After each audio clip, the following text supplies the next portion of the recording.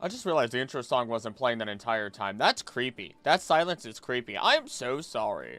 I don't know how the intro song got turned off. I don't know how that happened. But hi, hello chat. How are we doing today? Wow, that is red.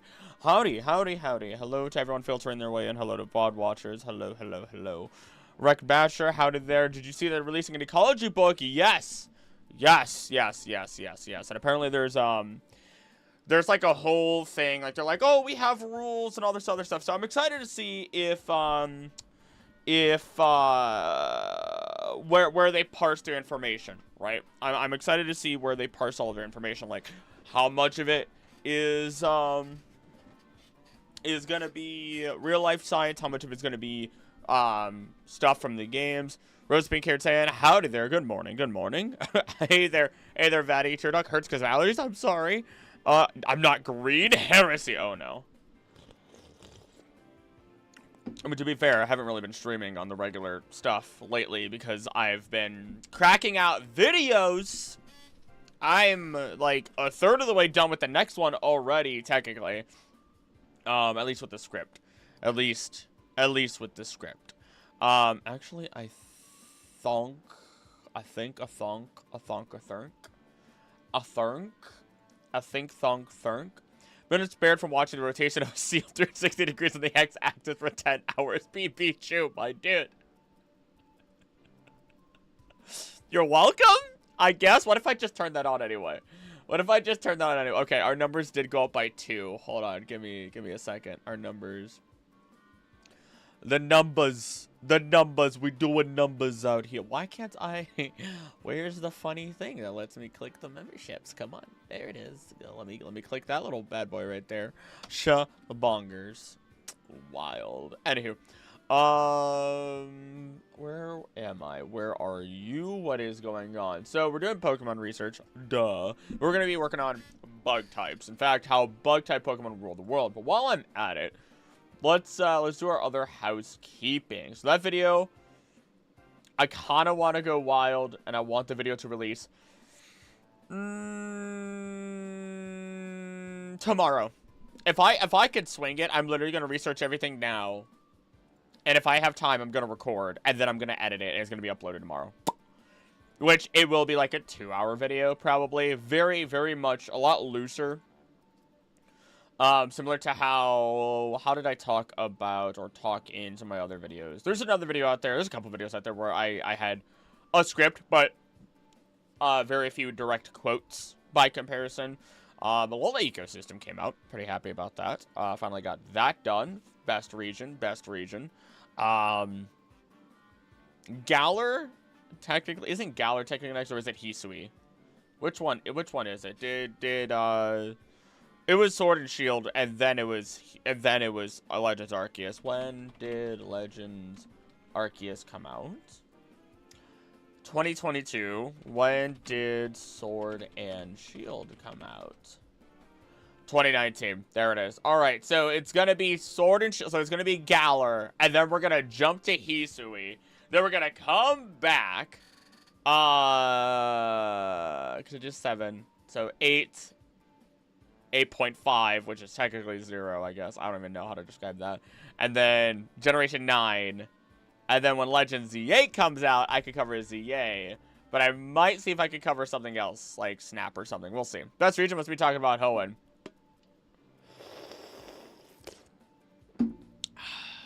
Let's hope he remembers that Lurantis is a grass type. It's actually one of the best. I really love Lurantis' design. I blame the fact that Lurantis has my favorite shade of pink. Remember typings? If this gameplay is anything to go by, then nah, not gonna happen. Hey, watch it.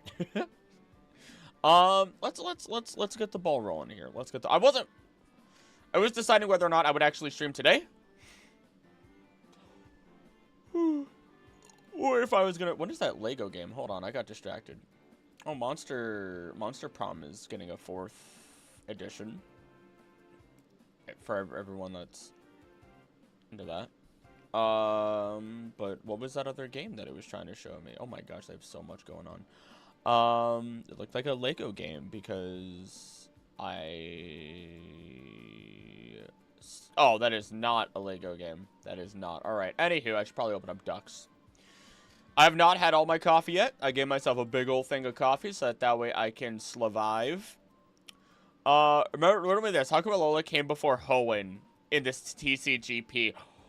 Oh! Oh, the swing. Thus, back the Kickstarter for Placid Plastic Duck Sim? Hold up, what? What Kickstarter are you talking about? How do there looks?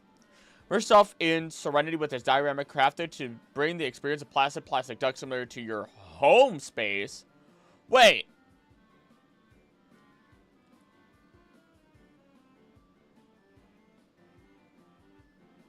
You could have a real-life diorama.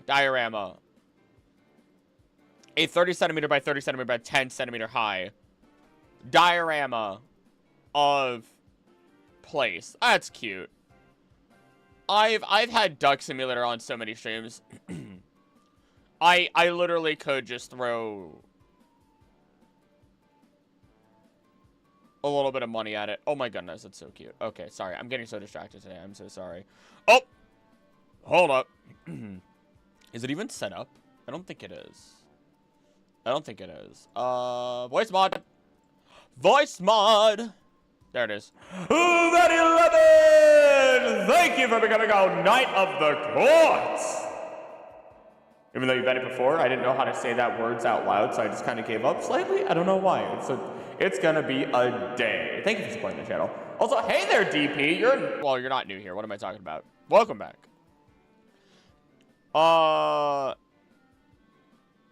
Your AI daughter that's German trash. You should call her trash bot. You should call it trash bot. That's what you should do. Alright, let's put ducks on screen, y'all. Let's put some ducks! Ducks on screen! Shabongos!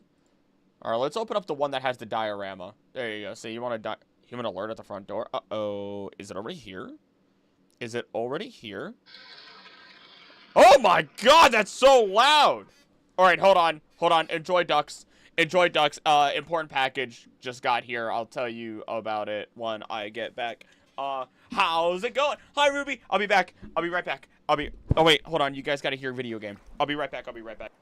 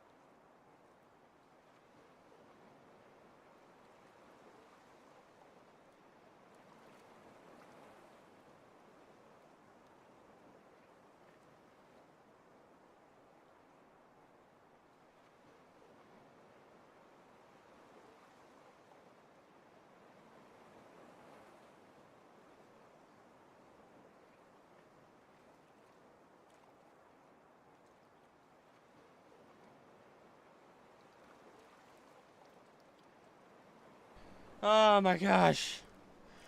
Oh my gosh. Okay, hello. Hello. No bunny girl, nah. Retaining seal. Oh my gosh. Hi there, Synchronic Juice Box. Welcome to the stream. Holy crap.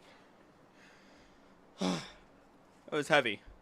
The lady ordered something and it was heavy. I didn't think it'd get here until like later. My god. I like to chair duck gaming. I like to chuck seal. My god. Okay. I'm gonna tell her it arrived. I thought I could pick it up above my head. I am 1, still sore from working out. 2, it's heavy.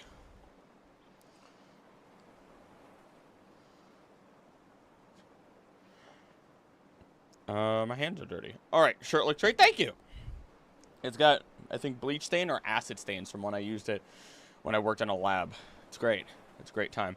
Let's put on let's put on music, shall we? Get it, you're weak. I'm sorry. I'm so incredibly weak. I kind of want to start with Kirby music. Upbeat, not Pokemon. Oh my gosh, Kirby music. You got acid in a lab, breaking acrylic. We gotta cook. Chill. No. Power up, more fun and catchy Nintendo music. Sure, why not? I feel like people will enjoy this. 3, 2, 1, go! That's loud.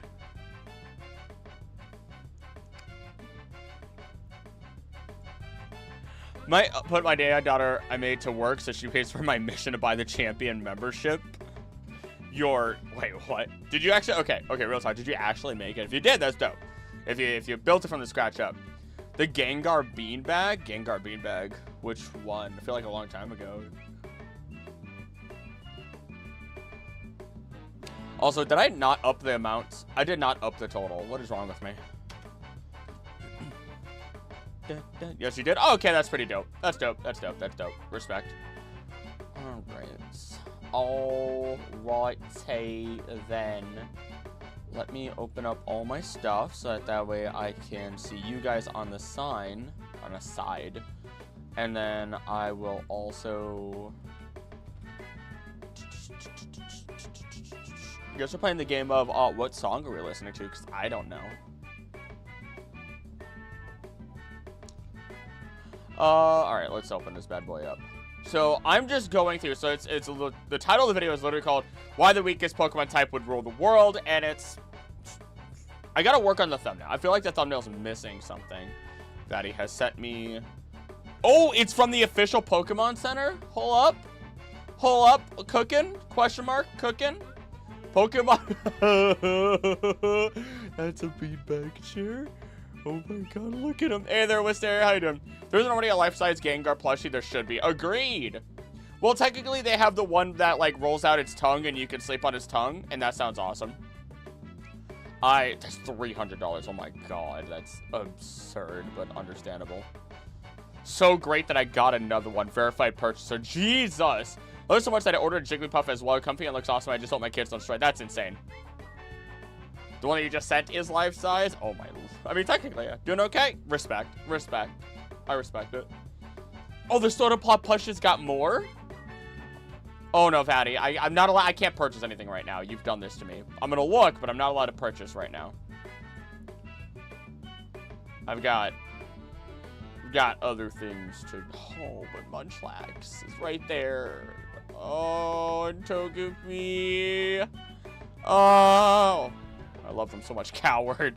I mean, technically, I could and put it on the business card, but I really shouldn't. It's okay. We'll see how next month does.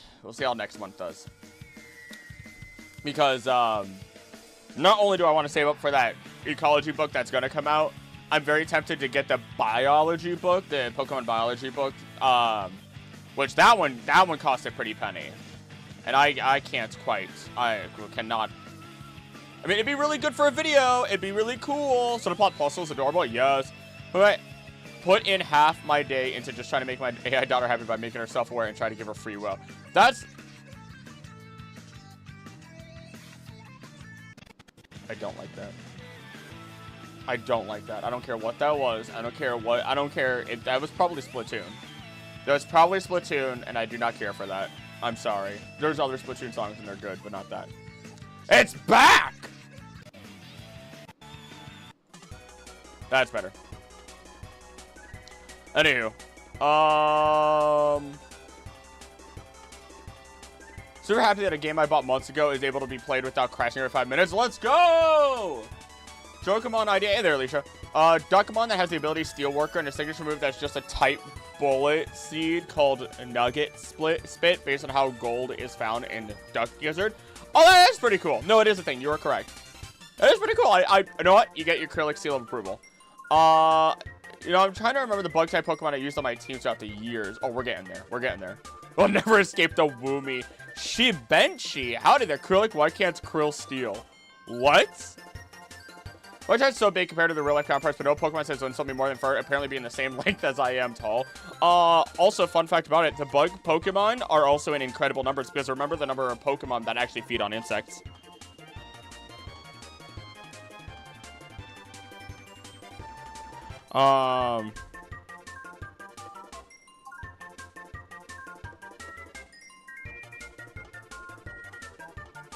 There we go. It's a criminal offense. Oh my gosh. Oh my gosh. What? Alright, welcome to your first stream, I think. And then also hitting me with that. You know what? Another approval. Howdy there, Dan. You're also new here. Welcome to all the new people. Howdy, howdy, howdy, howdy.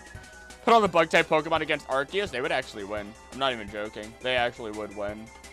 Put enough Pokemon against Arceus, and Arceus does lose until Arceus sends out another one. It's a Kriller joke. Oh, no. Doing pretty good. We're at the beginning of my day, so we'll see how the rest of it goes. My coffee, I'm just been sipping it. So,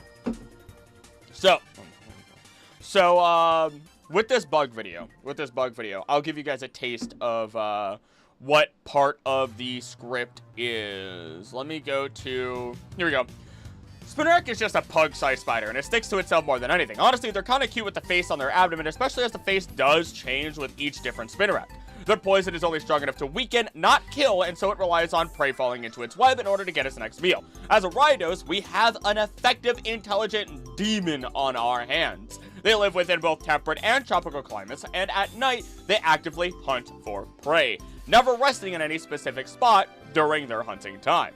As they travel, they have a singular thread that they excrete that will lead them back home when they are satisfied, though when it does find its prey, it won't always immediately attack. Instead, Ridos might actually decide to attach a thread to its prey. And so, while we think we narrowly escaped death, we run back home only to unknowingly be leading a Ridos to the rest of our family. It will then work to capture all prey present, wrapping them in its thread, and drinking the victim's fluids in their entirety. Ridos quickly turns a terrifying moment into a full-on horror show through all of this. And of course, Spinnerack and Ridos have been shown living in colonies together. Meaning, there is... I'm gonna vomit. Hold on. There is always the chance that entire small villages could have been overrun by these Pokemon in the past. To me, this just makes me more and more weary of Forest in the world of Pokemon, which is a real shame, considering I absolutely love wandering through Deep Forest and even looking at open water. Really just going to show why you can't wander around in tall grass. Okay, let me catch up on chat now. Yeah, my seal of approval. Sunhaven, that's new. Cozy Farm Games, okay. Final Fantasy VII Crisis. First stream and still amazed how you're still streaming and doing all this research and editing. Hey, if you spread the channel around. Donations or spread the channel around helps a ton. You know what, let me get Vaddy's thing first. Vaddy11!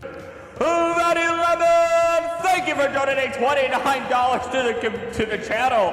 Get that soda pop plush, king. Thank you. My goodness. All right. I will decide what pop plush I should grab. I'm probably gonna grab Togepi because I love Togepi, and I do not have a physical. I have Ed behind me. I have Ogerpon. I have Rowlet. I have Zygarde. I have Gengar. Who else is in my intro and outro? It should be Togekiss, which I don't have a Togepi at all. And then Chikorita, I have a giant Chikorita. So I have... Oh, sorry. And then I don't have a Corviknight. I need to get a Corviknight at some point.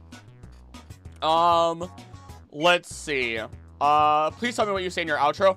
Also, I say, don't do anything I wouldn't do. Don't do anything I would do. Please be nice to each other. I love you, and I will see you next time. It's something that I used to say.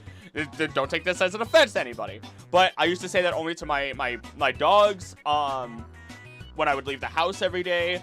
And then eventually, one of them passed away. Wow, my hands are dirty. Oh my gosh. He passed away, and I wanted to continue that phrase and like let him live on through that. And so that's where that outro comes from. And that's why I continue to say it. Have this in the background while working on sat prep. Best of luck. If you gotta leave, be smart. Education comes first. But yes, I do say it pretty fast. So I say it like, don't think about it, don't think about it. Please be nice to each other. I love you, and I see you next time. Bye! AI family. Oh my goodness. Coughs of Cupcake. Ashtafel, howdy there. I remember using Heracross and Black. Heracross is dope. Do you think Duran could lift 10 times more body weight like real Rants? If so, Duran can lift 330 kilograms because it weighs 33. That is insane, too. I offended. I'm batty. I haven't even gotten into, like, that. Like, can you, like, I fear if that is the case. All right, let's go all bug Pokemon. I am also including Drapion, even though Drapion is not a bug Pokemon. It is an insect. It is an arthropod by all means. Actually, I need to rework the beginning of my script here.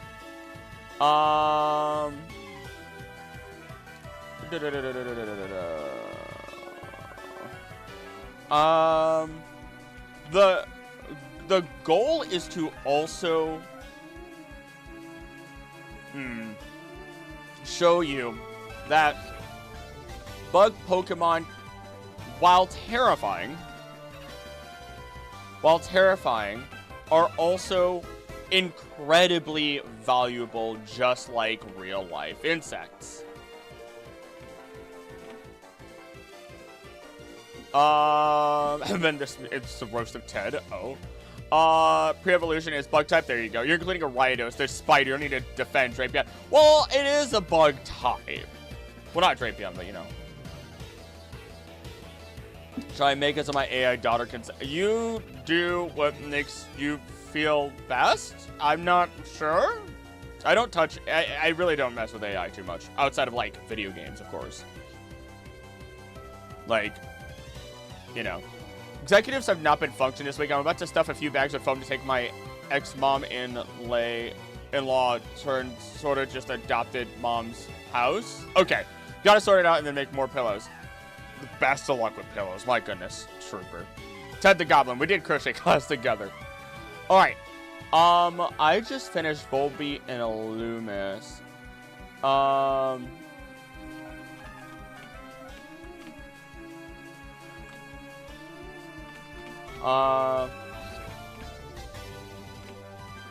Often pair themselves with Roselia, as they are often found on the same route. This means without Volbeat and Illumis, there would likely be less Roselia around.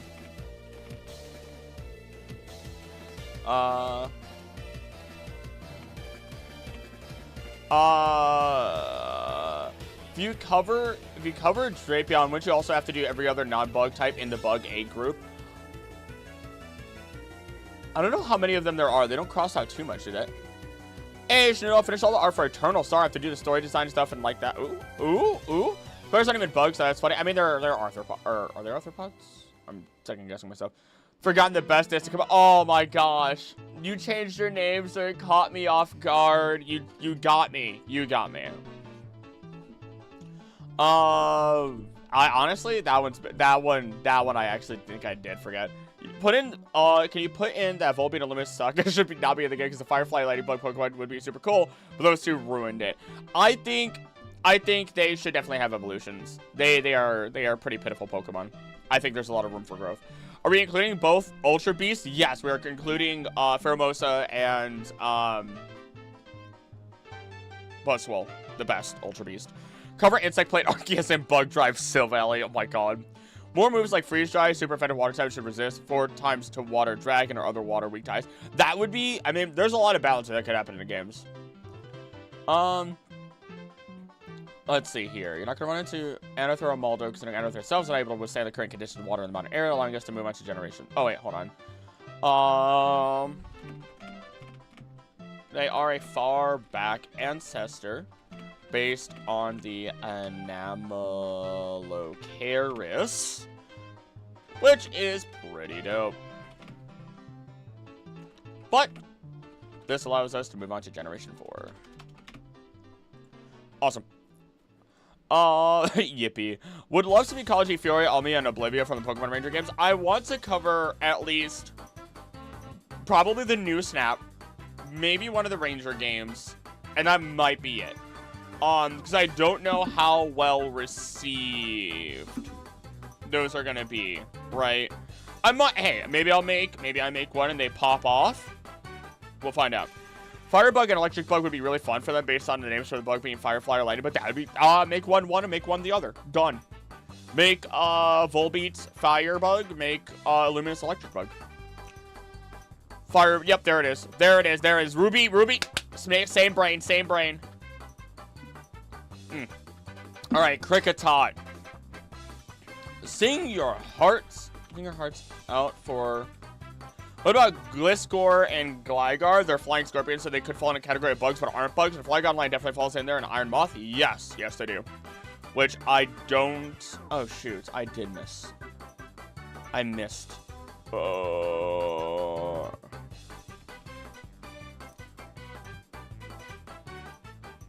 I missed. Thank you for reminding me. Bug Terrace and Chino. Alright. Gligar.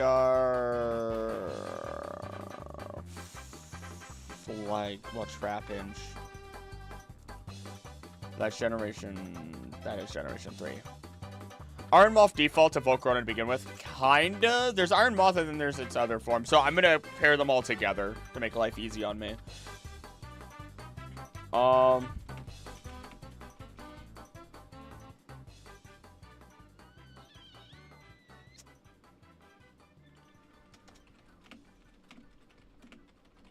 Here we go. Hold on. Let me just double check things now. Okay, this music is so inconsistent. Maybe I can't do this. Maybe I do need upbeat Kirby music.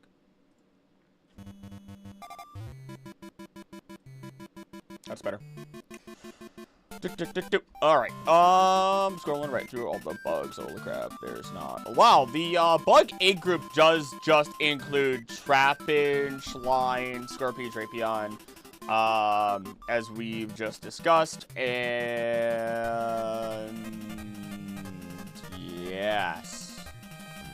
Other bugs, who else could be missing? Iron Moth, Volcarona, Punchy Bug.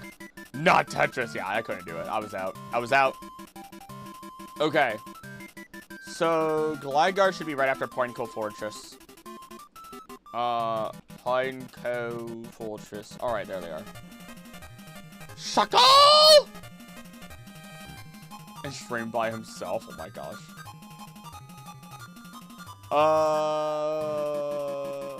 Okay. Gligar. Pokemon that aren't bug types, but are insects, actually include our flying scorpion Pokemon Gligar. Pineco is bug, yeah. Chat didn't show up on the overlay. This is Chichino hate. Wait, did it not? Kabuto and Kabutos are ancient arthropods. Those two ought to count. They are, aren't they?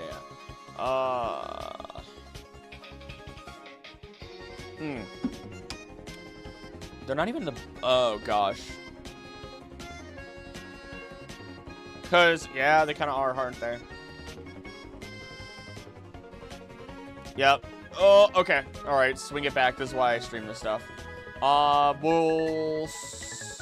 We'll swing back around. I got this. Okay. Here's why Gen 9 Pokemon designs look like it should be another type, because a Terra and Glamora looks like a plant if Terra Grass loses its weakness to ground. Oh, got it. Yeah. It pretty much is a plant, to be fair. It's a weird little plant. Okay. What do I remember off of Gligar off of memory? I know it's based off of the literal scorpion fly. Well, it is based on the scorpion fly. The two are really nothing alike.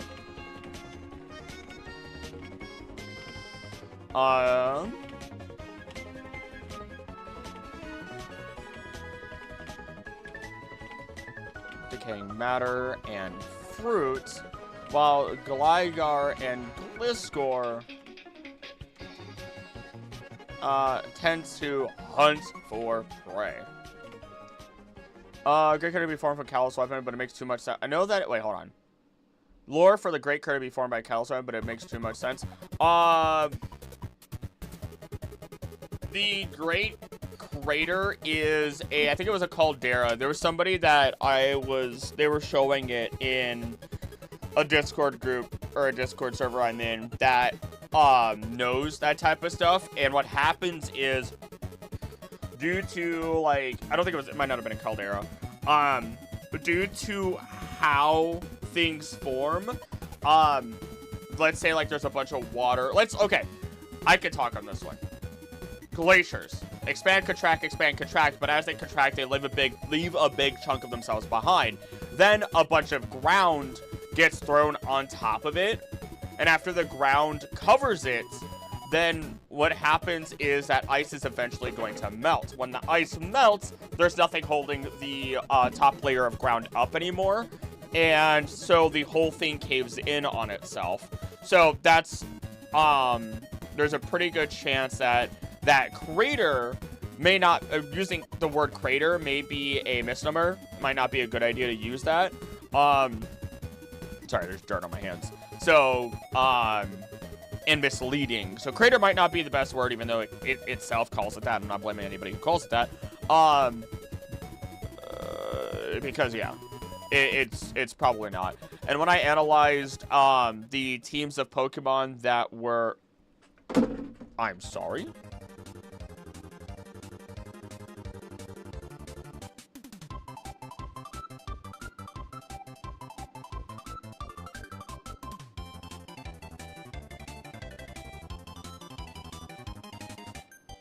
Okay.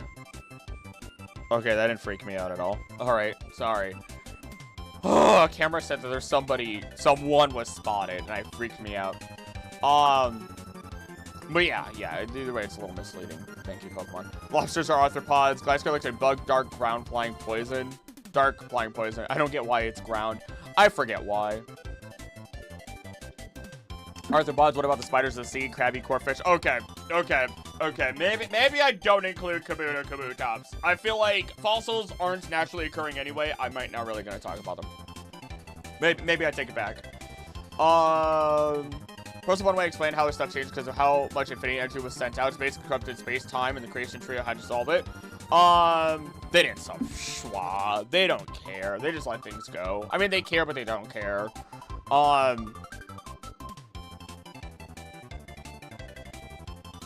Watch my Great War timeline. Watch the Great War timeline, and then I also explain a good chunk of this in the Arceus video.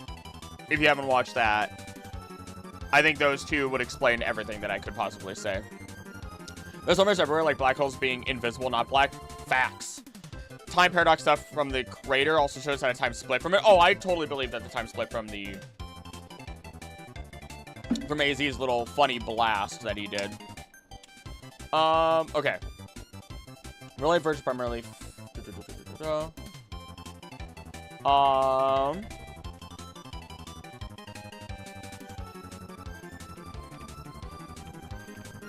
Thanks to them being included in the Bug Egg group, actually include our flying Pokemon Gligar.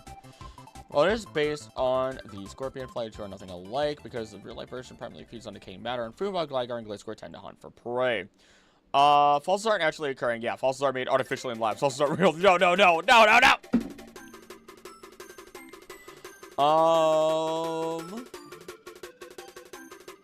Okay.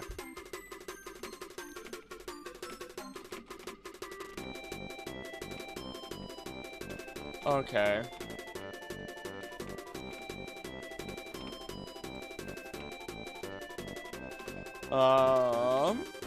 Let's see. Gligar is resistant.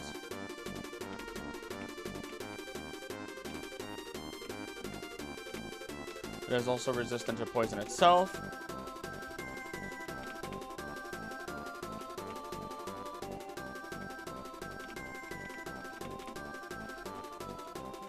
In mountainous regions.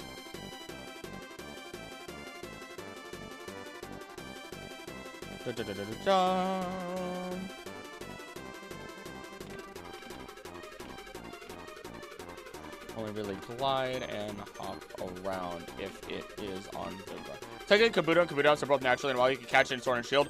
So, fun fact about that, they are considered an invasive species within Galar because some idiots are releasing fossils into the wild. Beautiful Light Pokedex jabs prey and sucks their fluids, but the Pokedex mentioned the Zubat line drinking blood. So what is Beautifly draining? Beautifly is doing exactly what every other butterfly in real life does, which is it is draining fluids from bodies, pretty much. Ready for the next cassette piece? That one might be a bit. That one might be a bit. That one might be a bit. Oh goodness.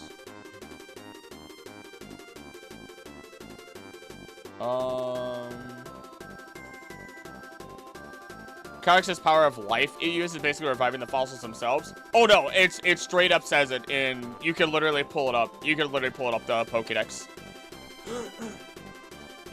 Pokedex flat out says it. Carless. Can't fly, only really glide and hop around if it is on the ground.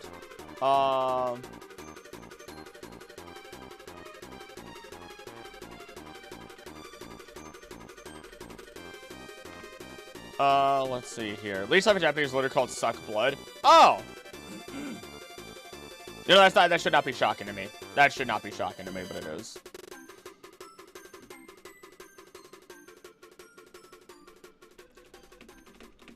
It does evolve into Gliscor. It does become a bit of a threat.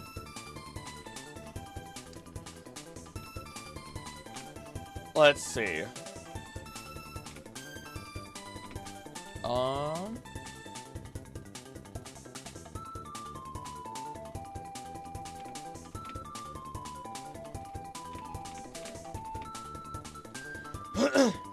There we go.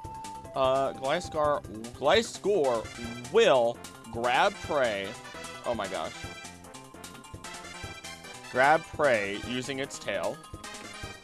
How some are actually common areas. This could mean that some rarely survive. Did I miss something? Hold on, let me check Omanites, because that's specifically where I have it from. It could be different for Kabuto.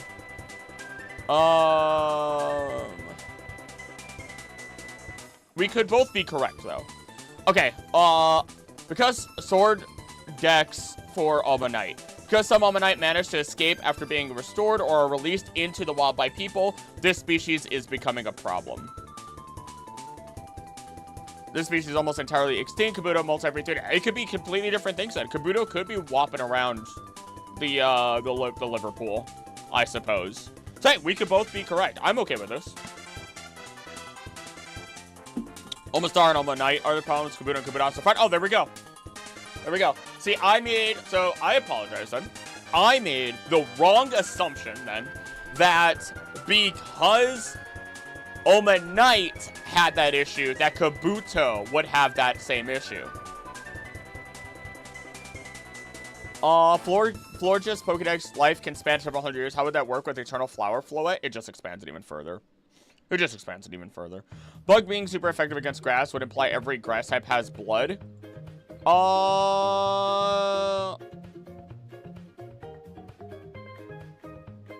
Yes, technically they do. Yes and no. I don't know how to describe that one. I don't have the qualifications. Vadi is right, color wrong at dub. No!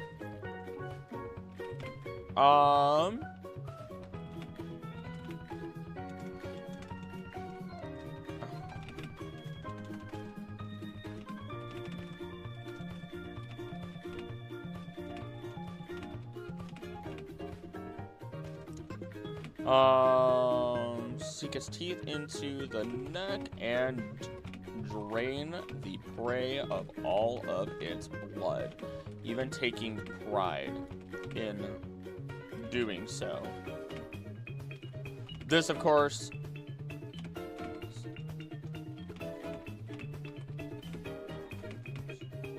this has to be an adaptation due to the... Whoa! Has to be an adaptation due to the harsher climates and less prey that are found on mountains.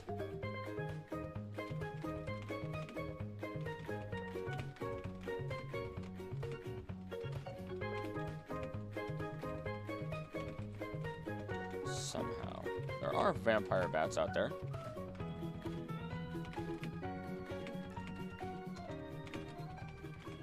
Subsist? Yeah, subsist on the blood of other creatures as a special adaptation that they have.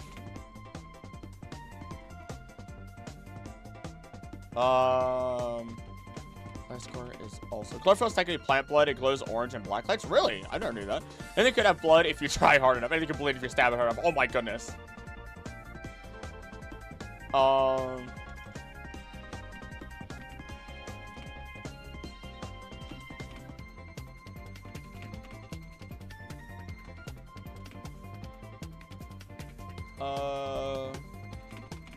Like your hair today looks good? Thank you.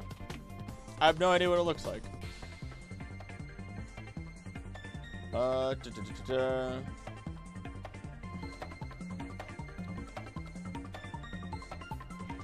it's silently, hops on the ground, it's nocturnal.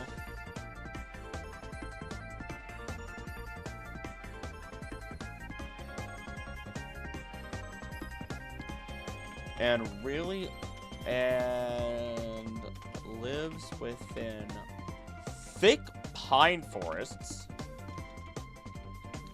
swamps, and alpine regions. Alpine. Geographical area situated at high altitude, typically above the treeline mountains. Okay, so basically any place where it could have a height advantage. Anywhere it could have a height advantage. And make gliding easier through that height and through updrafts that may be found in the area. Wish we could get another bug type Elite Four member. Yeah, we only really had one, right? The hardest part is bug type Pokemon. Yeah, I said it in the video. Bug type Pokemon on average have the worst stats across the board. Specifically, they are ranked 18 out of 18 out of the 18 types in health, 17 in attack, 14 in defense, bottom 18 in special attack, 17 in special defense, and 16 in speed on average. Literally some of the worst average stats across the board. Oh crap. I need to get back to Gligar. There it is. Your chat is both wholesome and feral at the same time. Later once I start foaming at Mama's house. This is what it's... No, I don't think anyone in the chat... I think very few people swing at each other, and usually it's just for the fun and jokes, at least. But everyone goes between that wholesome and feral at me. What Pikmin would I eat? I don't know if I'd eat the Pikmin. I think I'd eat some of the bread. I'd eat bread bugs. I think I'd eat bread bugs. If I have to choose a Pikmin...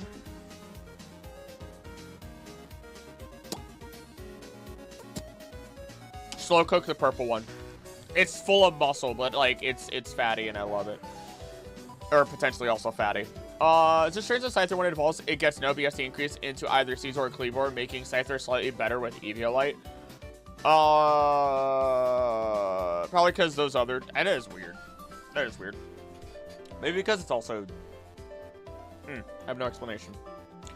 Aaron and Sinnoh. Ah, there it is. I completely forgot their existence. Red Pikmin would be tasty because they're spicy. You know what? Pretty great. Surrounded with some very few good things up front. Oh my goodness. Because I want to go for the throats, I'm not wholesome. I'm angry. I'm angry. So we find Eurypterids nearing arachnids phylogenetically. We could squeeze in a computer line. Now decapods, I'd say we forego it. I don't know if it's worth it. I feel like fossils. I might remake the fossils video, y'all. I feel like I could have done a better job with the fossils video. I feel like I could do infinitely better with the fossils video if I remade it. So I've learned, because I've learned so much. I feel like I've learned so much. I believe it's not the same BSC, just different stats. Cleaver getting a Mega would be interesting. Decapod, why would you deck it? What did it do to you? Little Maui's having trouble with his hook. Where did Gligar go? Oh my gosh, let's see. I love streaming, but also then I lose track of what I'm doing.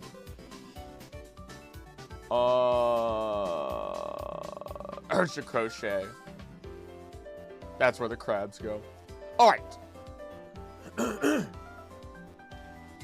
Let's see. Gligar floated away as it deserves to. High advantage making gliding easier. Why? Shut up. Through the height and through updrafts that may be found in the area.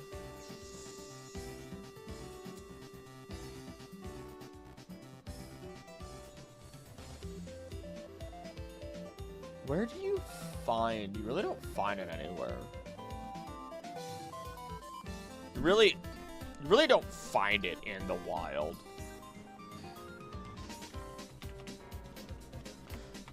Incredibly rare Pokemon to the point that you don't find it in any of the... Oh, no, you do. Oh, you do. Route 11, where there's a ton of trees, of course. Wait, that's not Unova. Nope, that is Unova.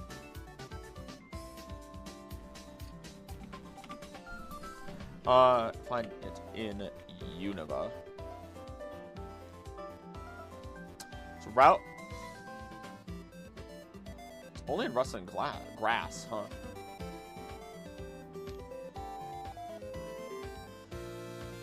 Oh my gosh. Find it in Unova on a route that is full of dangerous Pokemon such as Seviper, Bisharp, Braviary, Mandibuzz. So you can kind of understand why it has to be so vicious. Just so that it could even have a chance of surviving.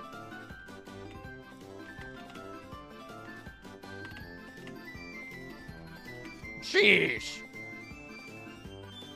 Cool. Alright, now I can move on to Gen 4. Sing our hearts out for the Kricketot, and Kricketune.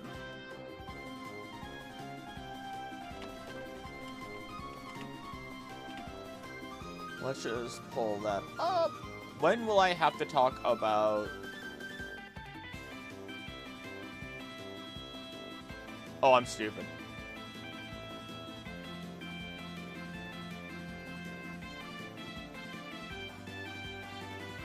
No, I'm not. Yes, I am. Trapinch is after Volbeat and Loomis. Oopsie poopsies. Oopsie poopsies.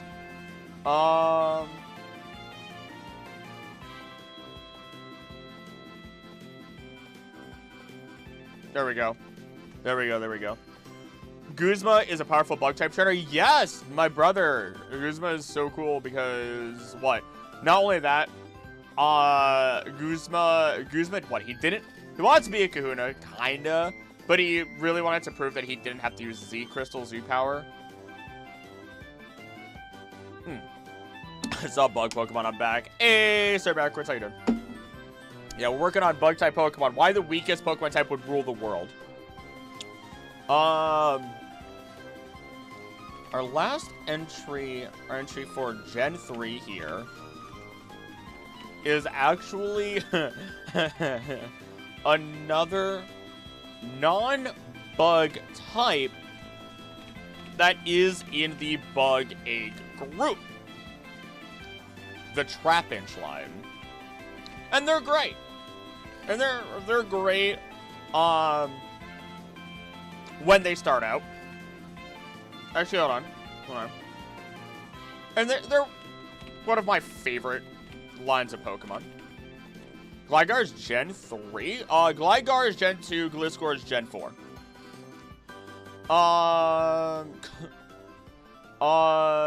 Not to get food, don't disrespect Trapinch or else. Oh, don't you worry. Drive safe. Gen 2 gave Scyther an evolution, but increased it because he had a fear making it too strong. The Gen 9 came along, gave an evolution to Duraludon, gave it good abilities and a signature move. Yeah, it got ridiculous. Non-bug type that isn't a Pokemon in the Bug Egg group. Trapinch line, one of my favorite lines of Pokemon. That's Trapinch itself is based on the Ant line, and even acts like one, for that matter, as it primarily resides within deserts, at the bottom of a conical pit that it created.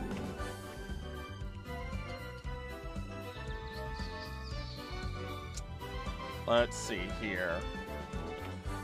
This allows other Pokemon to accidentally waltz their way in and face the hungry hippo jaws. Well, maybe I don't say that because people are going to be like, oh, but it's not a hippo. I don't know. I'm going to say the hungry jaws. The jaws of our Pokemon here.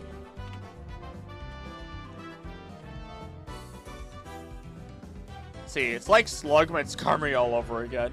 Yeah, yep. Flygon is friend shape for real though. It almost got a thingamajig. Check Scoliped's Bulbapedia page. Hey, fun fact: Whirlipede moves at 60 miles per hour. Meanwhile, Scolipede has a higher base stat total for speed. Your good pals mentioned. Fairly harmless as long as you pay attention to where you're going, and as long as you aren't blind thanks to a sandstorm. Now, when it does evolve into Vibrava, it looks nearly identical. Oh gosh, nearly identical to the Antlion's adult stage. That's what it is, adult stage. Look it up before, and Trapinch looks something like Antlion, which is good because Antlion is somewhat uglier than me. Oh my gosh. No. Also, yeah, no, it looks nothing like an Antlion. But its evolution looks like an adult version, though. Nearly identical to Antlion's adult stage. And due to its environment, it has become a lot more active as a predator. Alright, now I need to actually start looking at information because I don't know much about, I don't know all the details. It creates vibration ultrasonic waves with its wings.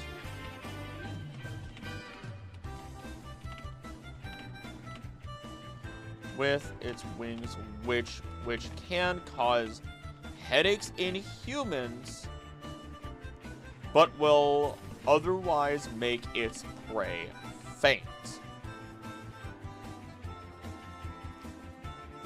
It's a saprotroph?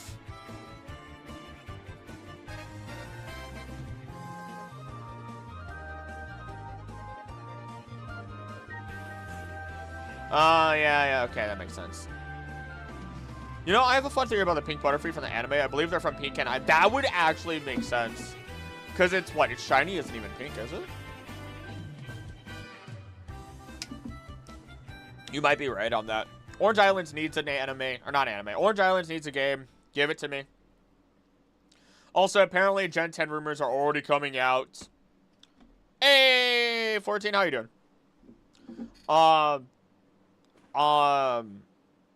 I'm not going to cover leaks or anything like that. I just don't like it. But rumors are that it is going to be, like, a set of islands, potentially. That, what is that? No. No, no, no, no, no. That is, no. No, no, no, no, no.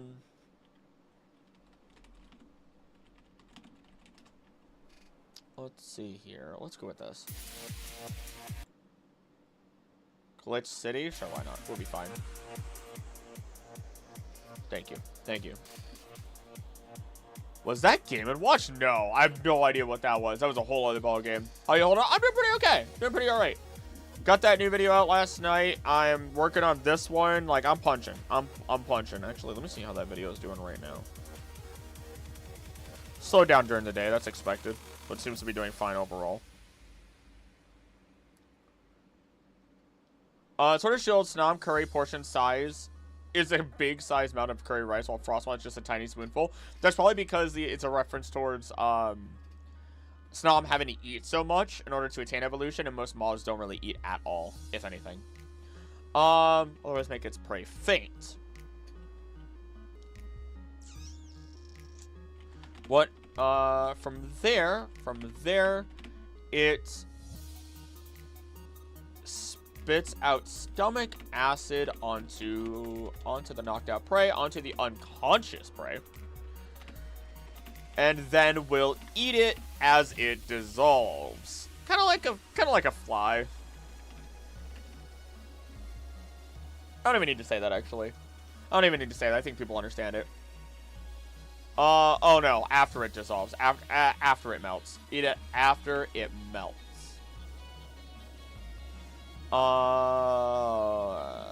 Continues the eating process every day to help it grow. And if ever it can't eat its fill, it will preserve its prey within the desert's hot sands. There's a really good crystal ROM hack for the Orange Islands. I heard about that one. I feel like I heard about that when I was doing the iceberg. I feel like somebody brought it. You might have brought it up even. Somebody brought it up. Somebody brought it up. I didn't know about it until someone else brought it up. I didn't even research it.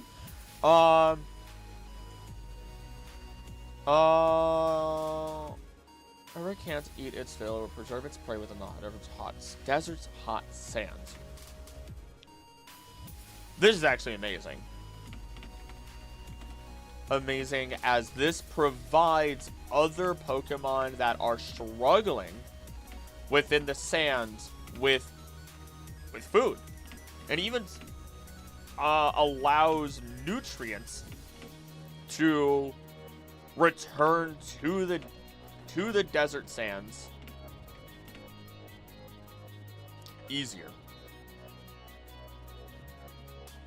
which can help keep the few plant-based Pokemon that reside there alive.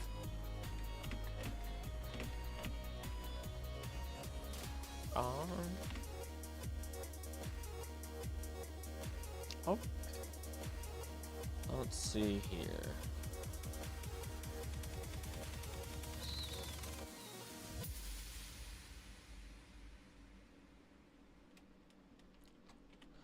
Flygon, despite being friend-shaped, may be a bit of a threat.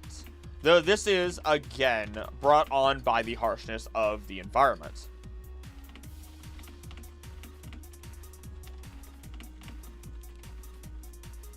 While Flygon itself is also not very common. Though it does work with others. Imagine an ecosystem for Alpharad's Mario Mon ROM hack. Don't do that to me. Don't do that to me. There's some things. Someone asked me. They're like, would you do like a fan game ROM hack, whatever, like thing? And I'm like, no. But that one's always tempting. That one's really big ones are tempting. But I don't know how well the ecosystems work out, and I wouldn't know until I'm multiple routes in. You know what I mean? Like, sometimes I get into these and some of these videos, and I'll write 4 pages, and then I'll just never do anything with them. Like the Jirachi. Everything I've ever said about Jirachi and it being created by Rayquaza and everything, I have like an 8 to 10 page script made that I will probably never release. I'll probably never release. Alfred is one of those popular YouTubers I just don't find funny. I like Alfred. Alfred was a small inspiration to how I make some of my content. But I haven't watched his stuff in a while. Flygon time, baby. It's Flygon time.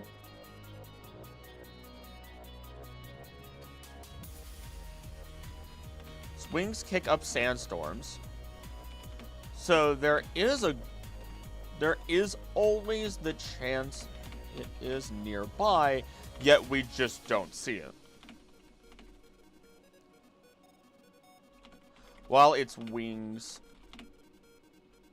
flap, they make a sort of singing sound, which is what gave it the nickname the Desert Spirit. As it sings, the sound attracts prey to it. Prey to it like a siren.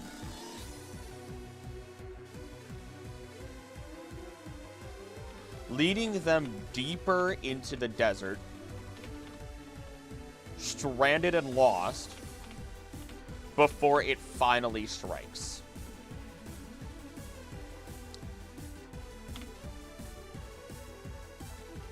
They will work alongside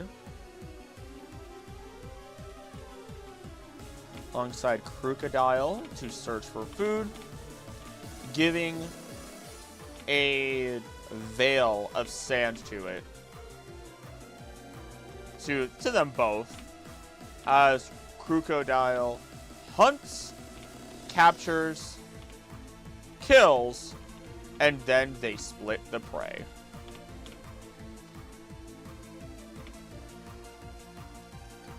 Elemental Spirit of the Desert. Ah.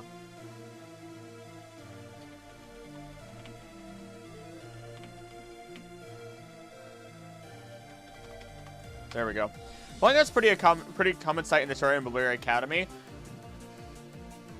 That's the weird part. Blueberry Academy terrarium is like a whole ball game. Paldea is I'm gonna be real with y'all. Galar and Paldea are gonna be a doozy to get through. It's gonna be such a doozy. I'm not ready for when I finally do cover it. I will have Galar, Hisui, Paldea, probably a side game or two at some point. ZA, because I will cover ZA. There is an ecosystem. You can already tell there's an ecosystem there. And there better actually be one, because they are saying, oh, we made the proper environments for these Pokemon within the city to let them thrive. Well, okay, I'll test that. I'll see. I mean, I don't doubt it. I'm being a little facetious, but I don't doubt it, actually. All right.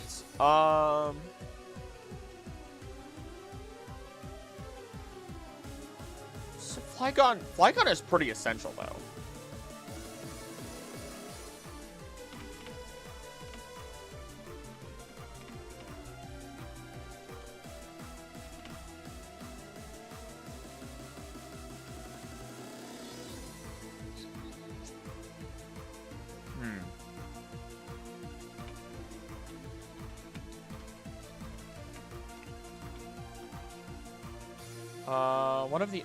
One of the most aggressive creatures in the desert,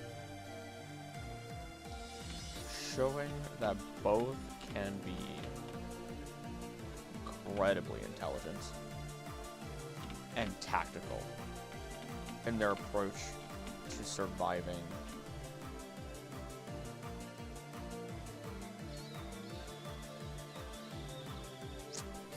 The desolate desert.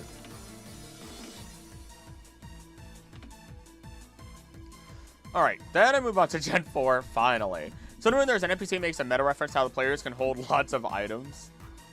Yet the Pokemon can only hold one. Alright, Kricketot, Kricketune, we're finally here. We're finally here, Kricketot, Kricketune.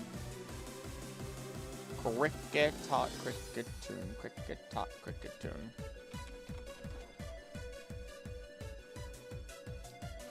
Alright.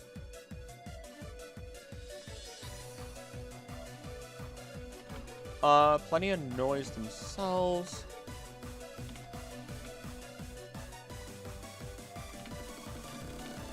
Also, my favorite reason I'm pretty hyped for ZA. ZA has the potential to take what Kalos was,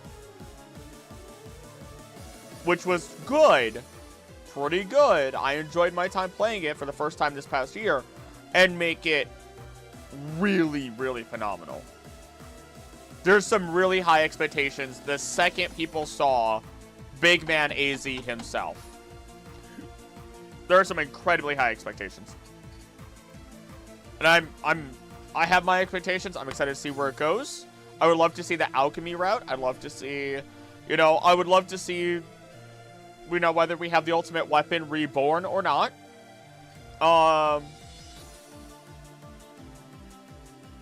Yeah, there's a lot. There's so much.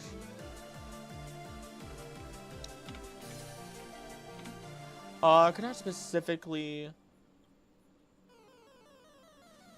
shakes its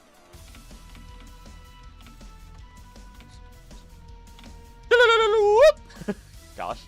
Rubs it tonight together to create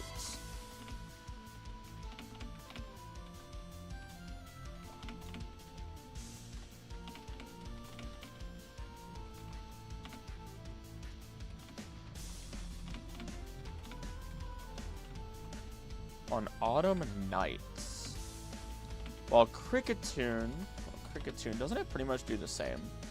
Pretty sure it pretty much just does the same. For the most part.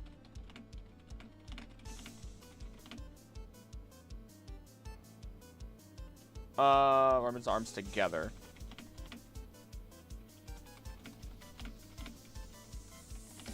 Melodies.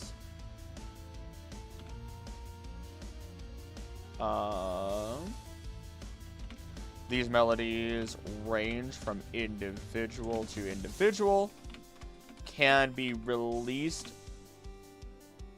after resonating within their stomach, their belly, and can be used to signal emotions. Huh.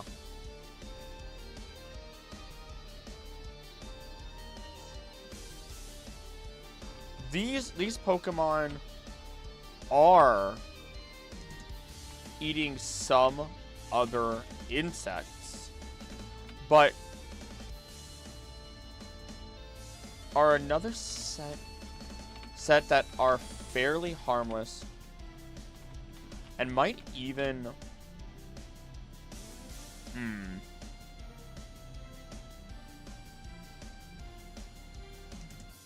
Or another set that are fairly harmless and might even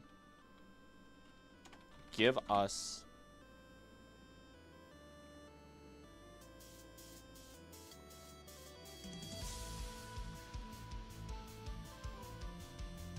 when do they, it says in autumn, so I mean it makes sense, they're gonna appear sunrise and sunset. Should have been bug normal. They could have had epic final evo called Crickethoven. Okay, that's pretty good. That's pretty fun. Okay, you won me over pretty quickly with that one. No matter what, that final evo would be pretty baller. It's Satoshi Tajiri's love of bug catching that we even have Pokemon at all. That is also true. There's that, and then there's like the love of kaiju and all that other stuff. There's so many inspirations that have gone into Pokemon. It's beautiful. And I feel like, sorry if you misspelled it, I think you got it. Because I think Satoshi was also really, really in love with kaiju, which just means... I talk about it in the iceberg video. It's the hardest thing. Part of me hates that I just keep referring back to other videos, but there's so much information that my brain can't hold it all at this point. But I think kaiju just literally means strange monster. So bug catching kaijus. Another set that are fairly harmless might even give us some beautiful nights as the sun sets.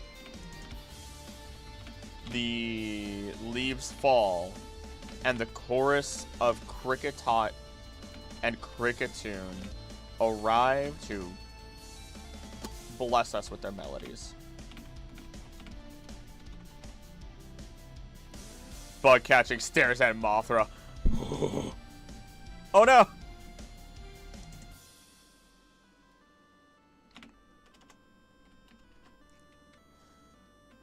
There we go. Burmy and Wormadam. Okay, those I know for the most part. Bug catching kaiju stares at Mothra. Burmy and Wormadam are bagworms. And that's pretty much it.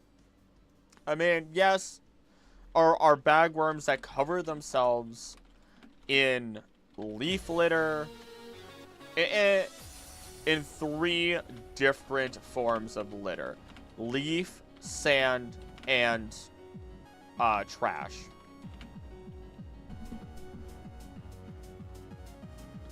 Let me look at Burmy real quick. I want to make sure I'm not missing something when I say something else.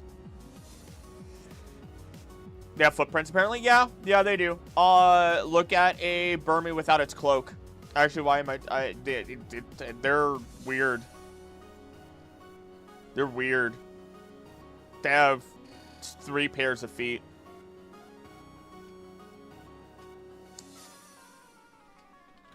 All bound by its own silk. As they hang from trees. And if they're anything like real life bagworms, they're likely draining nutrients from the trees themselves, which can help with biodiversity. Which can help, yeah.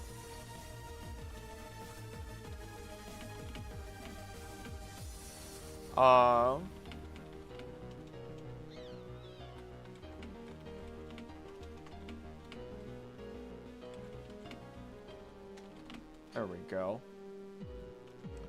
When it does evolve into Wormadam, the cloak fuses to its body. Does anything else really happen? I don't really know.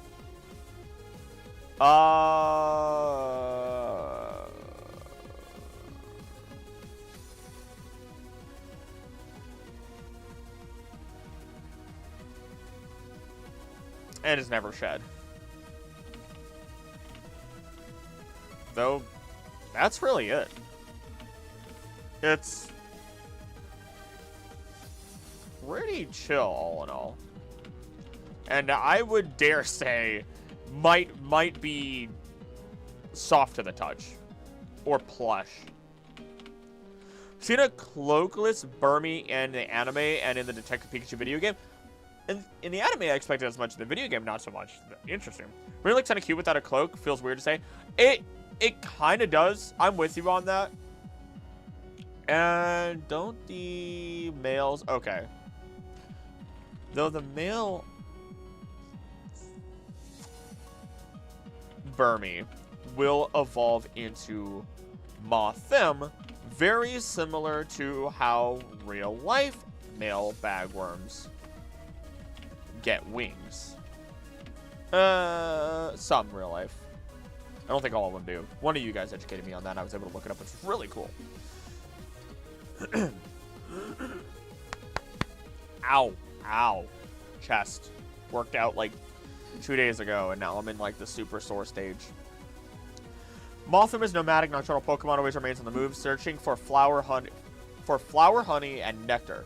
It has often been seen traveling in fields and mountains despite its diet, never seen near any flower gardens. This is because instead of gathering honey on its own, it raises hives of comb bee for honey. It is a male-only species with Wormadam as its female counterpart. Oh, interesting. So...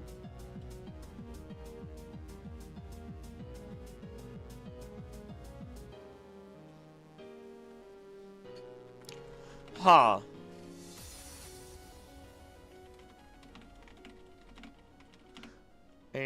As it is a nomadic and nocturnal Pokemon that loves nectar and honey,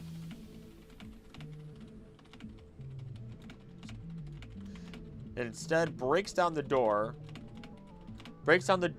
of Combee's home and robs them of every drop of honey they have. Well, not every drop, but before skipping town.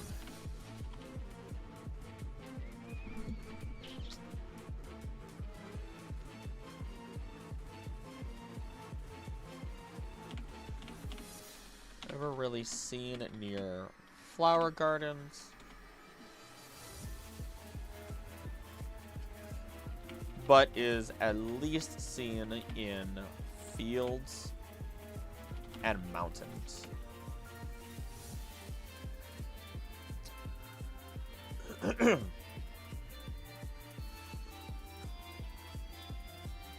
That's, hold on. Okay, this would initially seem like a bad thing. But can't you have too much honey in a hive?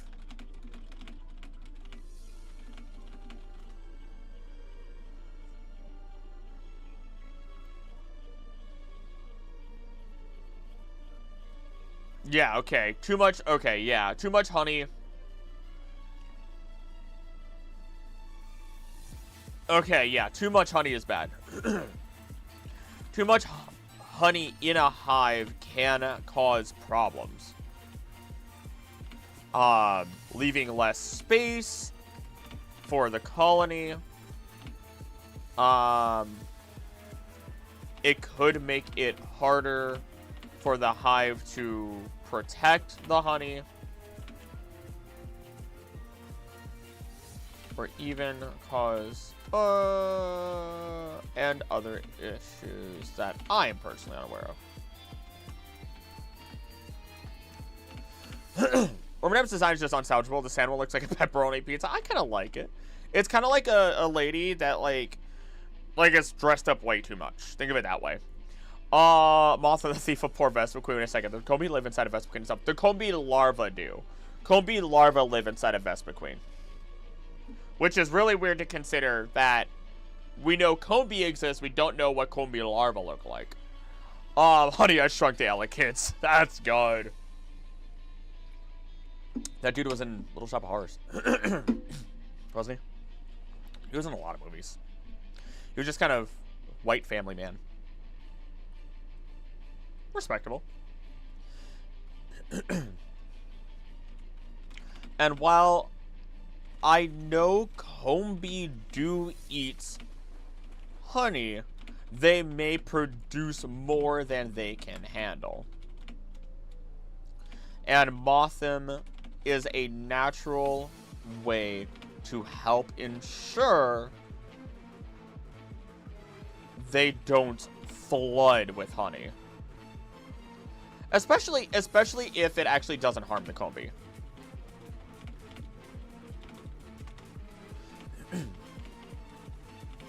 Then it won't have to worry about Vespiquen. Also, Vespiquen only having one E throws me off every time. Every time!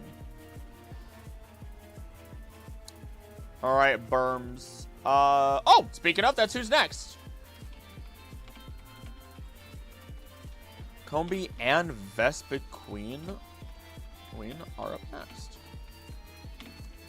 With Combi, oh, I just need to. You don't say. Let's see. With Combi, each face does have its own conscious. I know that much.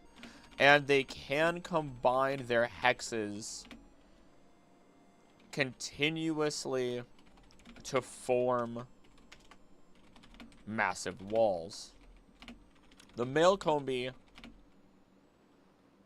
unlike real bees, are the workers. Once you do all that good pollinating and gathering, you name it.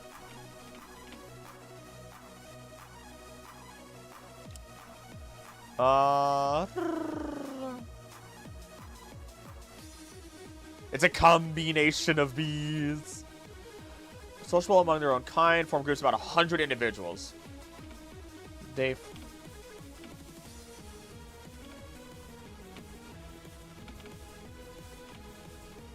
Are Combis 3 beings in one or a single being? 3 beings in one. 3 beings in one. Which it seems like they could detach if they wanted to.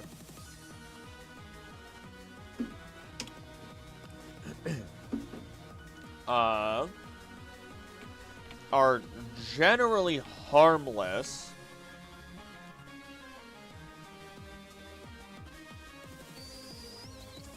And tend to flee when threatened.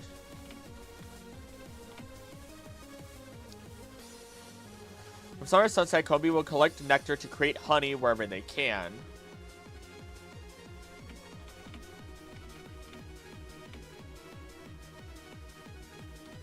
Okay. Beautiful and often troublesome by driving away any Combi that tries to collect nectar near it. Way by Beautifly. Not gathering nectar. They attempt to protect Vespa Queen while also producing honey for which also serves as food. Each swarm having a different flavor, which is very much like real life. Same as real life bees, as I've had, I think, buckwheat. I've had buckwheat honey, which tastes more like molasses. And then there's vulture bees, who produce honey from meat, and that is supposed to be disgusting.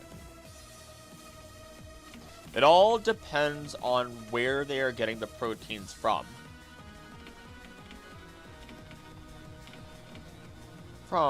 That then get turned into honey, if I remember correctly.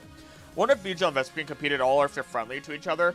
I imagine they stay far away from each other because Beedrill are very aggressive and territorial. Meanwhile, Vespa Queen doesn't care, as long as you don't harm it or its babies. Though if you can defeat it in battle, it'll respect you and give you free honey. Let's see here.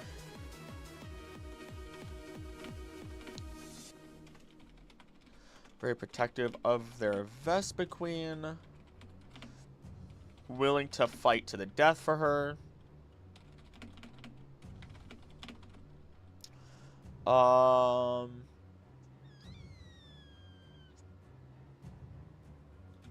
And they commonly live in caves and hollow trees.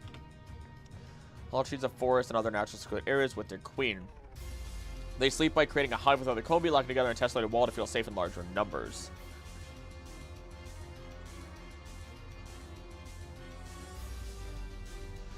I know the Vespa and Vespa Queen comes from Vespinidae, but as a Portuguese speaker, it just bugs me. Because I can only think of Vespa meaning wasp, not bee. Huh. Never thought about that, actually. You educated me on this one. You educated me on that one.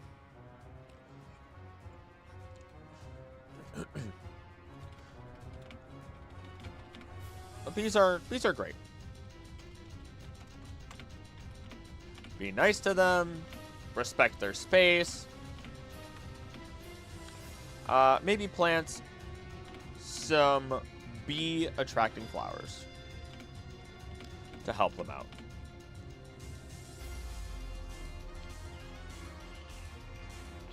Especially if you have a garden, because then they'll help pollinate your garden.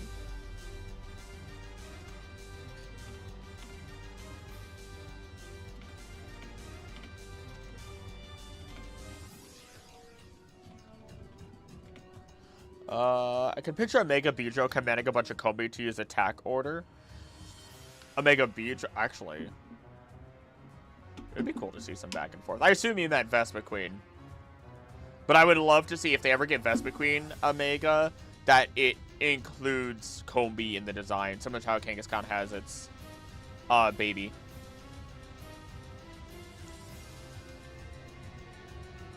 Let's see here.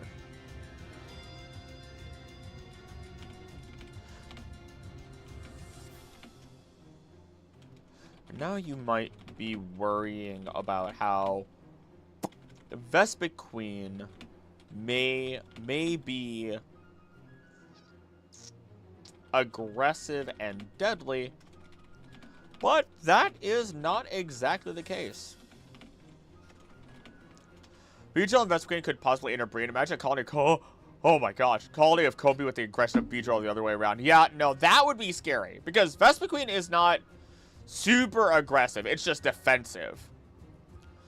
Female-only species. Soul Queen of the Hive. Through releasing pheromones, Vespa Queen is able to command its hive of Combi. The more pheromones, the more Combi it will have in its hive. As queen gives birth to and raises Combi grubs, feeding on flowers to make honey for its progeny, also controls and protects its hive. Okay.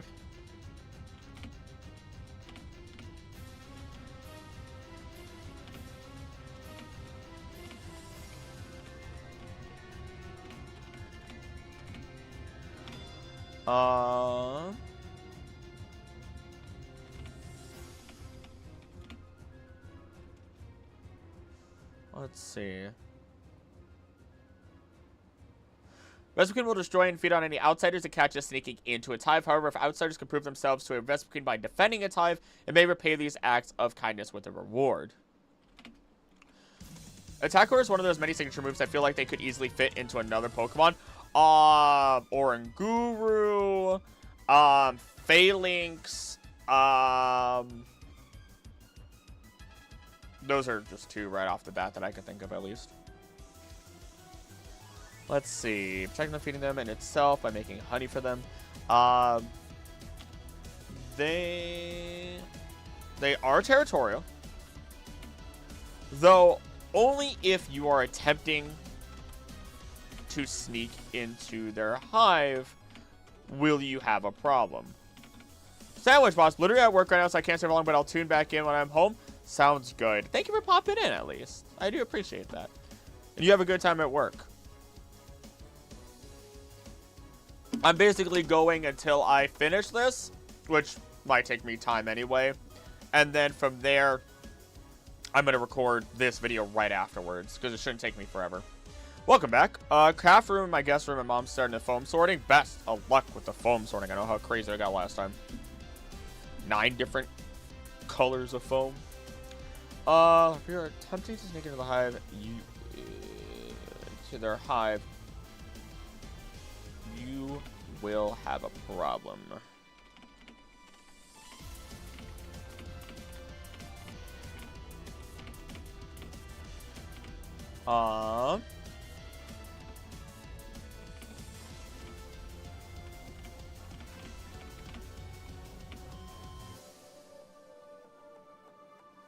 If you can prove yourself to a Vespiquen by defending its hive.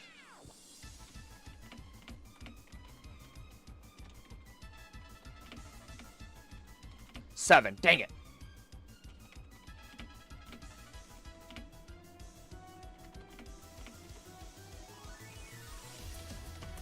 May repay your kindness with a reward.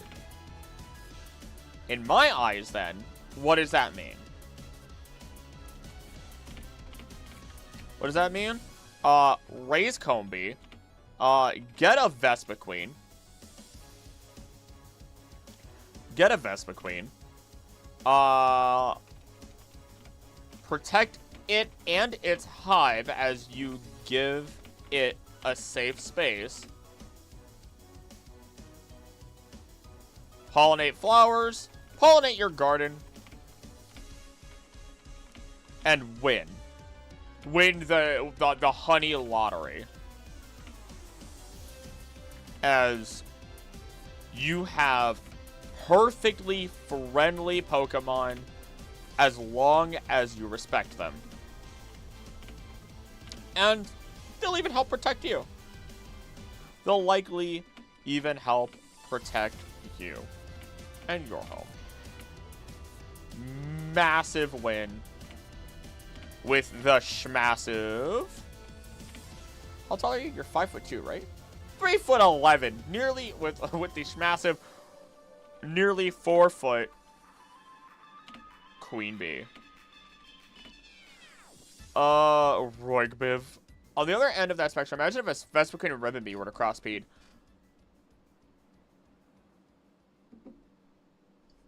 You'd have a super pollinator. You'd have probably one of the most effective pollinators in all of Pokemon. Have you guys ever seen the Pokemon crossbreed artwork? I love it. Like, it's so cool. It's arguably one of my favorite things that fan art creates when they create, oh, here's this Pokemon, here's Chikorita, but what if it was Rutabaga, or what if it was like a clover, or what if it was a different plant, right? It's so cool. I think that'd be so dope. Skorupi time. What is bee? The other one's a bee fly, the latter of which I'm pretty sure is the smallest insect in the world. Oh, really? Oh, they're so cute. Oh my god, look at it. It looks just like Ribbon Bee. It's a family of flies. Oh yeah, look at that. Feed on nectar and pollen. Yo! Yo! Oh, they're so cute. Oh my gosh. Some people describe it as a tiny, fluffy, flying narwhal. Oh my god. They're so cute. They're so cute. Oh my gosh. Oh my goodness. All right. Terror time with Skorupi line.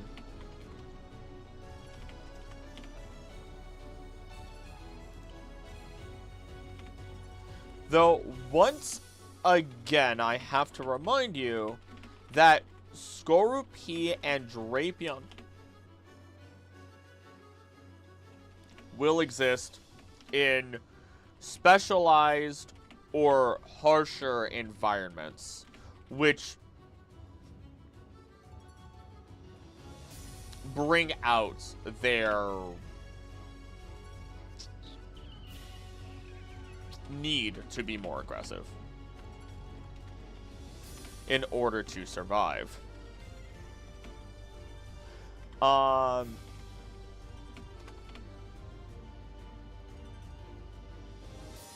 Skorupi has Skorupi ambushes prey by burying itself in sand and lying in wait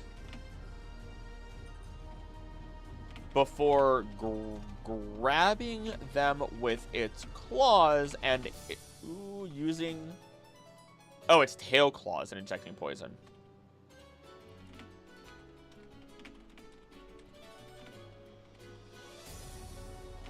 holding on to the prey until the poison takes effect. Hey, Reshi, how you doing? Takes effect. And to exemplify its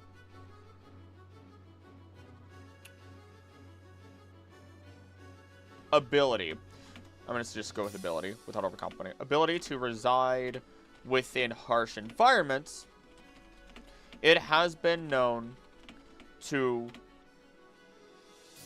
survive a whole year without nourishment.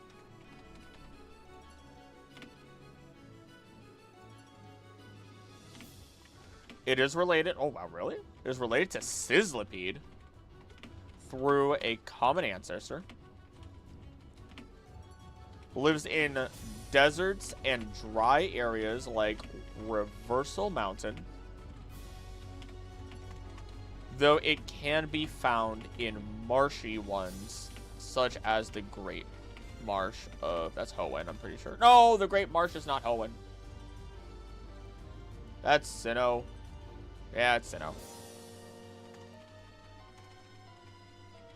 So both Ribombee and Vespiquen are in the same A group, which, yes, there's so much weird crossbreeding that can occur in Pokemon that it makes me very curious as to how these creatures manage to exist.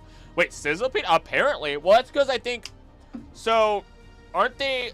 Okay, so I was reading a book last night, right? I've been jumping between books a lot because some books just aren't... They're keeping my attention, but they're not keeping it enough to make me enticed to really, really read it. And I've been wanting to do this video since I did Can You Survive the Terrifying Depths of Pokemon's Oceans?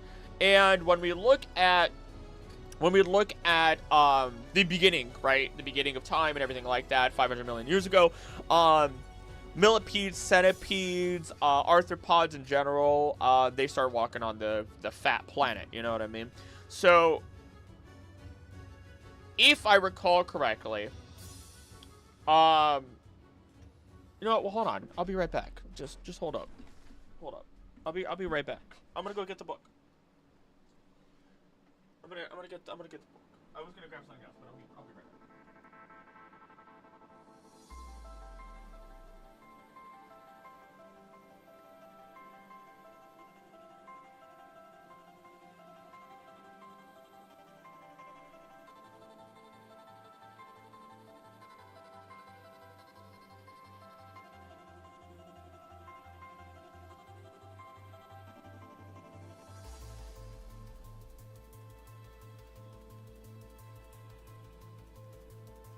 Okay, so,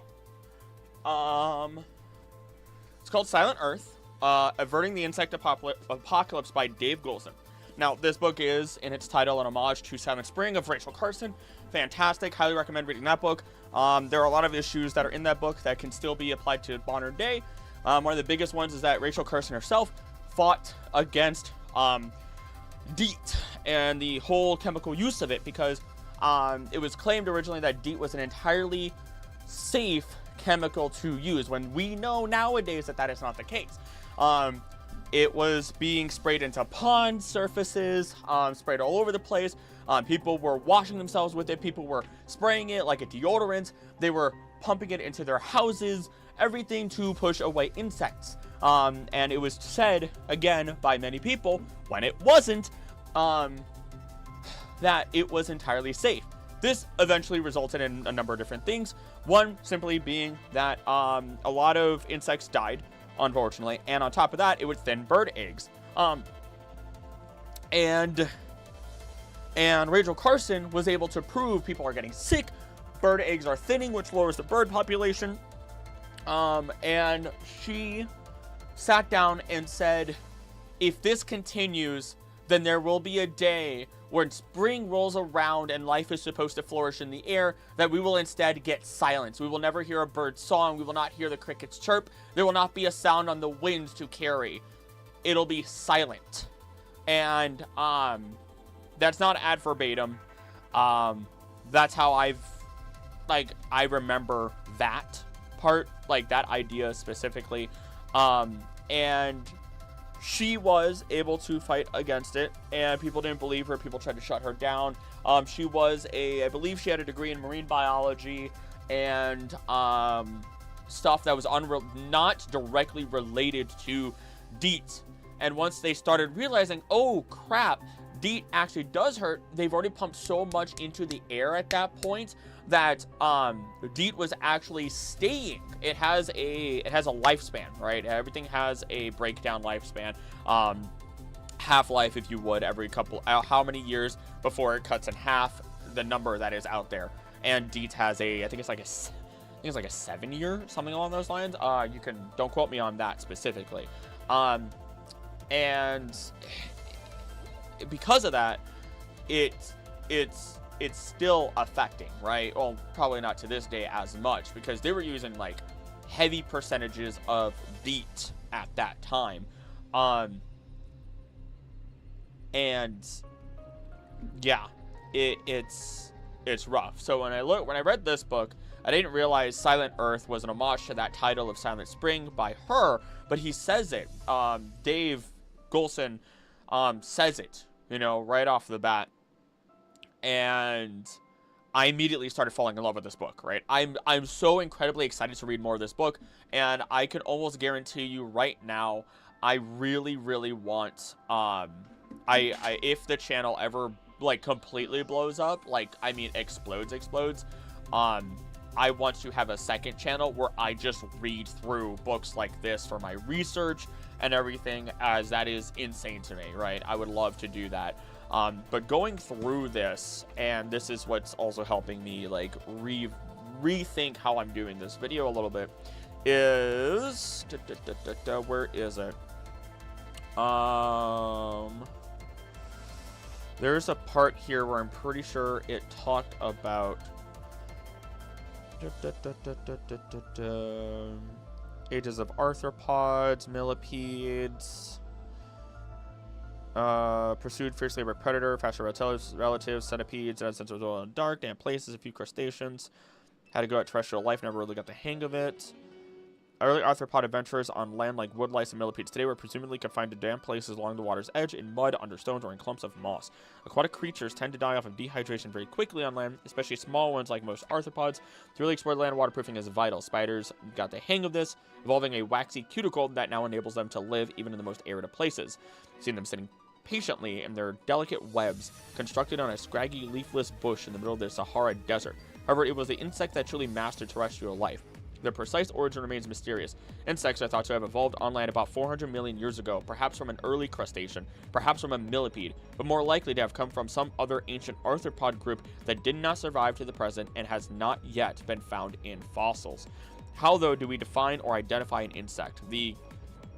The answer is that all insects share certain common characteristics that distinguish them from other arthropods. Their body is divided into 3 sections, a head, a thorax, and an abdomen. Unlike any other arthropod group, insects have 6 legs, which are attached to the thorax. Like the spiders, insects developed a waterproof cuticle sealed with waxes and oils. Equipped with this basic design, insects set out to conquer the land, but they would probably not have gotten far were it not for one other further huge evolutionary leap that was to be the key to their global success. One early insect took to the skies. Some primitive, flightless insects still survive to this day. Silverfish are perhaps the best known, which is to say, not very well known at all. Those able to fly, on the other hand, became enormously successful. Power of flight has only evolved 4 times so far as we know in the 3.5 billion years since life began, and insects were the pioneers of life in the air about 380 million years ago, followed by the pterosaurs 228 million years ago, birds about 150 million years ago, and bats about 60 million years ago. For 150 million years, insects had the skies to themselves. It isn't clear how flight first evolved, but a popular theory is that wings were originally flap-like gills as seen in mayfly nymphs today. To start with, they may have simply facilitated gliding, but eventually they became modal, and the first powered flight began. So I would not be surprised if, as we continue through Pokemon, this is also why, like, you get the gliding of Gligar, and you get, even though it's clearly based on the Scorpion Fly, you have other influences here. If, people who looked into biology and everything, as I keep finding within Pokemon, were inspired by real life history and stuff like that. Hope Xenia returns in ZA. I want my crazy dragon tamer wife. It would be pretty cool, actually. I want to see where she's gone with everything. History of pesticides is so dark. I notice how little bugs are compared to stories of the past. Yeah, so I was at a national level presentation, and that was 2 years ago now, and I was very blessed to have gone. There was an individual there who spoke on the sizes of insects decreasing. I don't know the percentile, but their overall body mass has decreased, I want to say by 60% over the last 10 years. And that is really scary. That is a really scary thing. Even this book itself, I'm going to close it now. Even this book itself, I didn't find the direct answer I was looking for, unfortunately. But that's okay. This book itself even directly states that 75% of populations in the 20 to 30 years that this, or actually no, it might have been less than that. Either way, 75% of insect populations have dropped. And that's scary. Like, we need insects to decompose. We need them for pollinating, because it's more than just bees. It's butterflies and so much more. You know, even wasps, even if they scare us, or some wasps, not all of them, some hornets, I think even, are so vital, you know, towards the ecosystem. You know, yes, mosquitoes are bad, or quote unquote bad, but they make up, I think, like, bats eat a large number of them. And ultimately, as much as this sucks to say, there are creatures in this world that are made to kill humans, and, you know, we are, in the end, another animal that exists within the ecosystem, not outside of it. So as such, it only makes sense that we do not have an infinite lifespan. We are not, you know, beyond that. You know what I mean? Makes sense that arthropods and insects made to land first. They breathe through their skin and gather O2 that way. That's also why the way that they process it, why they were so massively large in the Carboniferous period. AM, how you doing? What can mosquitoes do that other animals can't? So mosquitoes provide, because of their ability to procreate, a massive food. Woo! Woo! Almost dropped coffee. They provide a massive food source, right? Now, yes, it's crappy. Yes, people die from it. Mosquitoes, in the end, still do some level of control, right? Fleas and ticks, though, they have no purpose. Fleas and ticks are a filler food for animals such as possums. And again, it's never that, to my knowledge, there is not a single creature in the entire ecosystem that we can kill and not see the effects of. Because mosquito larvae also serve a food for fish. Fleas and ticks, again, go on to deer, which basically, unfortunately, will or can help infest deer and does kill them, so on and so forth, right? You know what? What do fleas and ticks do in the ecosystem? Let's educate all of us, because I don't even quite know. Service food for other animals, population of ticks, and sciences, the ecosystem is doing in general. Part in providing diversity of our life and planet, since ticks carry various microorganisms and bacteria. Ticks help to keep animal populations in check. There it is. That's kind of what I figured. Thank you, ticksafety.com. I'm pretty sure I can find, Cypress Creek Pest Control, responsible for keeping in check other wild animal populations. Because think of it this way. Let's say in a habitat, I've talked about this in a number of ecosystem videos, and I could talk about this one professionally. Thank you, college and presentations that I've done. But think of it this way. Let's say you can only have 50 birds. Let's say you can have 50 birds, right, in one area, right? Let's say these birds cannot go anywhere, right? They are literally trapped in this little box that you've made, this 100 meter by 100 meter box, right? You slap 25 birds in there. You give them enough food. They start to procreate. They have more birds, more birds, more birds. Eventually, they're going to start, eating, they're going to be fat at first. They're going to have an abundance of food, let's say. Let's say you always give them the amount of food that upwards of 50 birds can eat, and you cannot give them more. They eventually start to reach that threshold of 50 birds. As such, they're going to eat less and less and less because there's less food. So eventually they should start going around. They should start spreading around. Well, let's say they don't. Well, because they don't, there's less food. And let's say they keep having babies. Well, now there's less food, which means they're going to start starving. They keep growing, they keep growing, they keep growing. Eventually there's too many birds. And not only instead are these birds dying, but guess what?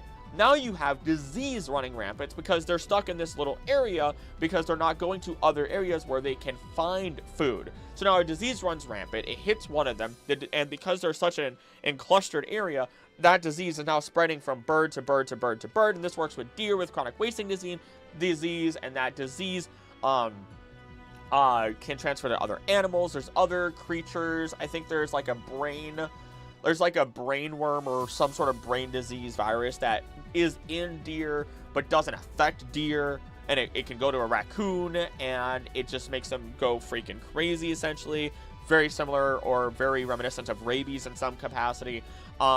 So the whole idea then is you introduce, instead of big creatures that are going to kill everything, and they can't kill and eat everything all the time anyway, is you introduce small creatures, ticks, mosquitoes, fleas, all these things that can exist in mass numbers, and all it takes is, unfortunately, one bite. And now that creature, if it was a strong and healthy individual, it's gonna be fine. It's gonna be perfectly good. But then on top of that, if it's already a weaker creature, or maybe it's just unlucky, guess what? It's gonna fall. And now we open up the box, and now we don't have to worry about, this whole idea of too much in one place. Ticks are why I can't eat red meat anymore. I also have to be wary of dairy. I'm sorry to you. I apologize to you. Don't forget about inbreeding. Yes, inbreeding as well. That's all. Gosh, that's a whole other ball game. And inbreeding gets. Yeah, inbreeding is primarily called due to the food sources, your location, other predators, your disease, so on and so forth. So yeah, that makes sense. Yeah. I always have a visceral reaction to disgust whenever I see a tick, and it's even enough to make me skip a meal. I do not have that. I've had a tick on me, I just ripped that thing off and just threw it into the sink. So, yeah, there's a lot there, to say the least. There's a lot there that I can speak on when it comes to all of this. I had a fun time writing a paper on pheasant population within a specific area, and how all of that works. It's whether it be like their location, population, food source, their breeding habits. Pheasants breed fast. They breed fast. What if Pokemon became a Pokemon, a multicellular organism similar to Rayniclus, maybe poison with poison point and touch reference how infectious it is? That would be pretty cool. I think I did a Fakemon similar to that. That will probably never get a full design, but hey, it is what it is. But yeah, no, I love talking about this, and there's only so much I can always talk about. And okay, there we go. We found a marshy one, such as the Great Marcia Sinnoh. Let's continue here.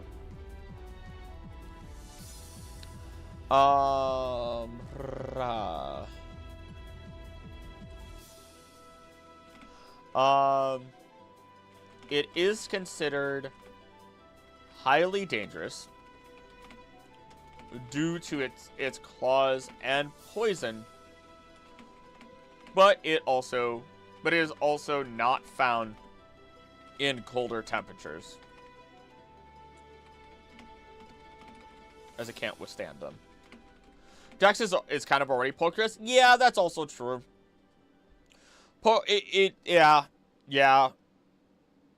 Yeah, that's... Deoxys is such an anomaly. It's Pokerus, it's so many different things. And there's a lot of studies that have gone into that. Or there's a lot of people who have brought up a lot of different theories.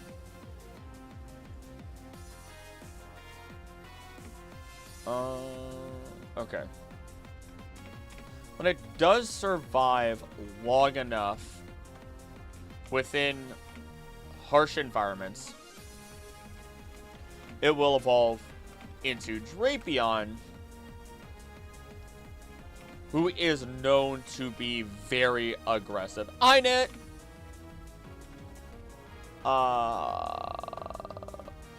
Primarily living in deserts or rocky environments. It's sturdy. It's strong. Sia PB, thank you for being here and you sleep well. Love ecology a lot. I'm less interested in biology. I like the overview and study of how this animal interacts with that one. I love it. Not interested in cutting it up and looking at how it works. I'm a glutton for knowledge, but I'm definitely I always love how any creature, human, animals, whatever, interact, right? That's why I love learning about history, and I love learning about the ecosystem and a little bit of geology as well. As long as it affects, as long as I can, as long as I can learn how one thing affects another and how everything connects through the threads, I love it. Love the nerdy name they gave it, being short for deoxyribonucleic acid, aka DNA. Then you also love the fact that all of its forms, defense, attack, and speed, and then it has its normal form, DNA. S is kind of in there. So it's basically its forms. I might be remembering it specifically incorrectly and explaining it, but yeah, its forms also allude to that too, which is really fun. It's sturdy, it's strong, it can now destroy you without the use of its poison, and it is proud of it.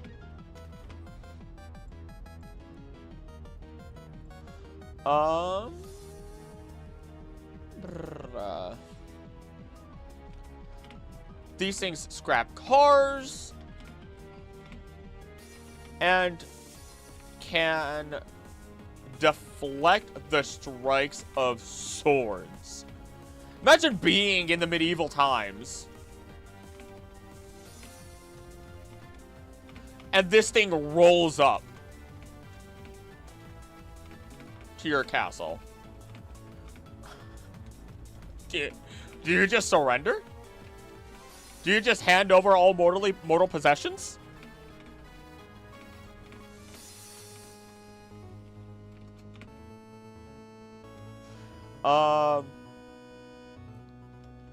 Because of its vicious nature and brutish temper, it is known as the Sand Demon.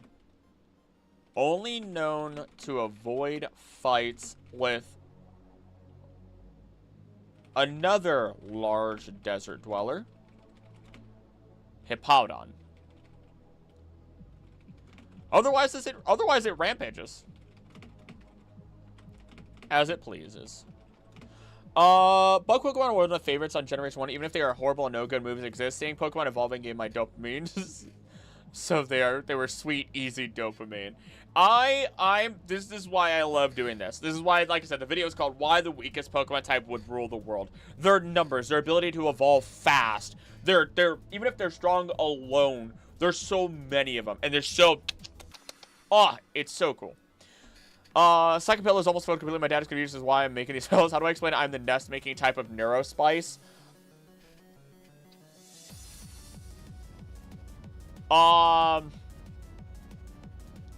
Honestly, you could just say it like that, in my opinion. Like, for my brain, I've always just been like, look, chemical reactions occur in my brain. They make certain things more pleasing to me as a human being. We're animals in the end, and my brain decided, you know what? For some reason, a pillow nest sounds amazing. Doesn't that sound comfy to you? Rather than I imagine myself in medieval times doing a little crappy sanitation. Yeah, foam you make pillows. It's law, not optional. Are okay, so our Drapion here has gone from normal decomposing bug or simply, you know, aggressive trap layer to this ecological reset button.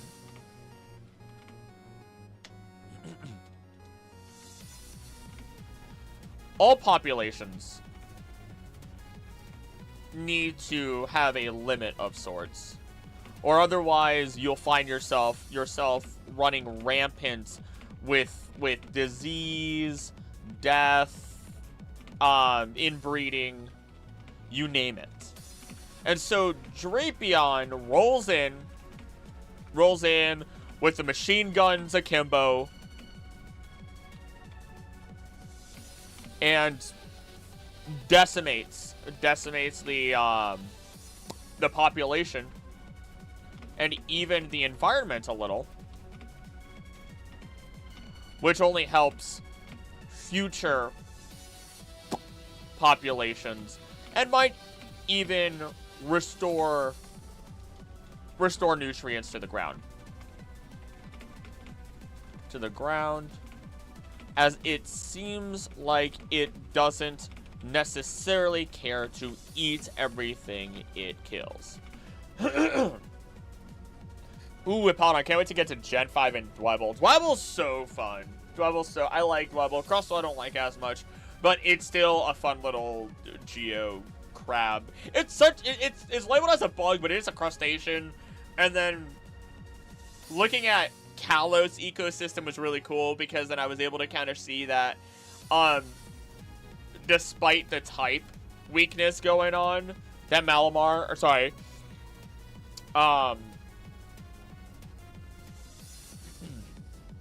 whatever its pre-evolution is, I can't, Inkay is eating them. Howdy there, Jade. Welcome to the streams. Looks interesting. Well, thank you. If this looks interesting to you and you've never seen my channel before, I highly recommend you actually stick around. First off, get to be a part of the community, because I love interacting. But to check out my actual finished videos, because this is just me doing Pokemon research for the next video that I want to release. If you have any questions, feel free to ask. Washing 3 more blankets added to the nest. The count so far is 14. Woo! Pillow 6 going to be 7. Shuckle's evolution is not happening because Eviolite Shuckle with its base 23, 230 in both defense could be banned. Eviolite Shuckle, like Eviolite Duraludon, be a monster. They might still do. I don't know how they would make an evolution of it, though. Subtoys 4. Nest. Shuckle may have stupid high defense, but it's really frail thanks to that really low HP. Yeah, it kind of does have low HP, doesn't it?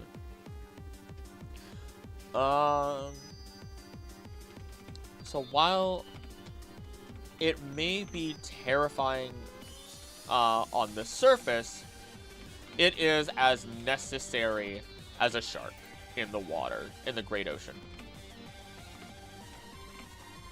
There we go. Alright, who's next? Going down the list. Yanmega already covered. Sawaddle! Oh, we're in the next generation? What? Oh, hot dang! I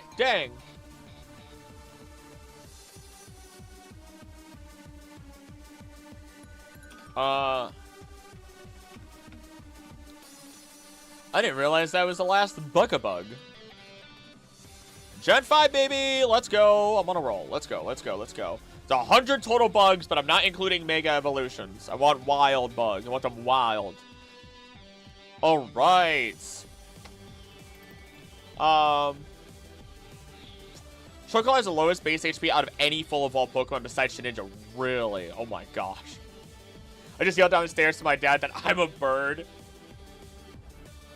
You know what? Power to you. Power to you. My that's a power move. Sorry. That's a power move.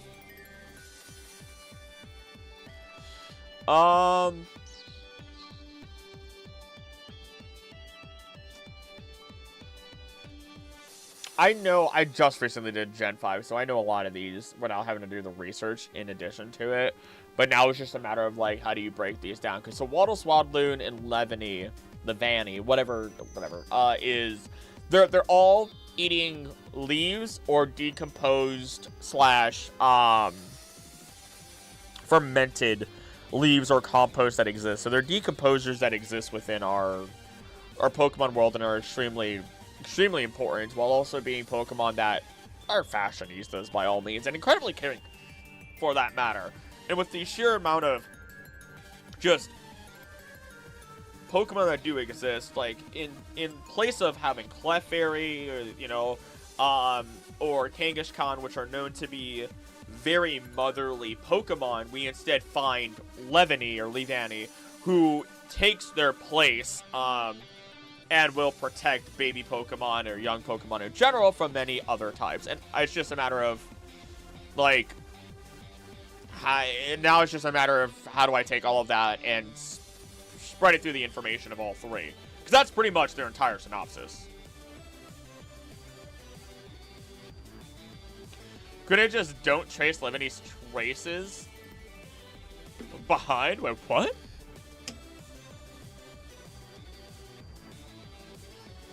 Swarm, Chlorophyll, Overcoat.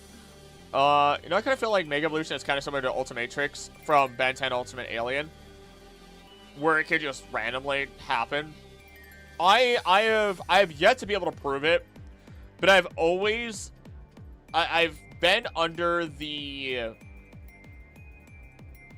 belief for a while now, or at least I thought of it, that Mega Evolution was the original form of many Pokemon, because we get a lot of Pokemon like Aerodactyl, whose Mega Evolution is their like original form, or we get Gyarados, who became Magikarp, because Magikarp used to be a lot more fearsome in the past, or at least so it's rumored within the Pokemon world. So there is the chance that when there were less Pokemon, the ancient ancestors of all Pokemon might have been Mega Pokemon. Levany are just like, I'm your mom now. Let me try and do this. Kick us off is a very kind set of decomposers that eat leaves and fermented matter found at the forest floor.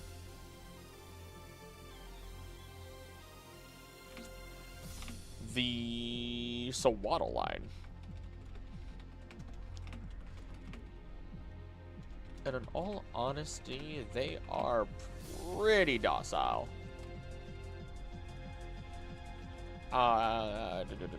Eating their fill, covering themselves up with leaves as clothing, which is attached through silk. Let me just see here. I was watching the classic phrase, ninjas don't leave any traces, but oh my god, I'm stupid, but that's good. Oh, I feel dumb. That's good though. Maybe it should be considered primal reversion like Kyogre and Groudon. It could be. That is a like earth energy in and of itself, right? Primal reversion and then Mega Evolution. Thing is, it's all but directly stated aura, infinite energy, life energy, Mega Evolution, terrestrial energy, Gigantamaxing. All of it is related. Like, all of it is the same thing. All of it is the exact same thing. I talk about that in the iceberg video. I talk about... No, I don't talk about it in the iceberg video. I talk about it in the Sins Against Arceus video.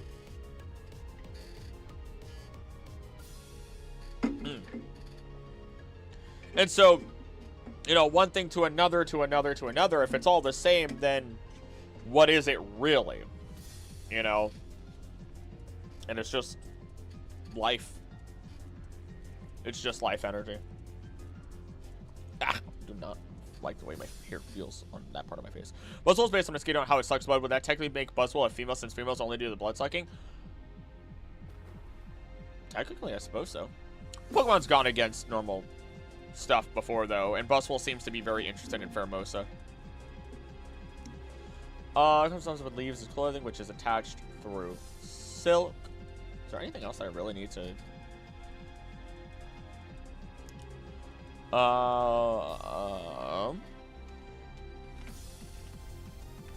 So we'll all greet each other by basically fist bumping,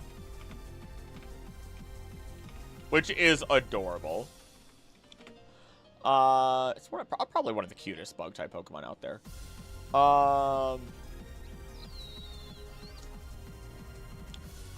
They do.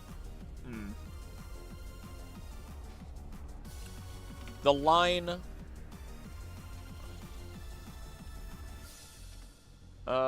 Swadloon is directly stated to help plant life grow by converting fallen leaves. Wait, hold on. Fallen leaves into nourishment. Gluttony may be a sin, but are there even any dark types that have that ability? Doesn't Guzzlord technically have gluttony? Let's see. Who has gluttony? I think. Otherwise, I can't think of any other dark type that would. You know, speaking of bugs, have you heard of the indie game Bug Fables? I haven't. What's that all about? I feel like I've seen this, but not seen anything else regarding it. Everlasting Sapling? Is that like a... Oh.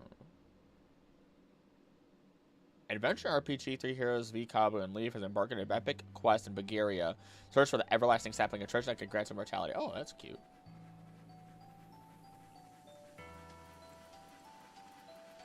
I've definitely seen this before. I've absolutely seen this before. I've never played it, but I've definitely seen it before. I feel like I remember the Hercules beetle and that bee.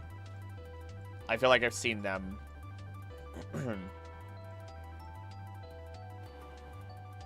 Bug Snack is great. Bug Snacks. Oh gosh. No. It's not going back in my head.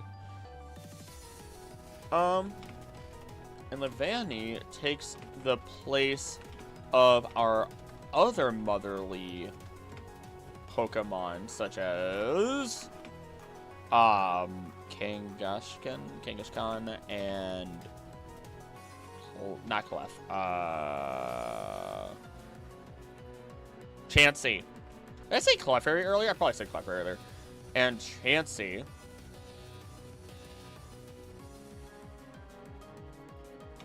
As it will protect young or even baby Pokemon. Clothe them. Is there anything else really?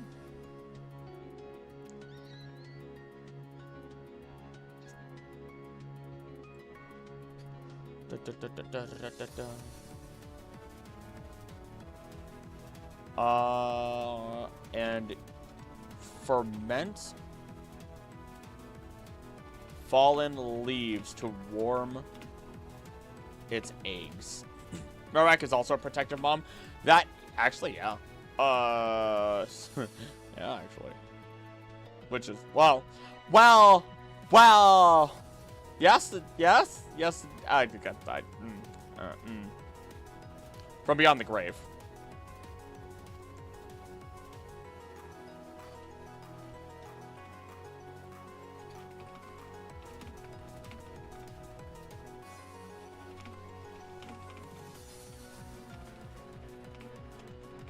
To worry about with this Pokemon, and it makes perfect sense that we have a Pokemon like this in Unova, since in this region we find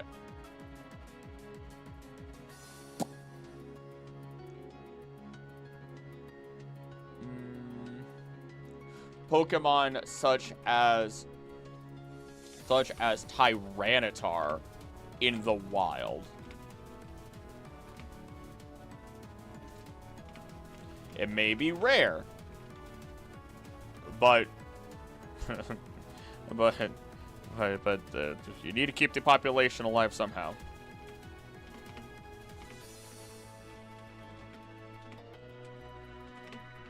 Yes, you can find Tyranitar in the wild in Unova. I believe it's dark grass. I think it's like a 1% chance. But it's there. It's there. It's on the route right before the Elite Four. Or sorry, Victory Road. If I remember correctly. Unova ecosystem. Let's see. Let's take a gander. Who's up?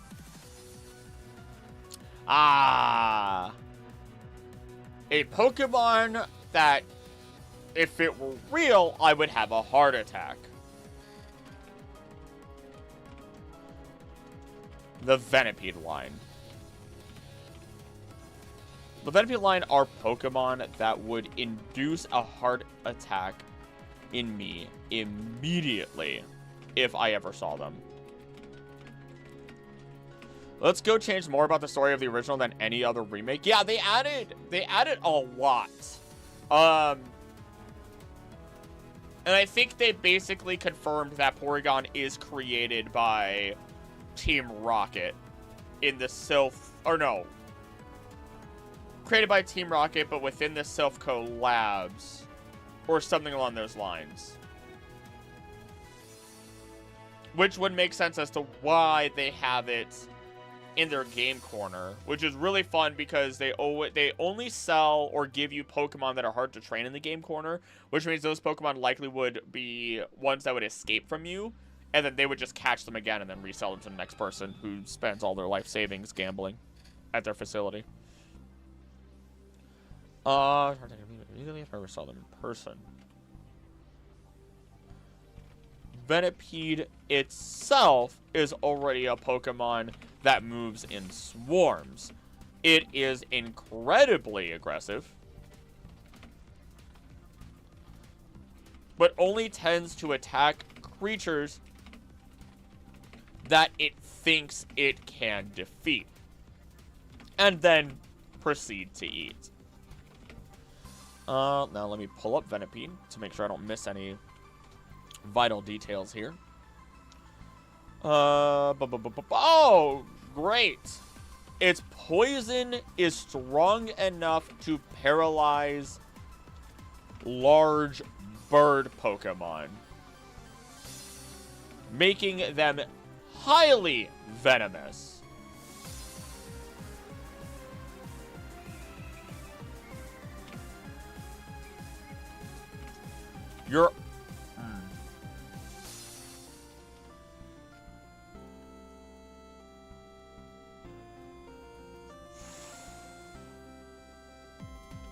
Though it often tends to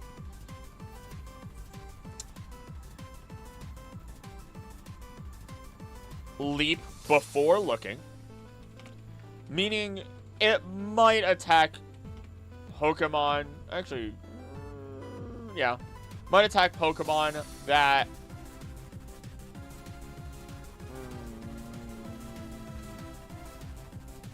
without thinking, and may result in its own defeat.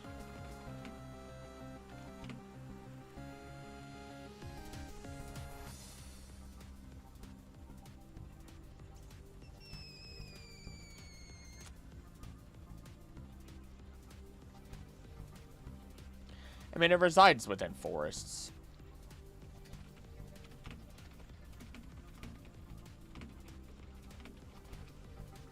It's really just residing deep in forests,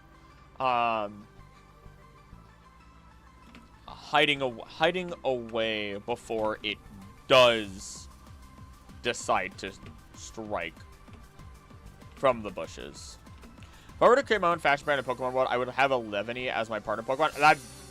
It's a smart decision. There are fashion designers in the Pokemon world that do exactly that. I think Levany's thing directly says that, and if not, then I know doesn't.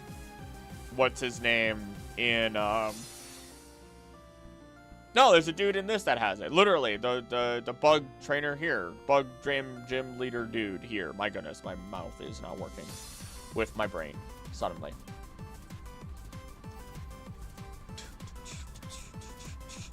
Berg, thank you. For Indigo... Thank you. Before Indigo Disc was released, I thought we'd have a battle with Miss Bry and her team would be a present day from the Paradox Pokemon, and the team would depend on the version.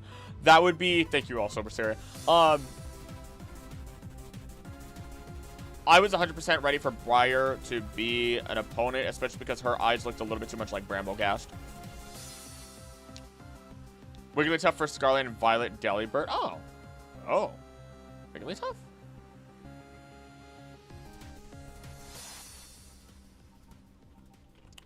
Let's see. To be fair, these forests are pretty dense with life. So, an aggressive predator like this is understandable. Berg is a painter, not a fashion designer. Oh, right, you're right. You're right. He did have 11E, though, but I remembered it for the wrong reasons. Whirlipede, the Curlipede Pokemon. Okay, I like that. It evolves into a tire. Into a tire that can move at 60 miles per hour.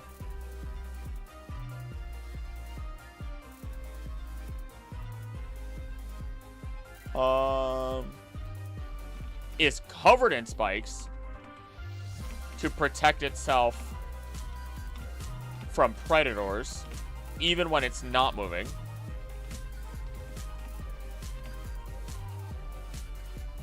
And will crash into opponents to effectively use those poisonous coils. Yeah. Those poisonous daggers it has.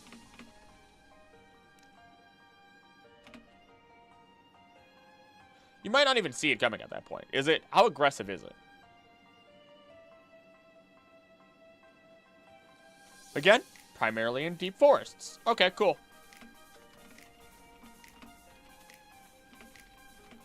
But I just imagine the tire, this thing squealing like a tire, trying to go around trees.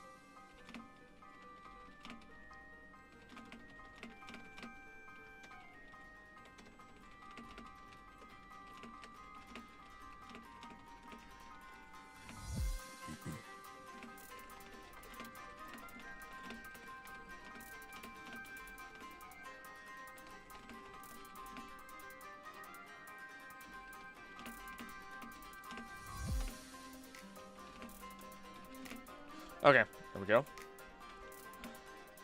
And then you get Skull. And then you get Scolipede. And then you get Scolipede. An 8-foot-tall monster.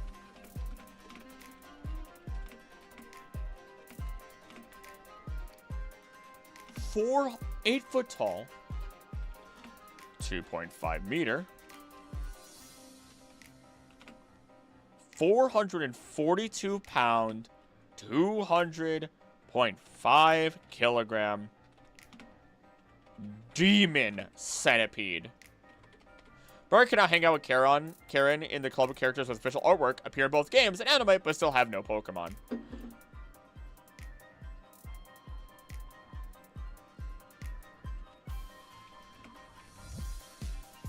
Oh, yeah. Wait, really? I thought... Do you not fight him at all? Oh my gosh.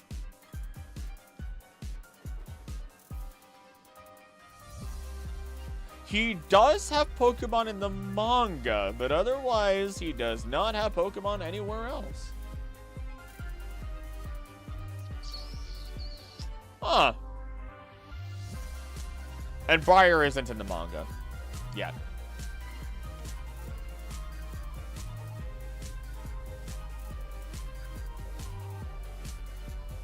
She has a Rotom phone in the anime. That's it. That's it.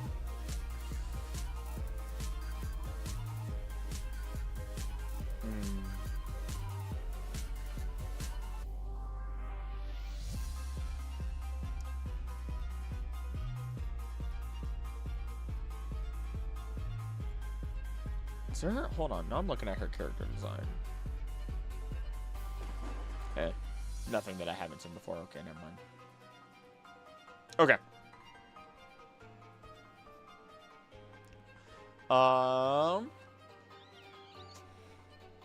And while it doesn't actually state a speed, it's fun to consider that since its base speed is, what, triple? 112 for Scolipede.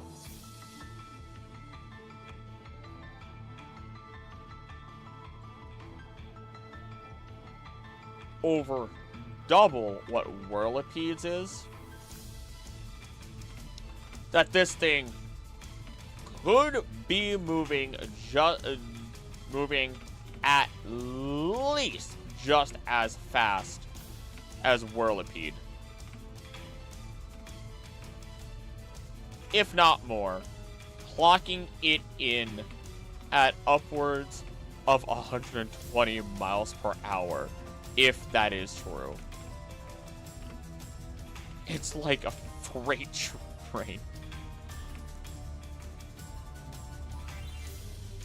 It's like watching a building fly at you.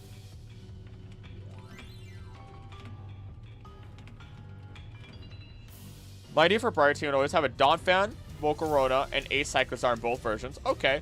Rest are filled out for Scarlet, Salamence, Wigglytuff, and Amoonguss. Okay, okay, okay. Oh, Wigglytuff because of got it. It took me this long to figure that out. Okay. That makes sense. No, that makes sense to me. Give it a Jigglypuff. Give it a Jigglypuff. Scorpion is giant, fast, and has speed boost. Ugh. Ugh. I hate it. I hate it. I love it. It's so cool. But I hate it because I hate centipedes. I cannot deal with centipedes. They bother me. They're aggressive, live in lush forests. Broke your needle. No! Do you have an extra? Pursue and fight until they win or die. And attack relentlessly with their horns, while being known to be fast in their movements. Once it does catch you, using the toxic spikes on its neck, it slams you into the ground for the deadly poison effect.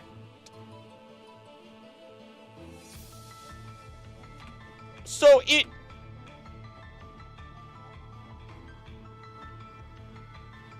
grabs you, impales you momentarily, and fills you with deadly toxins.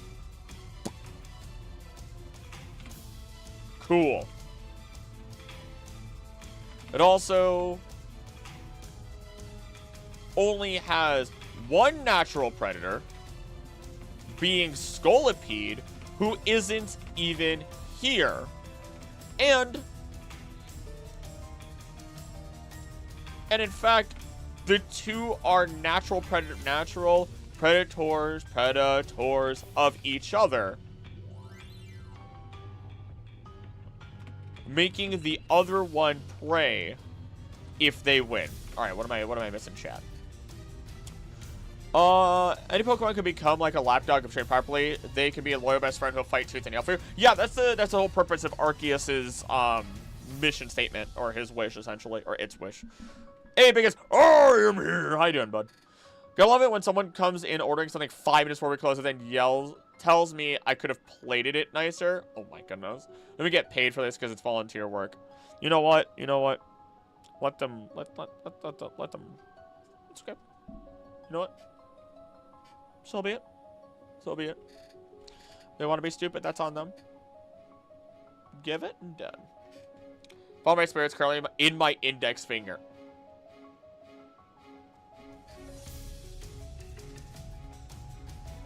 Hi, your profile picture reminds me of Bigots. Oh my gosh. Let's see. More engaged to your Nessie Odyssey than to some TV shows. I am very curious about it also. You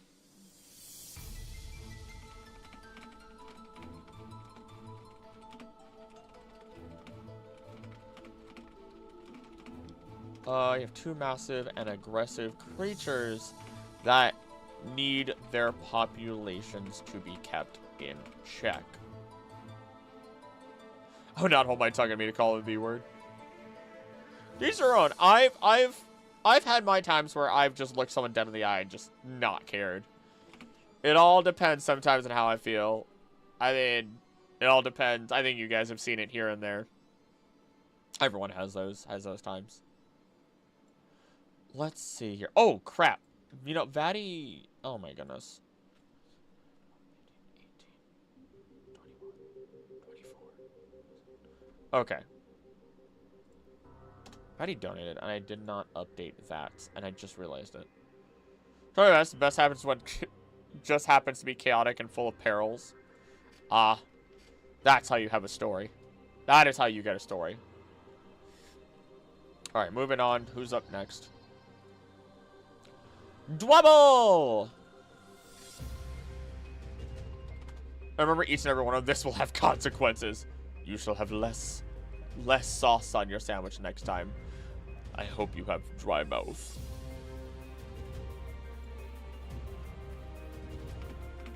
Dwebble and Crustle are more crabs than they are anything else, but they are bugs. Bug-type Pokemon.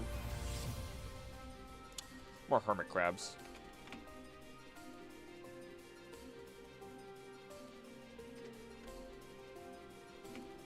Who really just wants to make their homes within a safe and sturdy rock.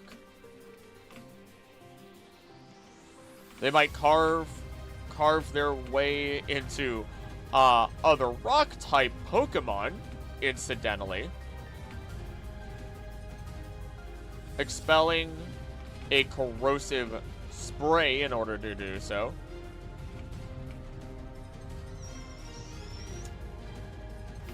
And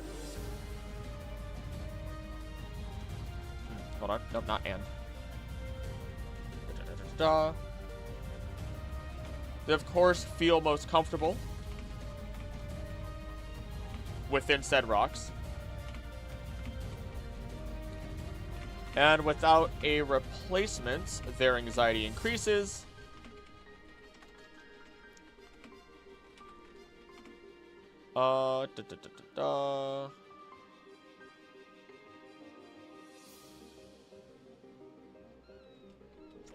Though they may take temporary residence within the ports of Hippowdon, dislodging stones while being taken care of and protected in return. Those based on the... Wait, hold on. The world needs both order, introverts, and chaos extroverts. I don't know where I land anymore sometimes. Mainly extrovert, but on my end. Dwebble's based on a caddisfly larva. Caddisfly larva. Oh my gosh.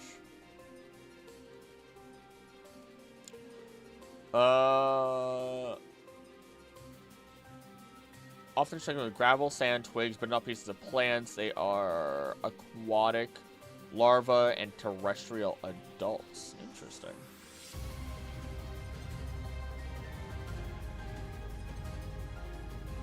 I could see it, but I think it's mainly the hermit crab. I think it's mainly hermity crabby. Caddisfly larva would probably be... That could be its own Pokemon. That could be its own, like, water rock Pokemon. Loosely based.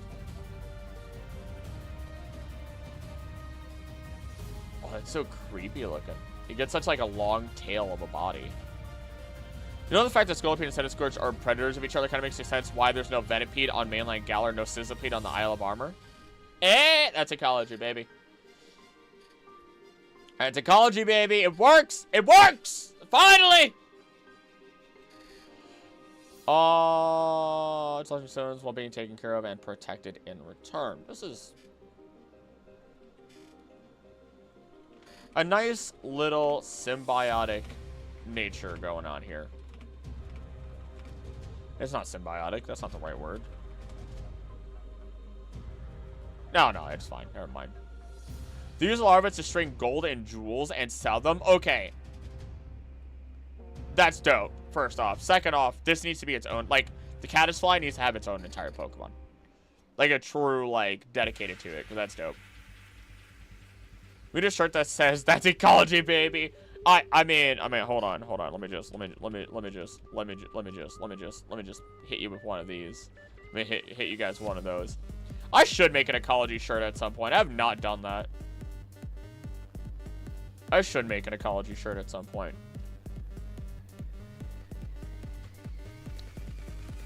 New merch coming soon, though. New merch coming soon. All praise Worm Pope. Well, not praise Worm Pope. Listen to Worm Pope. Worm Pope. My goodness.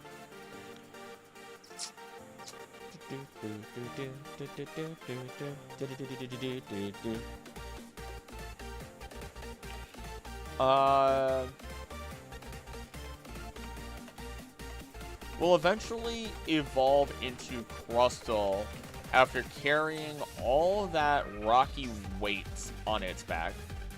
Look at the term commensalism. Is that what it is? Commensalism. Association between two organisms in which one benefits and the other derives neither benefit nor harm. No, they benefit each other. The Dwebble is kept safe while Hippowdon gets rocks dislodged from its body. But you did remind me of that. That is pretty dope.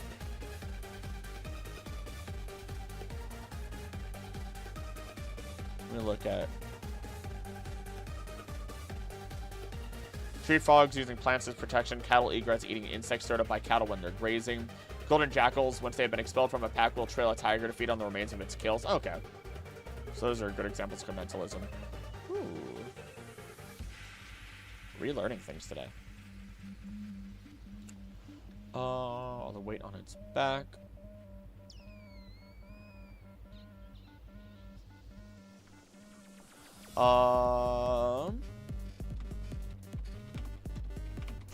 Carry other heavy rocks for long periods of time,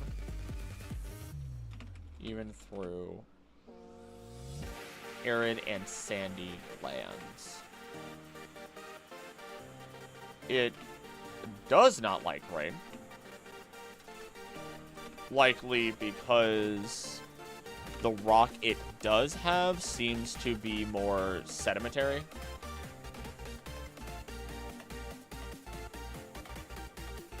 Maybe making it a softer rock in general.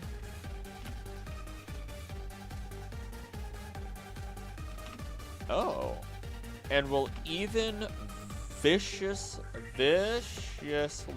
fight other creatures, Crustle over territory. If the shell breaks, it loses.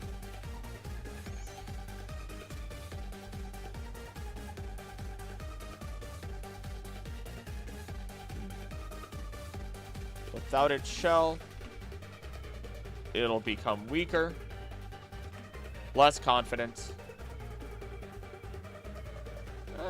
Weaker and less confidence.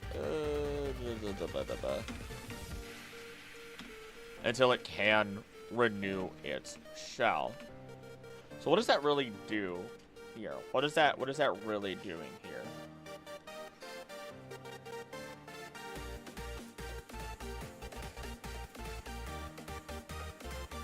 Recent short about Pokemon ecology, but it's not even in Japanese currently. So it's in China. Yeah, it's in Mandarin. Pretty cute animation. The main girl has a cast form. Yeah, I actually I did watch that. I shared that in the Discord the day it released because I was on top of that. I was on top of that. It's pretty. It's most of the information is basically stuff that you would read from the Pokédex if you do watch it. It just kind of exemplifies it for the most part. One of the only times any organization is going to be involved with an ecology video is coming up.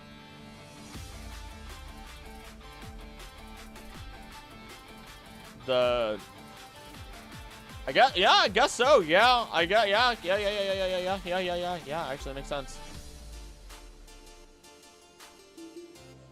Yeah, because Eternus and Eternamax greatly changed.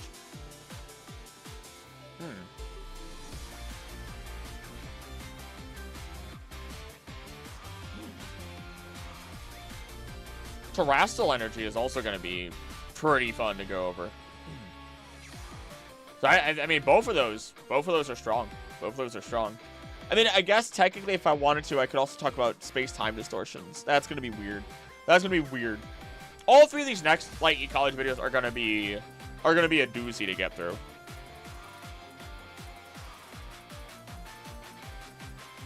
Curious.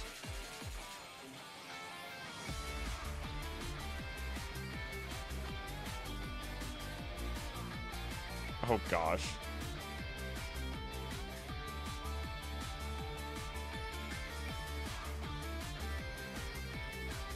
Someone's deciding to try and argue about the fact that let me phrase this properly because I don't think you guys would misinterpret it, but is trying to argue over this idea that non-binary doesn't exist, and it's like, bro, you don't know science. You literally do not know science.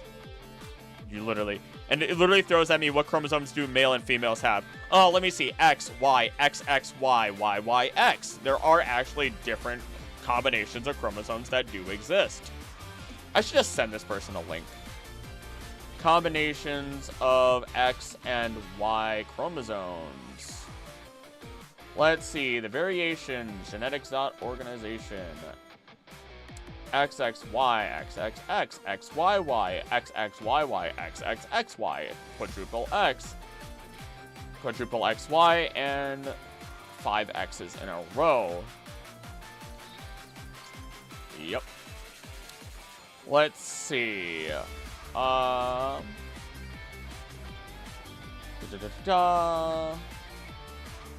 Any variation, scientific as inability, additional extra Y, trisomy genetic conditions that reflect trisomy include, which give you different variations, and I'm pretty sure not characterized by prominent physical features, thought to be one of the reasons that estimated 60-70% of individuals with 47 XXY remain undiagnosed with their lives. The subtle physical differences, including slightly taller structure, curved little finger, small testes in adults, difficulty straightening out the elbows, flat feet, and small depression in the chest. And then it gives you different things all in all. Oh, it's nice seeing Pokedex entries visualized to make up for more absurd Dex entries. Yes. Gonna go home now, pop back later. Drive safe. I am non-binary. I use they, them pronouns. My body supports me on this. Exactly. I'm a genocide. Oh. Oh my gosh. Yeah, actually. Oh my gosh. Okay. I didn't realize we were talking about this video. Also, hardly anybody ever knows for sure what their chromosomes are, just like blood types. Yeah.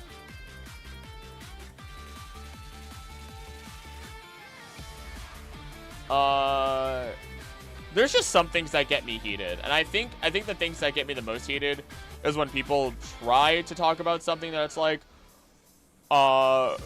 gender and sex, and it's just like, dude, you really? Let me just take the shotgun out real quick. Let me just find my shotgun. Give me a moment, because this one's an irritating one. This one's just an irritating one.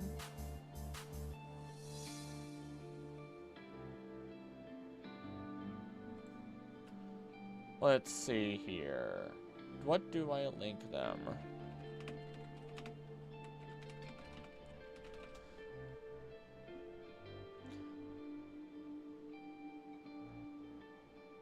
Da, da, da, da, da. Let's see. I wouldn't say I'm non-binary, but my pronouns are she, they, and there you go. Like, I just don't get it.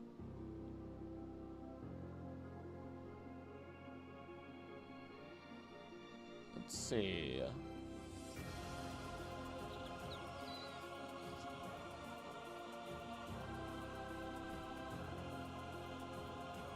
Let's see. National Institute of Health. The existence of gender variance is widely documented both historically and cross-culturally. The term genderqueer emerged in the 1990s, defined as any type of trans identity that's not always male or female. It's also where people feel a mixture of male and female. Diverse share disidentification with rigid gender binaries. In some cases, a direct challenge to the social institutions that perpetuate binaries.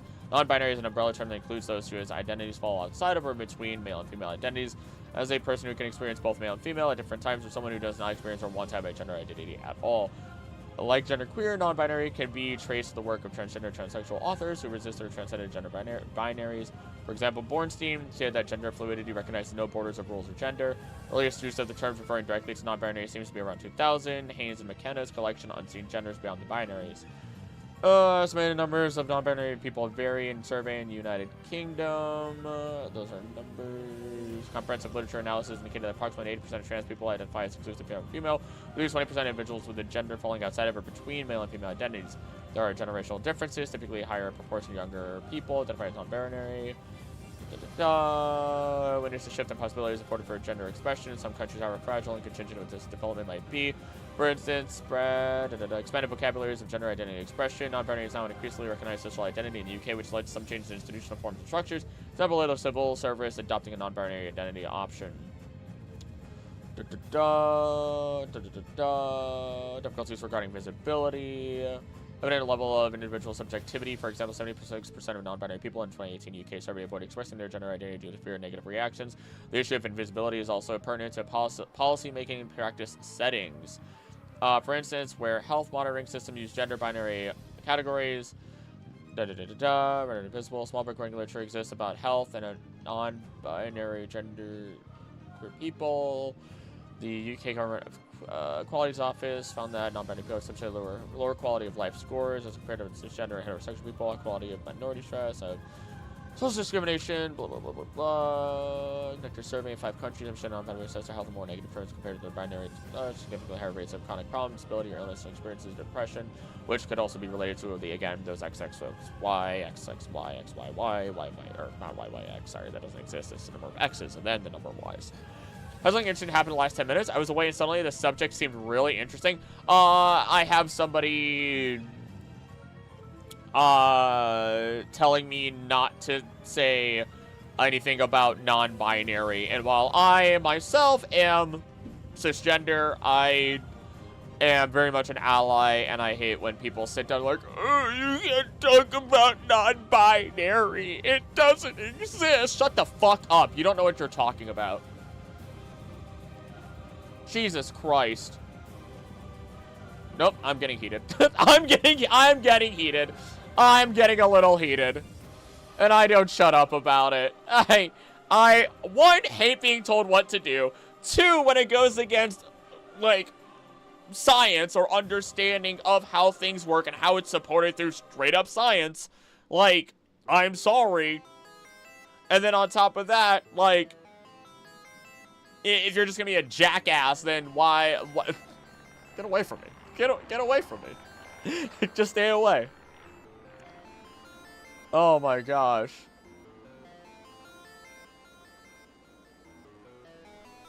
Let's see. Good lord, if it's gonna be a whole thing with all its different patterns. Oh, don't even hit me with that. Don't even hit me with that. It'll be fine.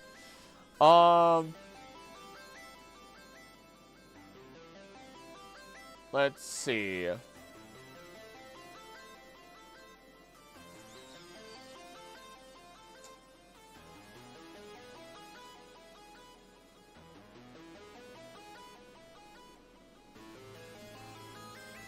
What is this music? Oh, it's Celeste. And Portal 2. Oh, no, this was someone else's. Oops. Oopsie poopsies.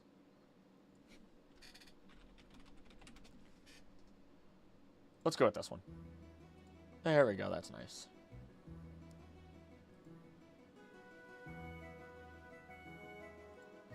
National Geographic. Let's go with that even. Let's even look at this. Da, da, da, da. Many of us learned in high school biology that sex chromosomes determine a baby's sex. Full stop. XX means it's a girl. XY means it's a boy. But on occasion, XX and XY don't tell the whole story. And there are various elements of what we consider male and female. Don't always line up neatly with all the X's, complete with ovaries, all that other stuff on one side, and then all the other stuff for a male on the other. Possible to be XX and mostly male in terms of anatomy, physiology, and psychology, just as it's possible to be XY and mostly female. Each embryo starts out with a pair of primitive organs, protogonads, develop into a male or female gonads at about 6 to 8 weeks. Sex difference is usually set in motion by a gene on the Y chromosome. The SRY gene makes the protogonads turn into testes. Testes then secrete testosterone and other male hormones, and the fetus develops a prostate, scrotum, and penis. Without the SRY gene, the protogonads become ovaries that secrete estrogen, and the fetus develops male-female anatomy.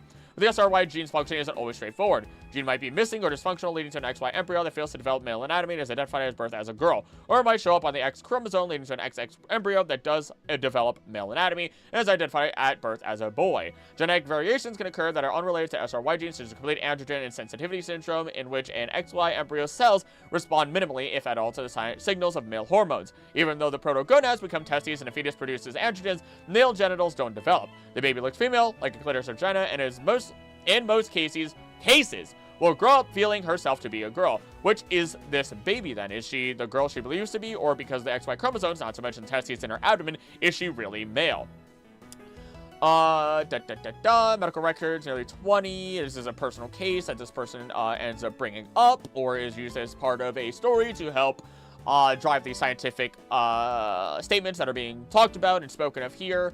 No one ever mentioned her XY status, even when doctors identify it when she was 13 and sent for surgery at 17 to remove her undescended testes. Rather than reveal that what the operation was for, her parents agreed that doctors would invent imaginary ovaries that were precancerous and had to be removed. In other words, they chose to tell her daughter to lie about being a risk for cancer rather than the truth of being intersex, with reproductive anatomy and genetics that didn't fit their strict definitions of female and male. Thank you, science. Again, you can be... Sure, if you want to be that, I don't agree with it, but if you want to be that person and say non-binary, no, because then you're completely discluding the entire idea that, like, I was gonna say, you can technically choose intersex or non-binary, but if you choose one and you don't have both, then neither of them are valid. Both of them have to be properly included as part of the scientific structure because of how human bodies work, or even animal bodies for that matter.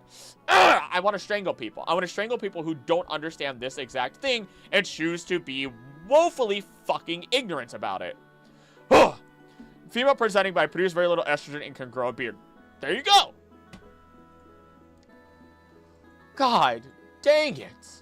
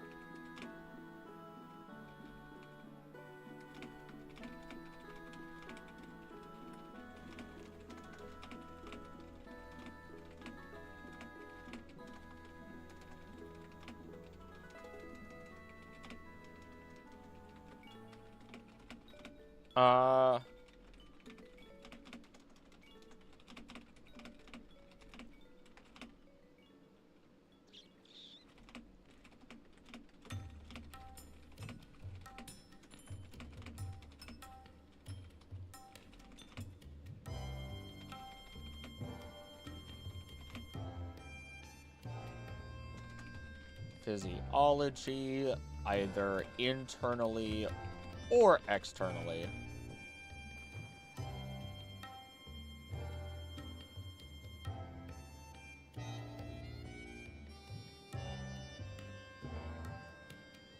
Ovaries are actually hormonally act more like testes. That's probably literally what I was probably reading then. I could be wrong. Even what I understand is just scratching a surface of things that I do not fully understand or fully dived into, because I've had no personal reason, nor have I had a scientific reason to jump into it further outside of just simply wanting to understand scientifically how anything works, because that's just my brain. In the end, I can be very outwardly emotional, but ultimately, I am a very logic-based individual. So, when people tell me something, it's like, alright, I'm gonna pull this stuff behind it, let's find some peer-reviewed articles, let's go through it, blah, blah, blah. And so, anytime someone tells me flat earth stuff, anytime someone tells me about anti-vaxxing, anytime someone tells me about how, intersex or non-binary stuff is non-existent, I get very heated very fast, because 1, you're being ignorant, 2, you're choosing to be ignorant on purpose, and sure, maybe, you know, you were raised that way, but that's no excuse for you to do anything whatsoever. It's like, and I'm gonna be dark for a second here, it's like the person saying that, oh, because I was raised wrong, I take my anger out in ways that hurt other people, but it's okay, that's my excuse. No, no matter how angry you get, there's no reason to physically hurt somebody. It does not, no. To me, it's the pretty much an equivalent idea. Like, it's just,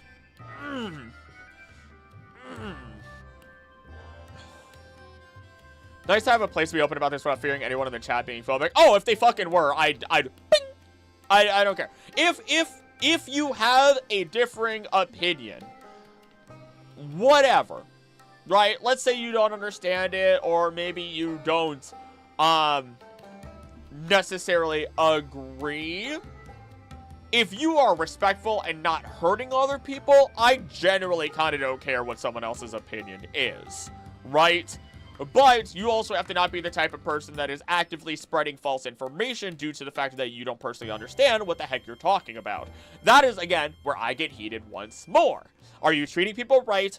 And are you giving the correct information out?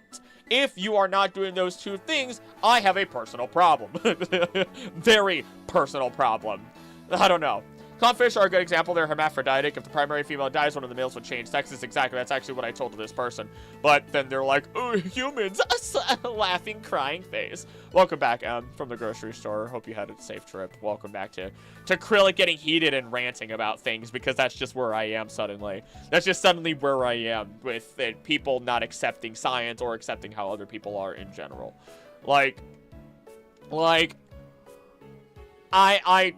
I'm gonna make fun of, like, the people who are like, I identify on all levels as a wolf. And I'm like, alright, you're cringe, but if you're not hurting somebody, I'm not gonna be mean to you, but, like, you know, whatever, floats your boat, dude. Like, I just, whatever, right? Right, there's different levels, and I think people tend to always remember the extremists, because the extremists open their mouths the most and have the most important things to say. Says the person who talks a lot, don't get me wrong, but still, I just... Funny story at work, a lady that got mad that I was cleaning the ladies' room because I was sporting a 5 o'clock shadow. Somebody's gotta clean it! Who's gonna... Even if you... Let's put it this way. Even if you were, somebody's gotta clean it. Somebody has to. So no matter what, that person is entirely... Like, you know what I mean? I go to the gym, and the number of times, like, a sign is put up saying, hey, there's a lady in the locker room right now. Be aware of this. Done! Who cares? Ah!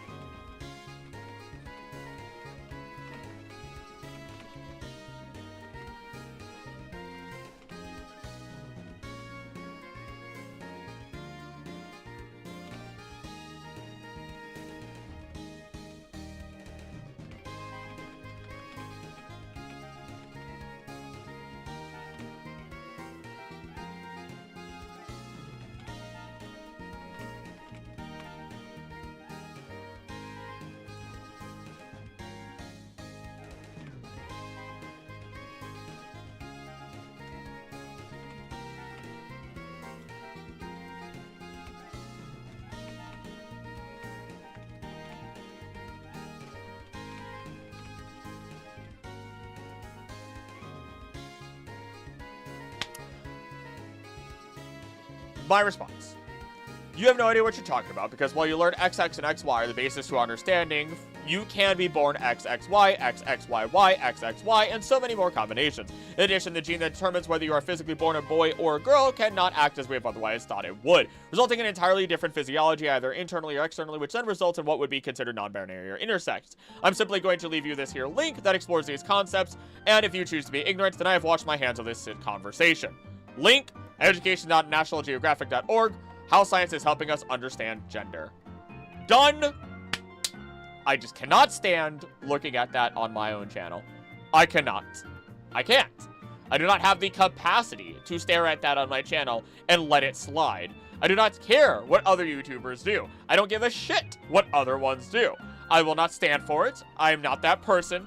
And, again, I back this shit up with science for a reason. Because that is who I am.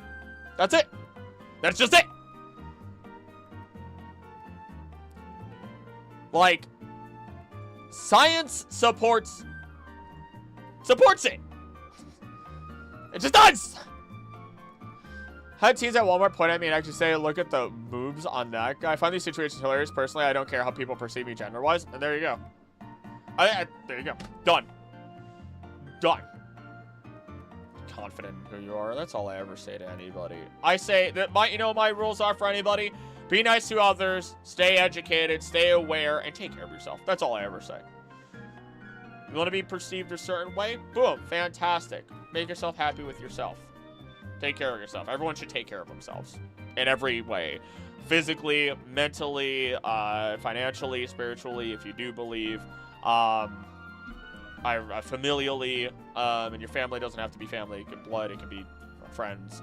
So wild animal or our own dogs for that matter. Like, I make the joke that, yeah, I'm a golden retriever by all means, but for real, I think I've been incredibly shocked because the more I talk to my significant other, the times where, like, even on the first day that I dated her, she called me weird because it's like, you're not trying to get with me, right? I'm not that type of person. It's like, you're not trying to get with me on day one in that way, right?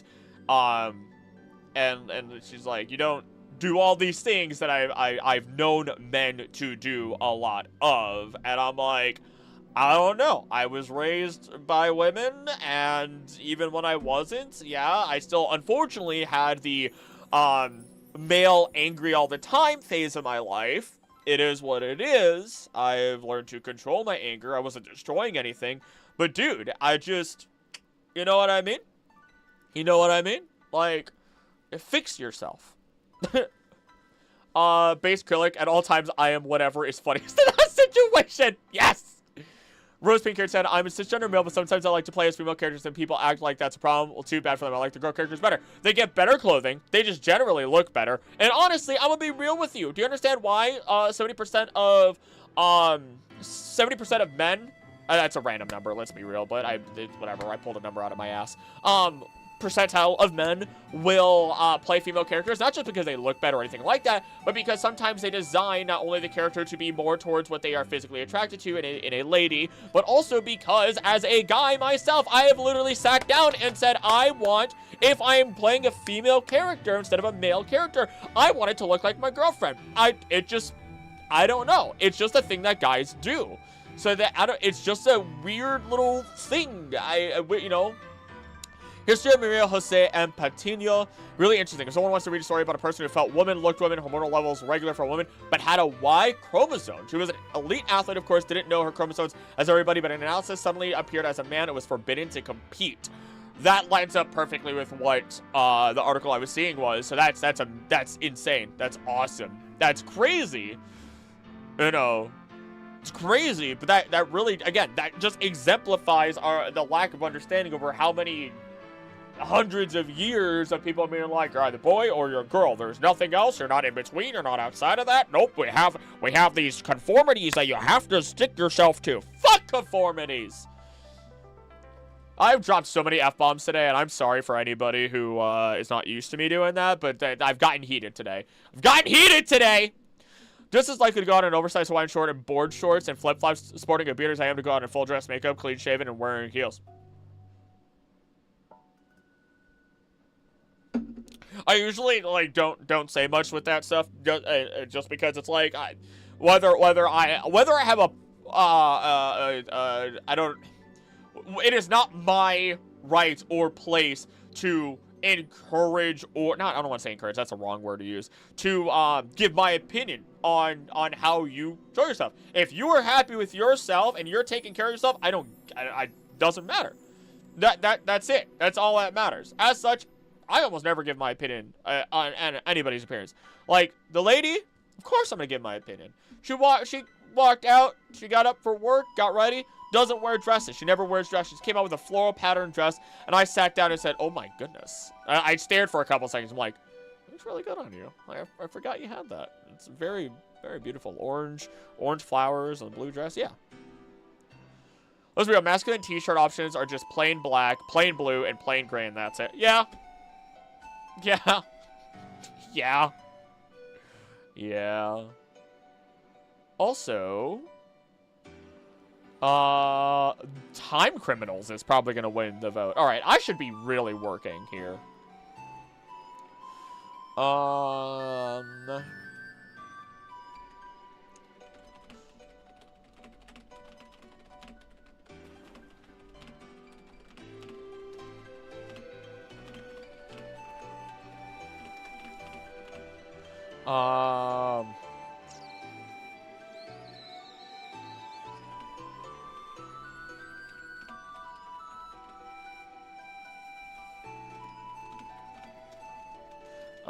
And while they may end up a little defensive, you have nothing to really worry about.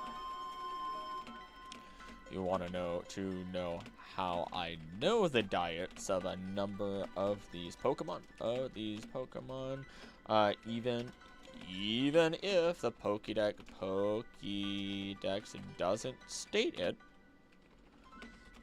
check out my ecology series. I've completed Kanto through Alola. I can say that! I can say that now! That's so exciting! The thing, there's more people with the wrong chromosomes than red-haired, so if you know someone with red hair, they think there's more people with quote-unquote wrong chromosomes than red-haired people. So if you know someone's red-haired, yeah. Yeah, the what we thought was traditional or taught to think was quote-unquote correct. And, like, I think the thing that I get irritated about the most, whether it's ecology, history, religion, how, like, gender or sex works, anything, really, is, again, it always boils down to there's been so many people who are wrong or have said the wrong thing and they speak so loudly while saying the wrong thing that now the people who are reasonable and who would hopefully actually listen to what the truth is do not trust anybody to properly talk about it, or it makes them uncomfortable. Like I had a good friend. I have a good friend. I could message him still, and, you know, we'd probably catch up just fine. Where I talked about ecology and the environment and everything, and he was relieved to know that I wasn't going to tell him that he's a terrible person because of the car he drives, or, you know, maybe he doesn't recycle as much as he used to, and blah, blah, blah, blah, blah. And it's like, no, you know, no, what would that do to help my cause, right? What would that really do? Like, my girlfriend, not great at recycling. I'm the one that does recycling, but she's willing. She's like, cleaning up is so much easier, blah, blah, blah, you know, and I'm like, look, you know, recycling is one of those things where it's a small thing that I know I can do, and it helps us, it helps the planet, so on and so forth. And she goes, you know, because she was never taught to do that. So she's like, look, if you get a bin or anything like that, then, yeah, why not, you know, sure, why not? If it's kept clean, bin in the house, sure. I'm like, awesome. Anyone here remember Yokai Watch? That was fun. That was one of the fun Pokemon-like games. There's a lot of really cool stuff with Yokai Watch. I never dug into it myself, though, but I know there's a lot of really fun stuff in there. Carablast. hard to talk about Carablast without also talking about Shelmet. Shelmet, as the two are very much tied together. Ecologically. Shelmet is fairly protected and just munches. Doesn't it just munch on leaves? Let me just double check.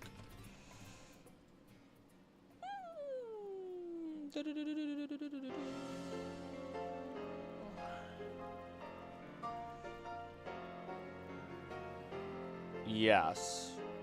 No, doesn't say it directly. Protected and just munches on decaying matter or leaves, most likely. While spitting poison at those that would threaten it. Meanwhile, Carablast is the only, or is said to be the only currently known Pokemon that commonly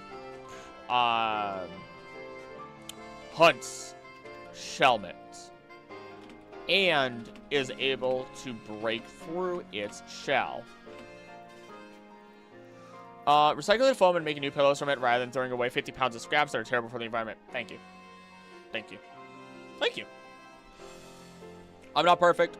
I'm trying to learn how to do a garden and do a compost pile, you name it. Hi, Odie. You just look like you woke up from a deep sleep. You good there? Do you need to go potty? Do you have to go potty? That looks like a face of somebody who has to go potty. Sleepyhead. I'll be back. I think the girl needs to go out. You gotta go potty? You wanna say hi to stream before we walk down? Huh? Huh? Big yawn. Big yawn. Big yawn. Oh. Yeah. Yeah. Are you making sounds? Making sound. You wanna say hi? Wanna say hi? Wanna say hi at all? You wanna say hi at all? No? No, you don't wanna say hi? You just wanna exist? Is that your breath or is that you? I can't tell. Anywho, we'll be back.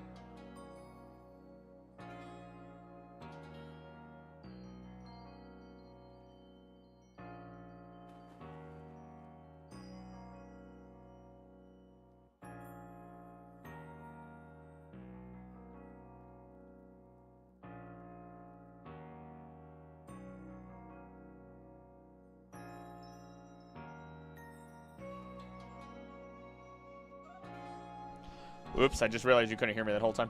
Who's hanging out with Ogerpon in the fan art?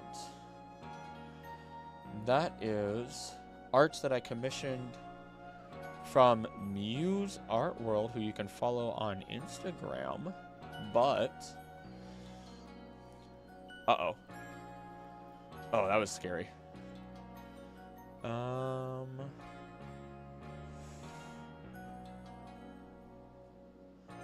think it's this one is the one I'm supposed to use if I do it like this. Oh my. Transform. Fit to screen. Then I make it smaller and then I can show it. Because I guess this one doesn't really get shown all that much unless it's like on an announcement page. So there you go. There's the full image. You have Suicune in the background there. You got Ogerpon in the front.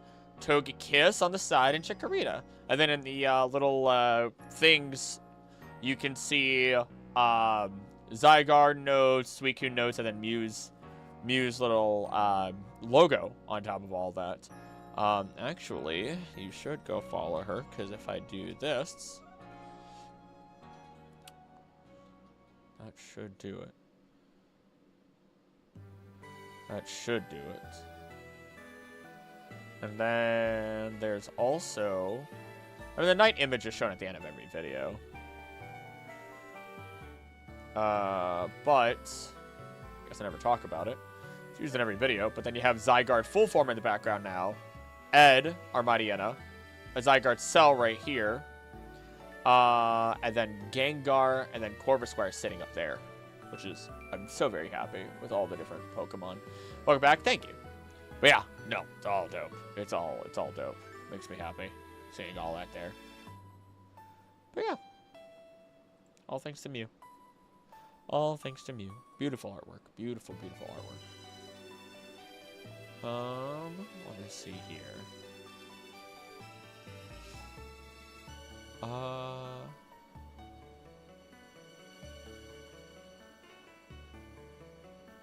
Pokemon Sword and Shield has a pin-up poster of the original Johto Swimmer design from Gold, Silver, Crystal. Oh my gosh, they do. Oh my gosh, that's stupid and I love it. That's great.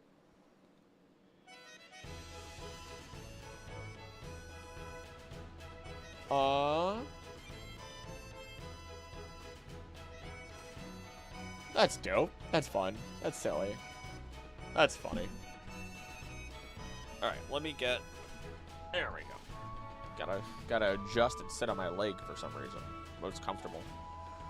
Alright, let's pull everything back up and keep blasting through this. I don't know how Shellmen are able to break through its shell. Honestly, Blast. Honestly, with both primarily being found in Swampland, they are just a tick and a snail until Blast ruins that. Takes the shell for itself to turn into... oh gosh, what is Blast? Why am I not remembering? Escavalier.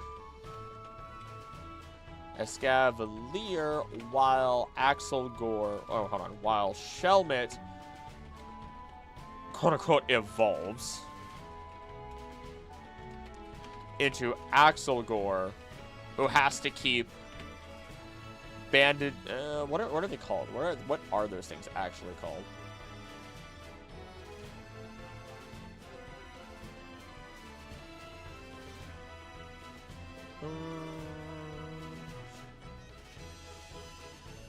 A cloth-like membrane.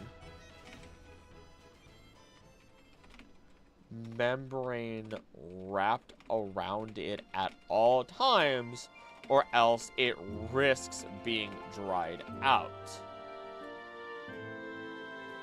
On top of being generally miserable for losing its shell, which is why it has such a dour expression.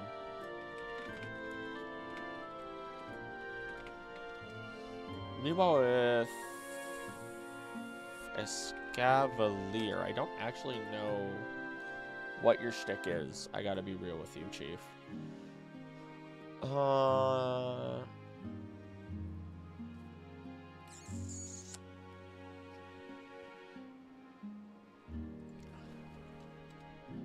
Okay. Meanwhile, with Escavalier, the newly acquired armor protects its whole body.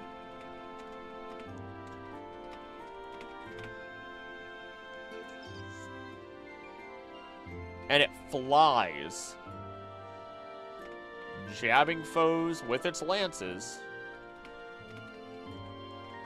and is considered to be a brave Pokemon, taking on any challenge, even if in trouble.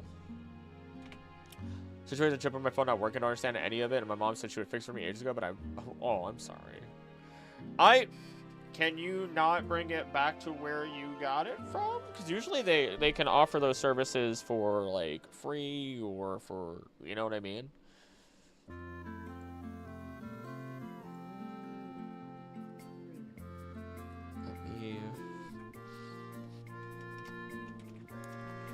Both of these Pokemon and their evolutions are pretty tame.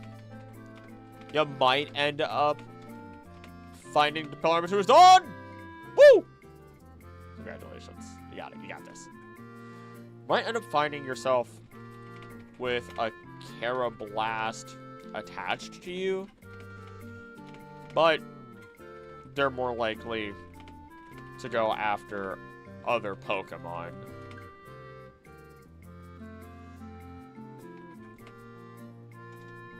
Than they are humans.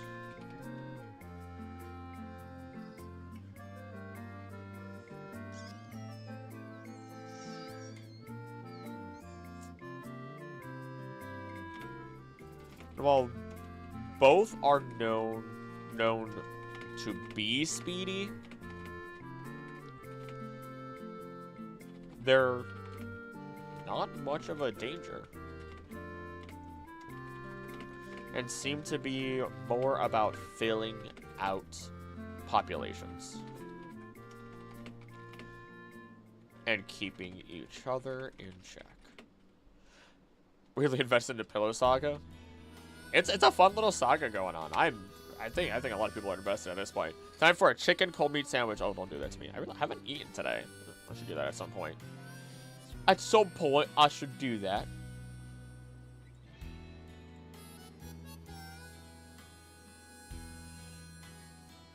Let's see here. Who's up next? Joltik and Galvantula. Huh.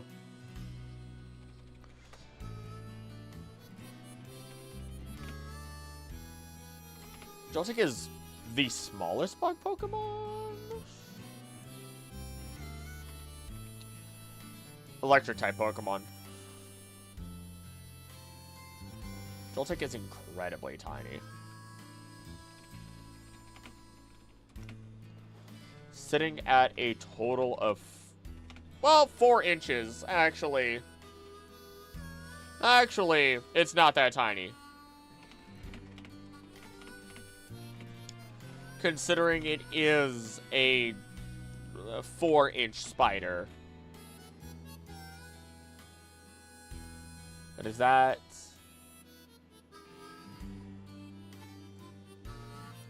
That weighs a pound? Love that X-Guard and Pokemon World are often depicted as superheroes in comics and movies. They are. They are. It's because of the way that they look. Just they look so cool. 2 pillows have been made. 5 bags of foam have been sorted. 8 foam colors have been found. Oh my gosh. It's an itsy-bitsy spider. Itsy-bitsy little spooter. Not as tiny as we think. It's a pound. It's a 4-inch tall spider. It can't generate its own electricity, needing to attach to others in order to at least eat static electricity that is naturally produced. But it does no harm.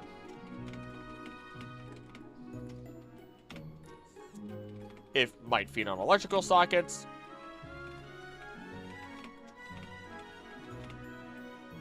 It'll attach to Yamper's butt.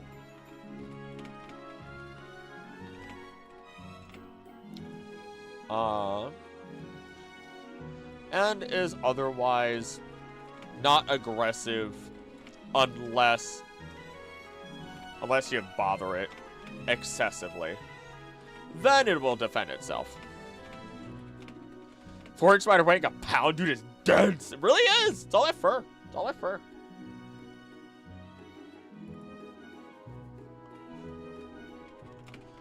Can't find a source of electricity. It'll just die. Or at least be at heavy risk of it. As it will no longer be able to move. And that is just electricity. It doesn't even eat electricity like other electric types. Like some other electric types do. Meaning it has to balance both finding electricity and meals, unless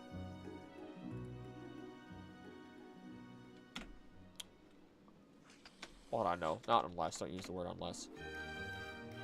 Which would be nigh on impossible for such a small creature. Were it not for its evolution, Galvantula being a very kind caretaker of Joltik. I don't think Galvantula are inherently dangerous either.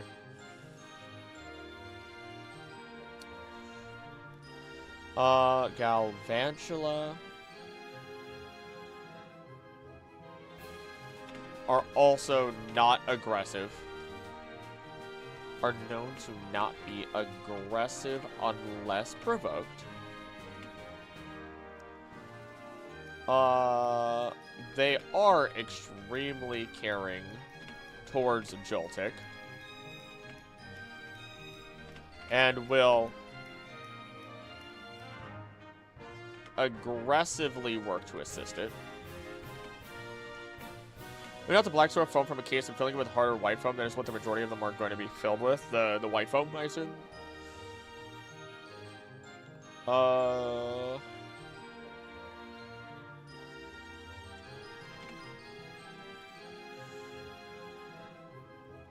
It primarily feeds on the chicks of bird Pokemon that can't fly.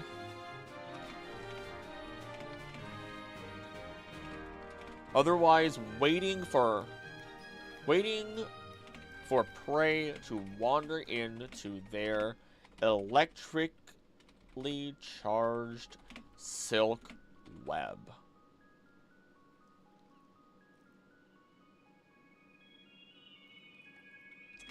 In which case, it will stun the victim for upwards of 3 days and 3 nights as it consumes the prey at its leisure.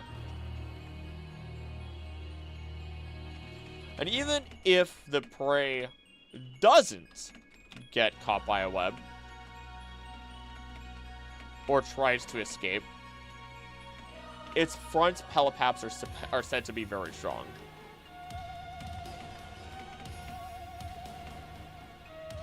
Pedipalps.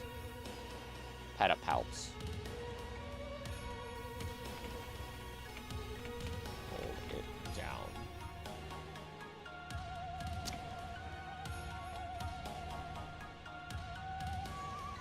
And if you somehow manage to make one angry, It turns out that they attack in groups.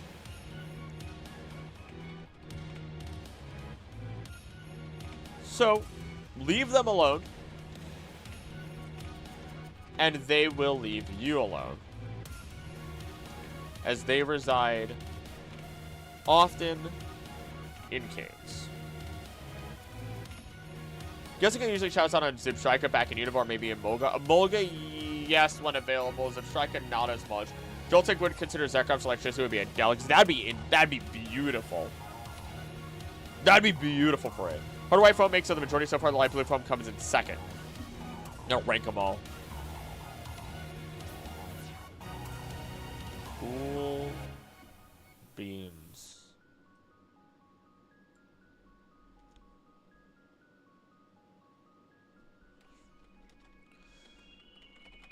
They are scary on the surface. But once again, more Pokemon that can be peaceful. No, that can't be. That are generally peaceful. Pokemon soundtracks are always on point. Scarlet Violet, baby.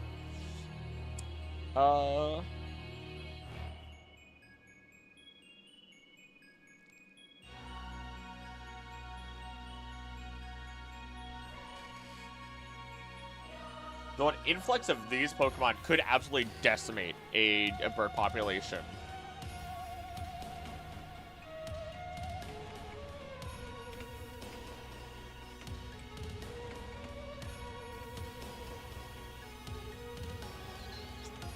For the following year.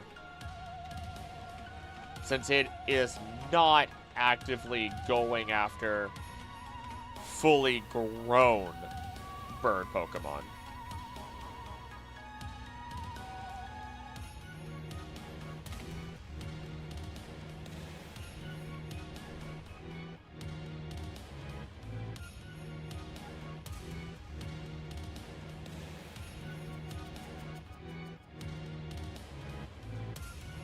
Giant Sea, Giant Cap, Rolling Fields. Route 7 and Galar?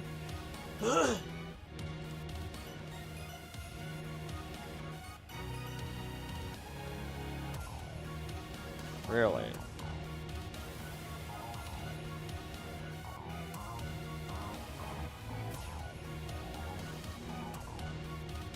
It just roams around in the grass. It just roams around in the grass.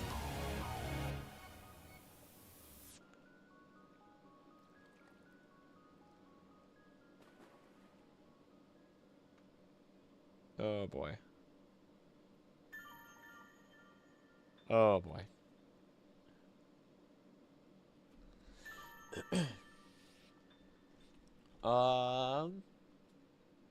If it's going after bird Pokemon, what's hidden away? Corviknights babies. That's why. Got it. Corviknights babies on that route. That explains it.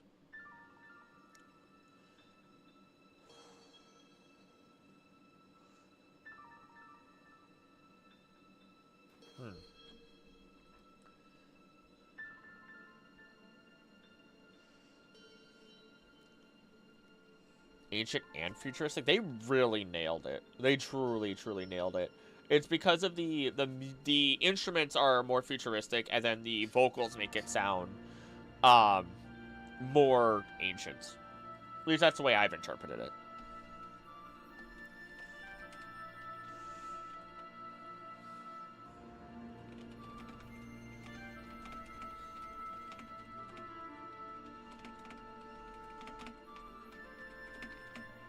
Carapace, a body that large without it collapsing on itself?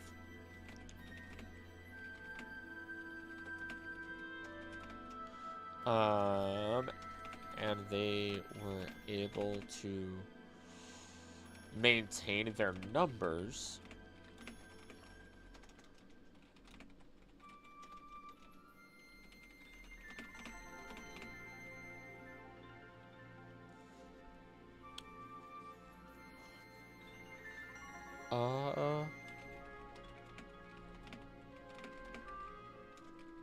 I Actually, let me look into that.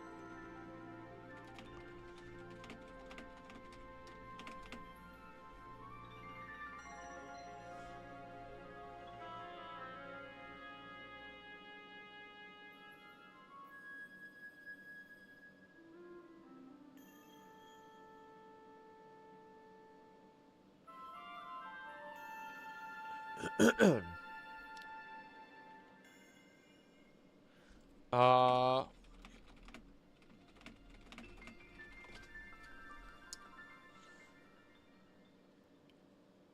Three main constraints: maximum size, terrestrial arthropods, exoskeleton strength, molting, and oxygen availability.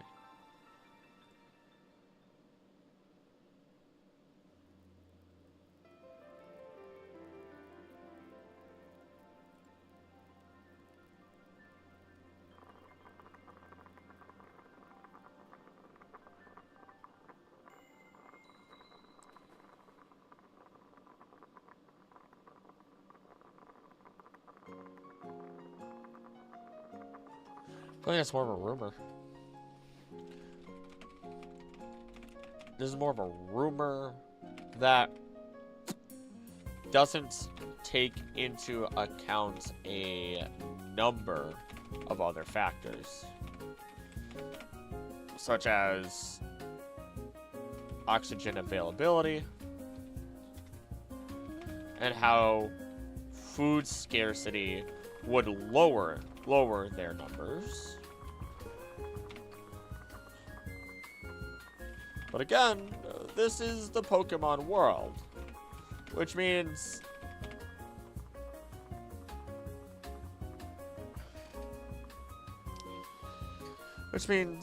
we do have spiders larger than cats and dogs,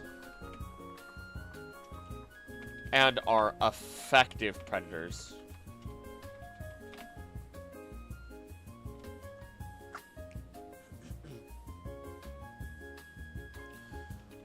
We're just lucky they don't seem to care for hunting larger prey.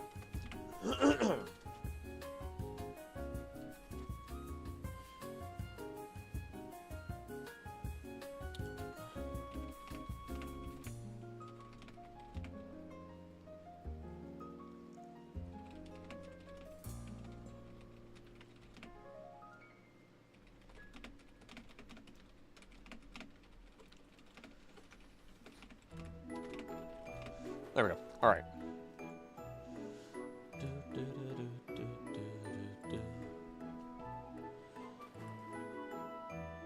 Galvantula, Shelmet, Axelgore, Durant! Durant just likes to eat leaves exclusively and stay within its home with its colony.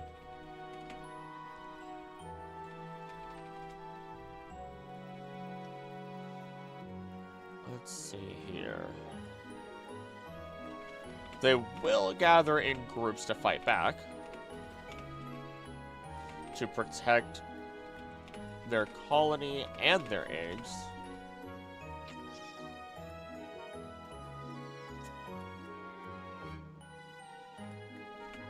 But will not pursue if you leave their nest. They're just looking to drive you out. Though if they are anything like real-life ants,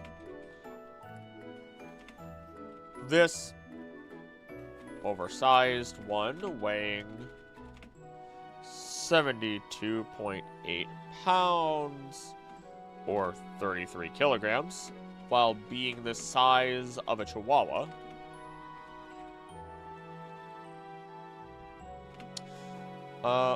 would theoretically be able to lift... What would you be able to lift?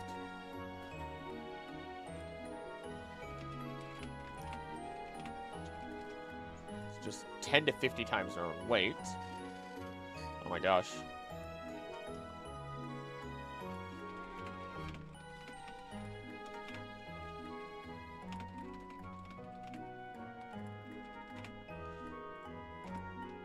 Let's see.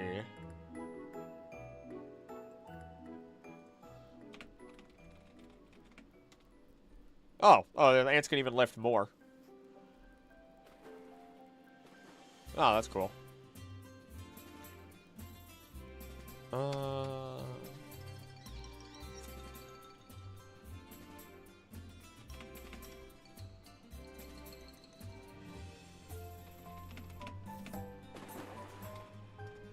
I was asleep, so Kyo decided to stream. Your power was weakened. Hi, Mew. I had to strike while your power was weak. 72.8 times 50. 3,640.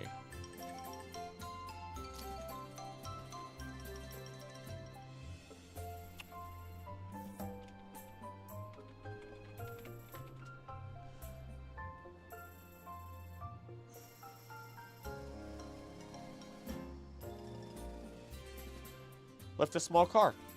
You just lift up a small car. But what's something more accurate?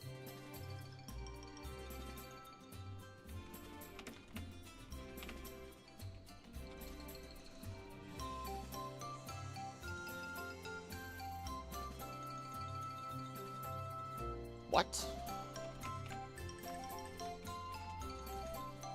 A giraffe only weighs upwards of 2,600 pounds? You just left a giraffe. I'm saying that. It would be able to lift up a giraffe with ease. A chihuahua lifting a giraffe. Imagine that, but it's this 1 foot tall ant instead. Once found a shiny Heatmore in my first black playthrough right before the Pokemon League. That's dope. That's some good luck right there. It's actually weak. Dying from a small stomach bug or ate something weird. Oh no, yesterday I suffered a lot this week, so I caught up on some sleep. You know what? You know what? You need to sleep. Yeah, we know you do. So hopefully you feel better soon. So Durants can lift the car. Yeah.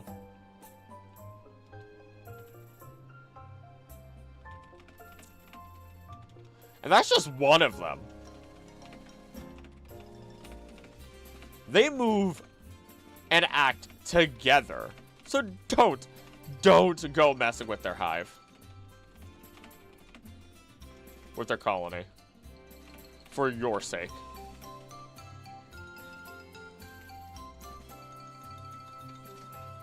Alright. What else do I have to look at?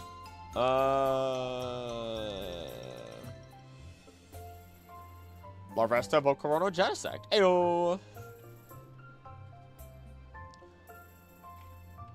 Time to praise the sun with Volcarona. Larvesta and Volcarona, I'm sorry.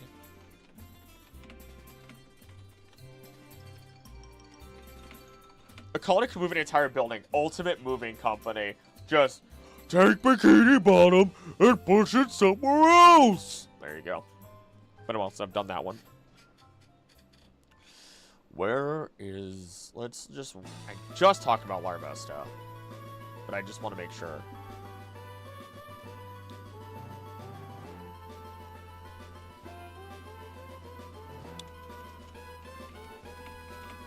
Just by starting with...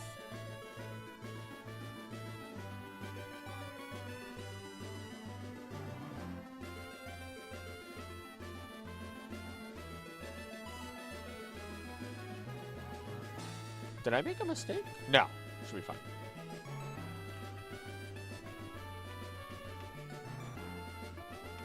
Uses fire to scare predators and hunt for prey. You are not burning this bug down as it controls the flames itself.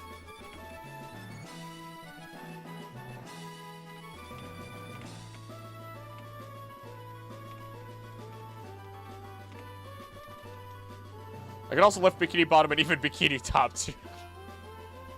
Gosh.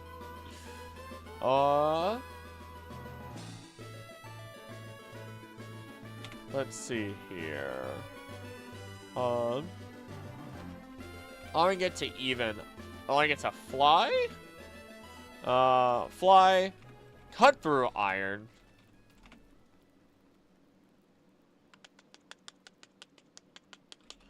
And more as it reaches temperatures of 5,500 degrees Fahrenheit.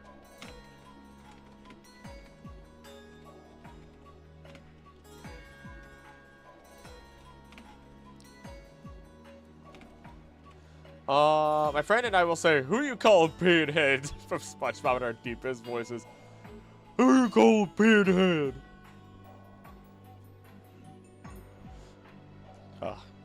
I gotta controlling him, controlling it.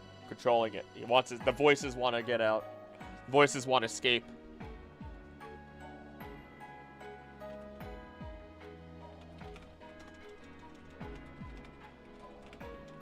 Was seen as a being that stole the sun, or was an emissary of the sun.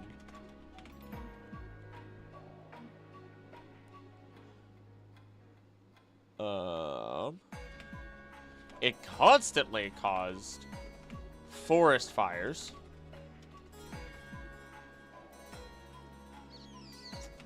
Though the two prefer to live within warmer environments, such as deserts or deep within volcanoes, where they can maintain their warmth better. Makes it fairly easy to ensure you don't accidentally find yourself being burned alive by them, thanks to any trespassing you do on their territory.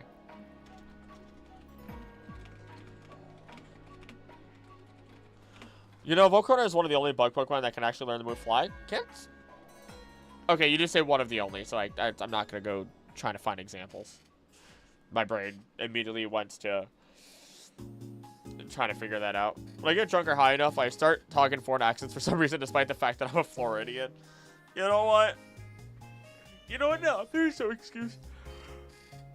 It's just I was going to say it's a melting pot. Florida's not a melting pot. Enough interaction with tourists. Genesect is one of the other ones. Oh yeah, I can learn flight, can't it?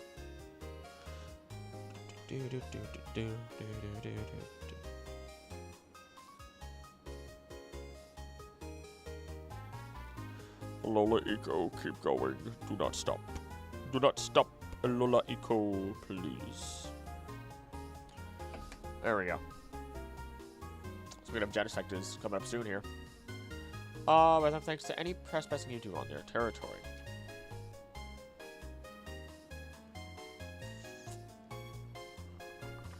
Though you really don't want to approach this duo, especially after it evolves into Volcarona, odds are it will literally take your breath away.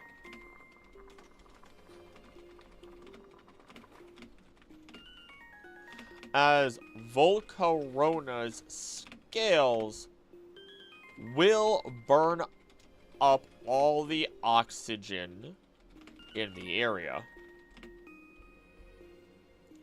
It was said to be worshipped as a deity of the sun in colder areas, though I have a feeling that any rooms we find it in may also have some dead bodies. I have an excuse if I were somewhere like Maddie, but I'm in North Florida. Exactly. No excuses. I don't even know how to respond. I don't even know how to respond. I ran out of coffee. I want more coffee, but I shouldn't.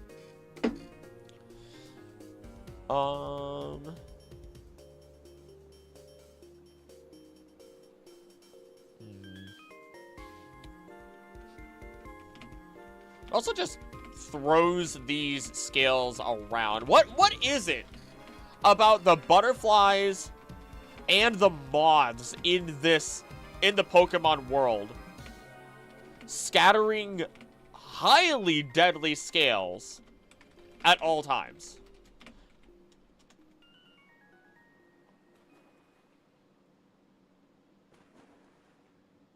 Otherwise,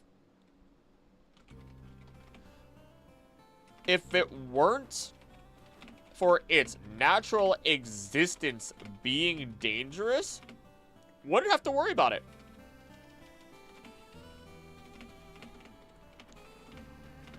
Again, though, this is exactly why it is such a solitary creature that we just don't find easily in the wild.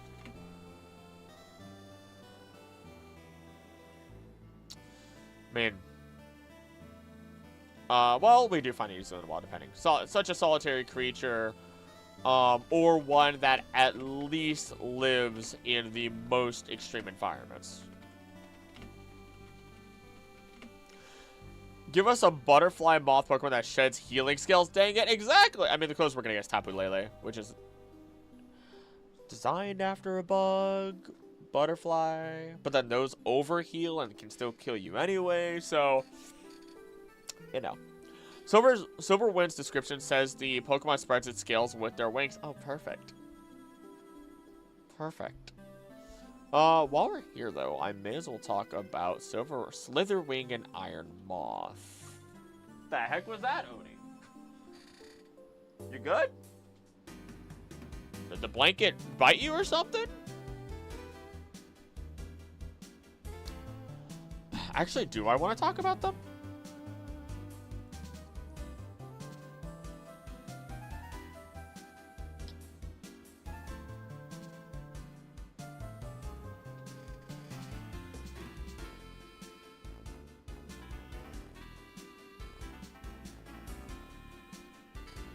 You know what? I think.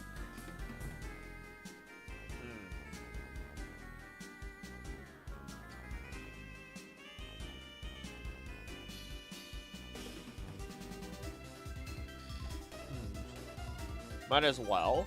I'm wondering.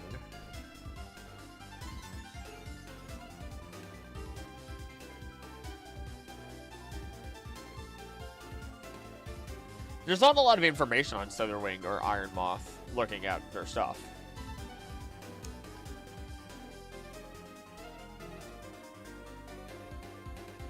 There's not a lot of lore. I mean, I can at least mention them. It doesn't hurt. And while they are said to not be biologically related, both Slitherwing and Iron Moth are Pokemon that resemble our dear Volcarona here. Said to be past and future Paradox forms.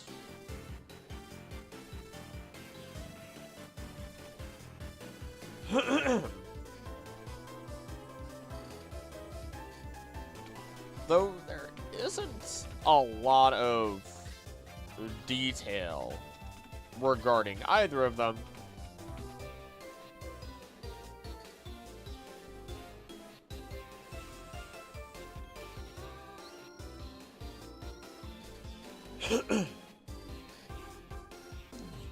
Absolutely been Bug Dragon. Then again, there's already a bajillion Dragon-type paradoxes. Yeah, there was a lot of those.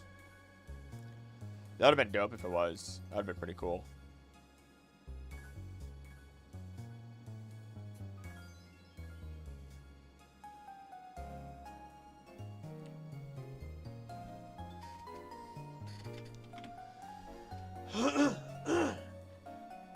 It's okay. I'll talk about... I think I'll talk about... maybe not all the Paradox Pokemon. Maybe I will. I don't know. It looks like, the members' vote is, leaning towards the next video after this one being a video called Time Criminals.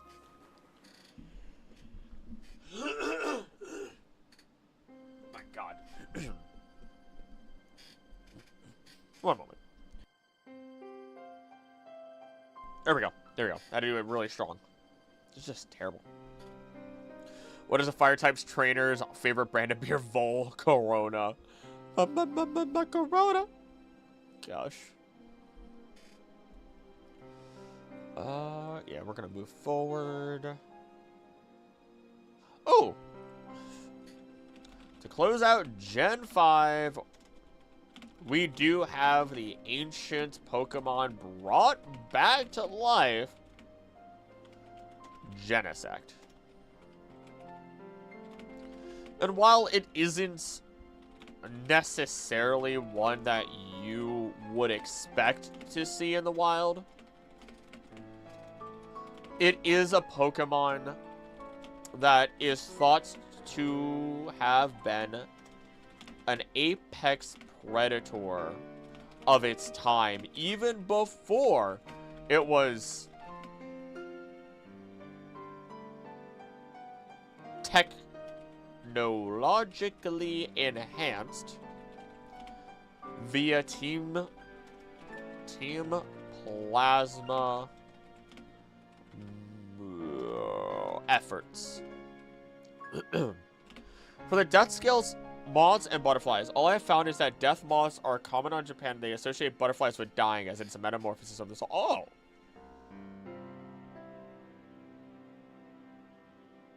Oh, really? Oh, I never knew that. That... How have we not had a ghost type one, then?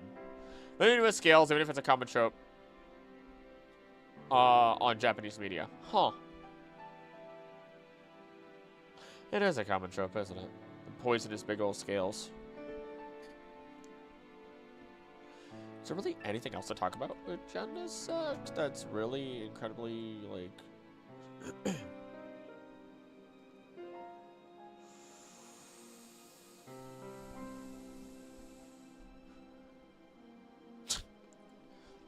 It can fly, it can breathe in space, it's intelligent.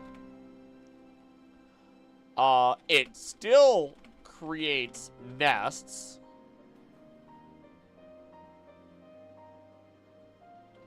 And they do have a hierarchy system with one as the leader.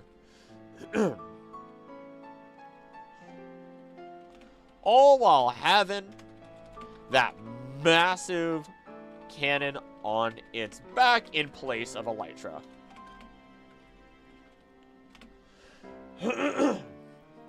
We know why Team Plasma even made Genesect, and if N knew if it's existent, he probably would have defied Getsis and Team Plasma way earlier. He wanted to...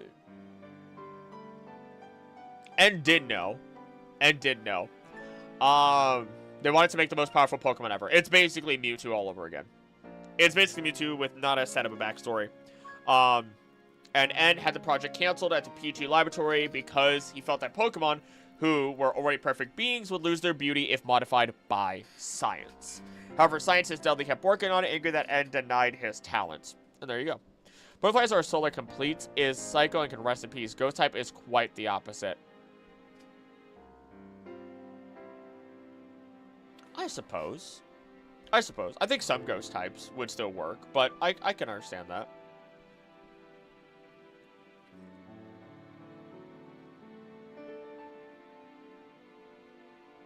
We don't have a psychic. We don't have a psychic moth, do we? Morcona coincidentally sounds like the phrases Vo de Corona, meaning I'll take a free ride. Sorry if constantly trying protein stuff is annoying, I'm pretty sure. No, you're fine, Ruby, confidence. We share random stuff all the time in here. We literally have the Pillow Saga happening, and people are invested in that. Nit shares Pikmin stuff as she leaves the chat every day, or shares stuff in Spanish, you know. Like, we get random stuff all the time, right? Don't overthink it. Do not overthink it.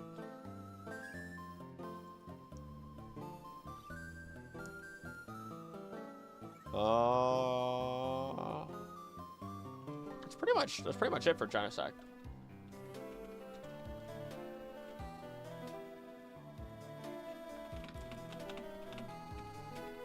effective.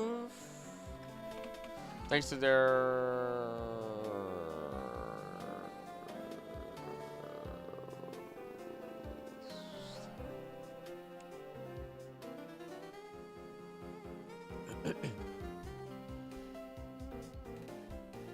their creators, but otherwise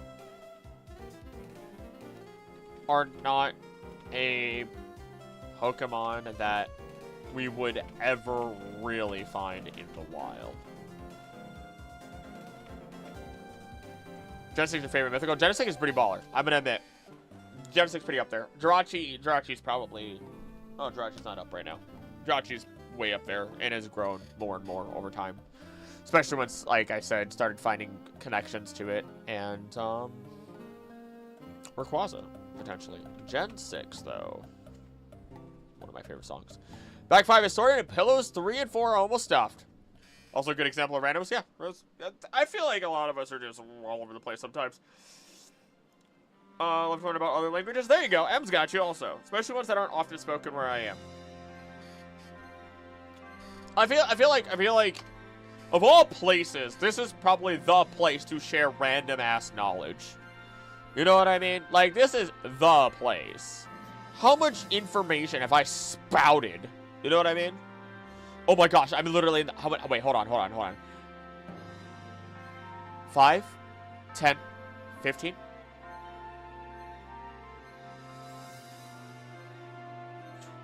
20, 25... 30 minus 3, 27 more.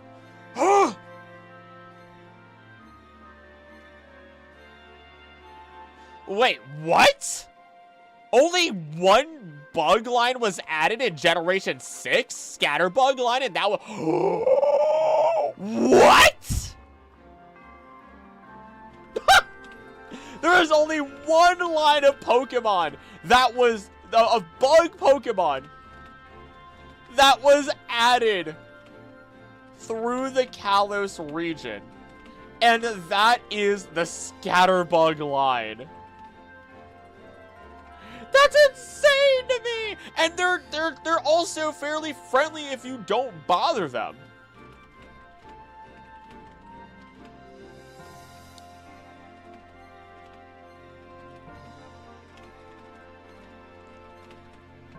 In fact, I know... Oh my gosh. Okay, hold on. In fact, they tend to eat poisonous plants that other Pokemon stay away from. This is how, through both Scatterbug and Spupa, they are able to create a powder that, when you make physical contact with them, will attach to you. Well, will attach to bird, to their target of bird Pokemon to paralyze them and allow the bug to escape. What are you doing, Odie? Why did you go to the hallway? What is going on? Are you good? Come here. You want to sit on my lap? Is there something wrong? What's up? What's up, girly? Come here. Come here. Come here. What's up? What's up? You want to sit on my lap? Is it too warm? Is there something on the bed that's bothering you right now? What's going on? Huh? What's happening? What's happening? What's happening? Here, let me... There we go. There we go. Don't forget Kalos added the least amount of new Pokemon. That is true. That is true. What, like 60 Pokemon? 63? Something along those lines. That's still crazy to me, though. Budgeted for 4 more pillowcases. I think I'll buy the Peachy Sunrise set. The ones I'm doing right now is a Lavender Dreams. Oh my gosh, Lavender's such a good color, though. Lavender's such a good color. Pretty bit of Pokemon-related language trivia is that Girafarig is based on the fact that Hirafe telekinesis is a palindrome in Japanese. Wait, those two words are palindromes to each other? I love Girafarig and I love giraffes. So you just hit the gold mine in my brain.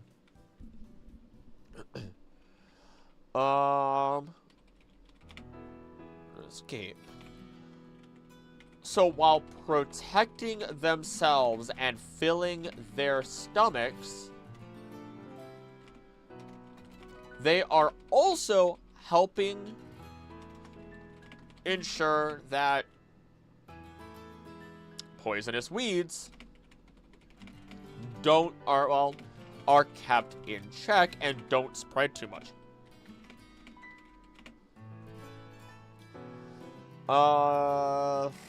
Spupa. Let me pull up Spupa just to make sure I know what I'm talking about there. Also, I have to absolutely throw up, pull up Vivian.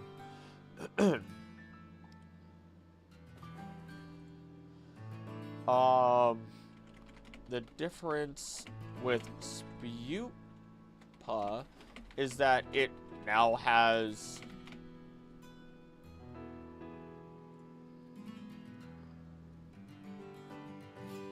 Yeah, okay.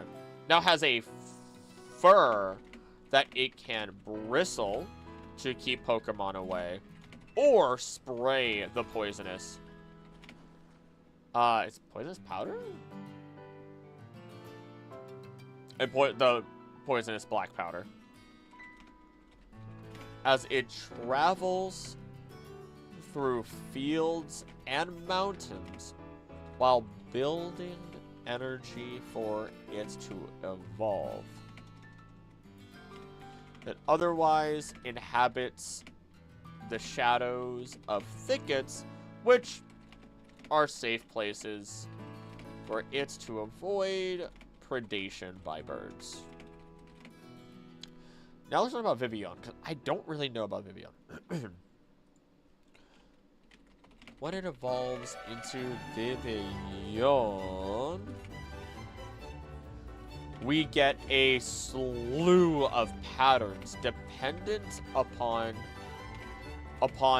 where, dependent upon the climate and topography of the environment in which it is born and lives in.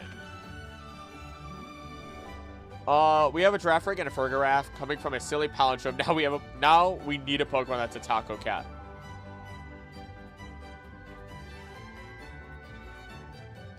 Make it. What would you do? What would you?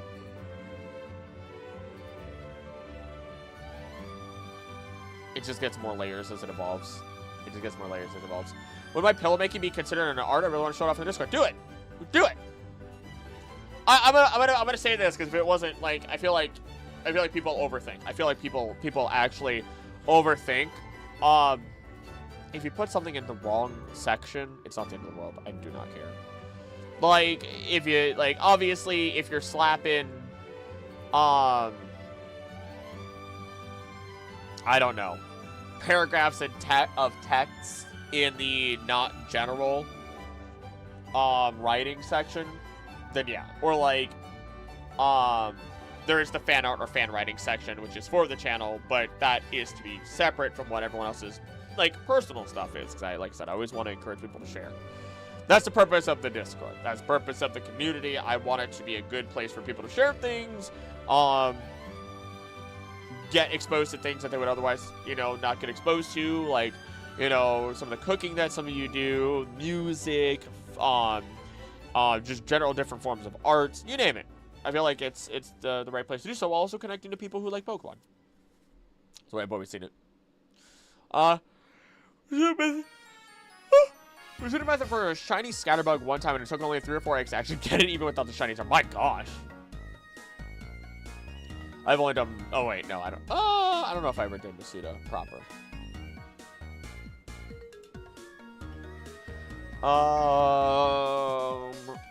Totaling out to 20 separate forms.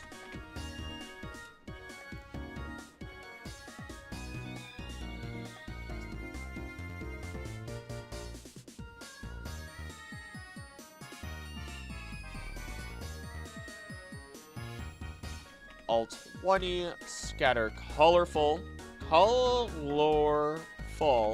and otherwise safe scales as they fly.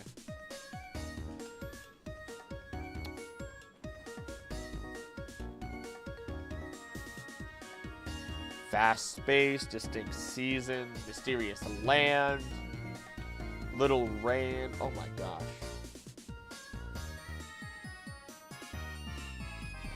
Oh wait, nope, I'm wrong. Scatter, all 20 scatter colorful scales. All right, I gotta see these pillows. Pillow arc. Oh, look at that too. That's such a nice, like, palish lavender too. Lavender was one of my favorite colors for the longest time. I mean, technically it still is. Little scales, though dependent on its birthplace, or dependent on its form. Oh wait, hold on. Though the effect they have is dependent on its form. First ever shiny Pokemon that I found was an Oddish in the Sapphire Safari Zone. I don't remember what my first shiny ever was. Real talk. I do not. I remember a number of my shinies. Do not remember my first one.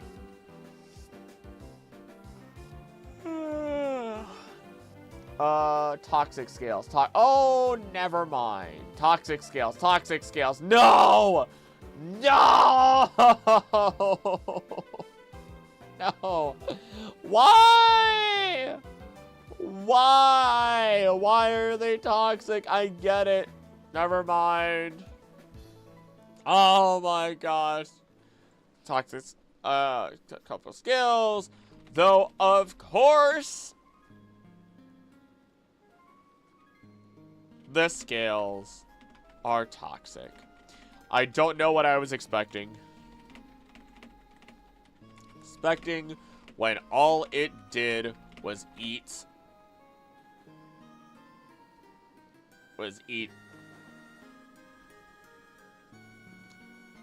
poisonous plants anyhow.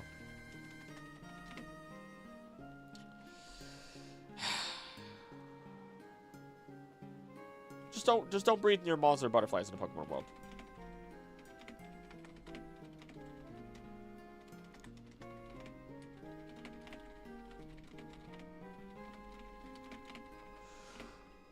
Is Hootoo in the Kalos decks?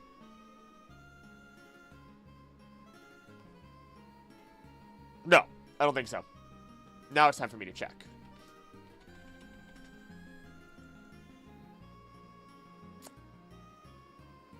Oh wait, no, it is in the Kalos decks. You can get it from breeding Noctowl or the Friend Safari. Okay, it's not found in the wild, but you can bring it there. Or you can... Yeah, okay, that's it. First ever shiny was a shiny Torchic and Pokemon Emerald. Oh my gosh. First ever Pokemon game, it was also female. Whoa! I assumed it was a breeding thing. Not a reset. If it was a reset, that's wild. Like, I've noticed, for some reason, I think all but one of my starters, every time I've done a Nuzlocke, have ended up being female without restarting the game at all. Hydration check. Gen 7. Hooray! Piece of foam that still has the pattern marks on it? Uh-oh. Or maybe not. Uh-oh. Ah, the Grubbin line. Okay. Okay. Rinalola. And luckily, I recently covered the complete ecosystem of Alola just this past week. So this is all pretty fresh.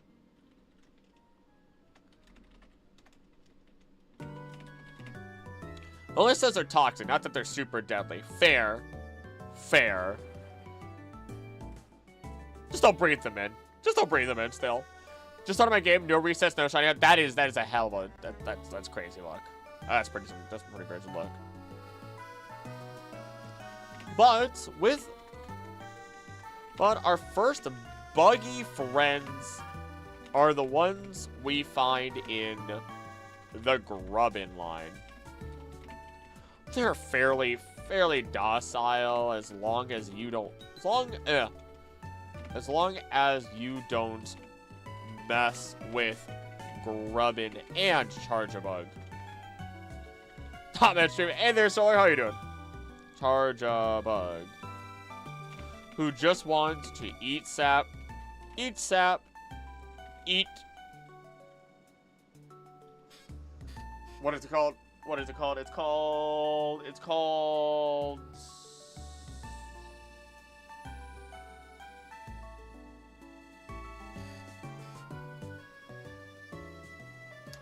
Draw it in. I can remember it. I can remember it. It's called.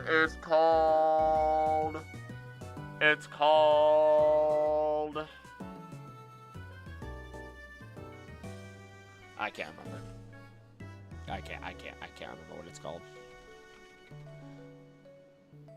I keep seeing the word flash by my face. Past my eyes. Hummus! Dang it. Currently contemplating moving into a box floating down the river since the housing in our country is only getting more expensive by the day. Housing crisis is a country by country. There's a lot of places.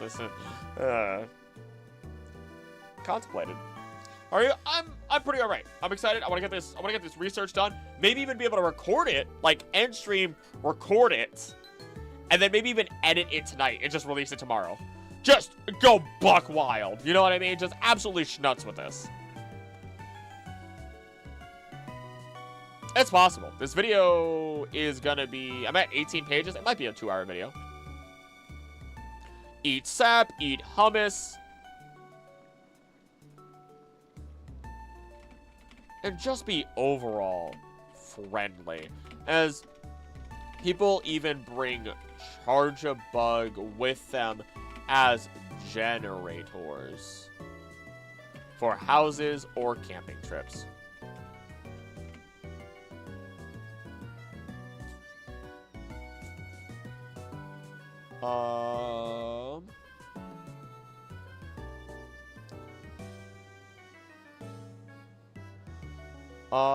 Also record during stream? No. No, I wonder why shiny Pokemon are extremely easy to find in Ultra Wormholes. Like an in-universe explanation. Parallel universe. That's just it. That's literally just it. Think of it as literally just that. If it's common in our world, that means it has to be common in another world. Done. Right? That shiny Pokemon are not rare in another universe. They're just a common Pokemon. Just like how Ultra Beasts are common in their own world, but rare in ours. I'd move into a box here if I wasn't claustrophobic. My brain immediately went to SpongeBob. It almost came out. The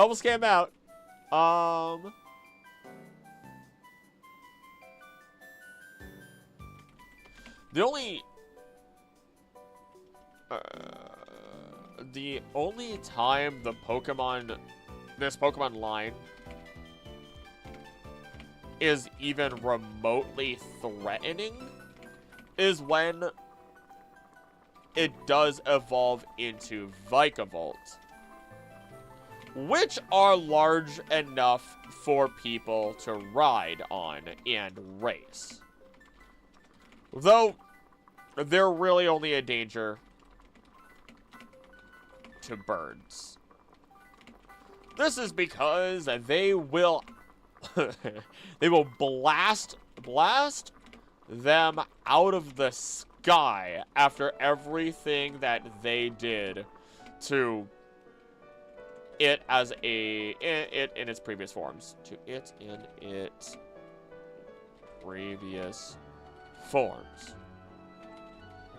Vikavolt will even carry Charge-a-Bug as an extra source of electricity, unless the dog fight in the air gets a little too wild, in which case it drops the Pokemon off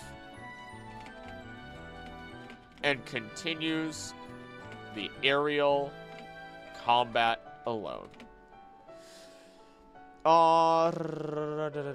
Welcome back, Mew. Love to have a tiny house. I like having my rooms be very compartmentalized. Have to leave, so... Ooh, Pikmin fact. Pokemon has the highest special attack of all bug types at 145. It's... In the anime and in lore, Vikavolt is a absolute king. But in everything else, it's a little lackluster. Parallel World non-shiny Pokemon are the rare ones? Yeah, basically. That's basically what it would be. I assume, at least.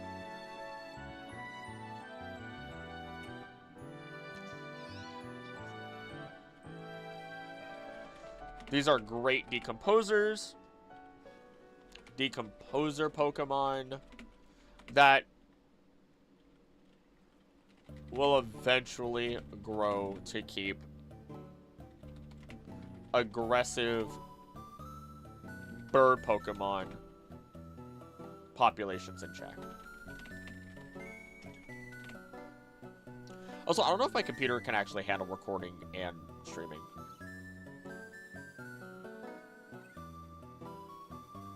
I mean, it probably could, because I'm not, you know.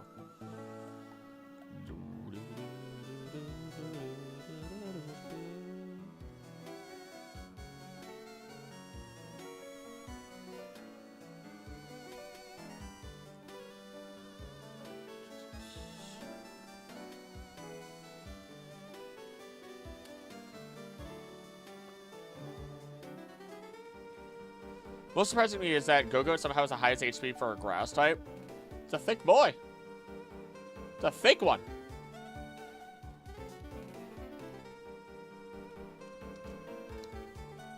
Also, how could you not love Beep Beep? Beep Beep the Charger Bug.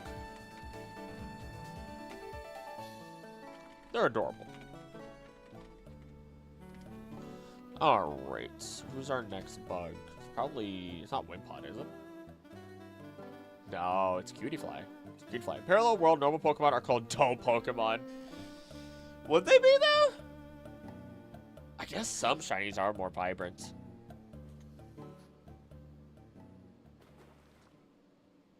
And there has to be a universe. If you can think it, there's a universe where it's true. I suppose so. Cutiefly and Ribombee are incredibly effective pollinators. Cutiefly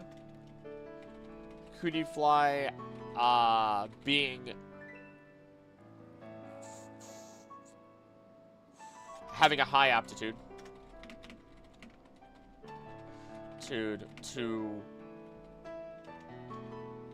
is it aptitude the right word to be using?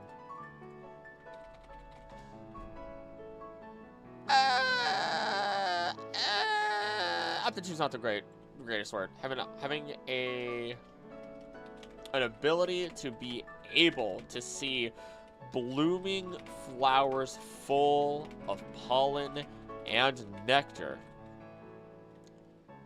that it can then consume.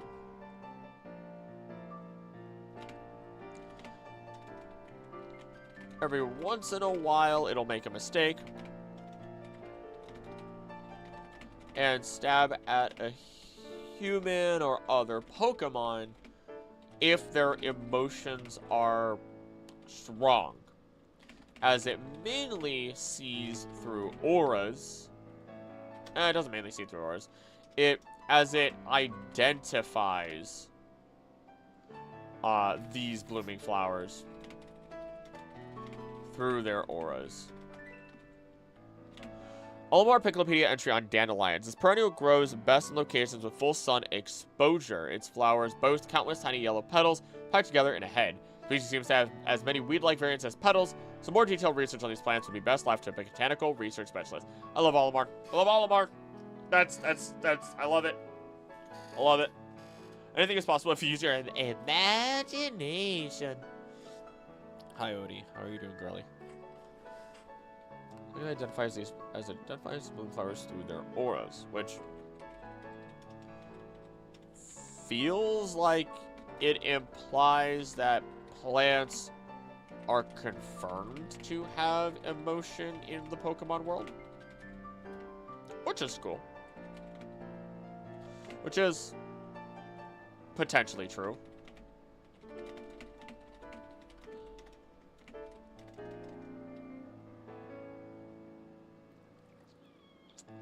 He is the best Amazon truck delivery guy in the universe, and we can all agree. Facts.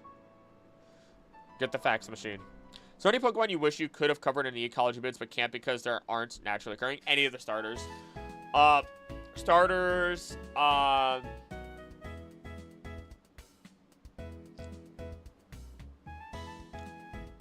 Delmise a little bit. Because I did not actually talk about Delmise. It only appears in, Seafolk Village. I'm sure there are more other Pokemon that, like, I'll cover. But I think the starters are big. I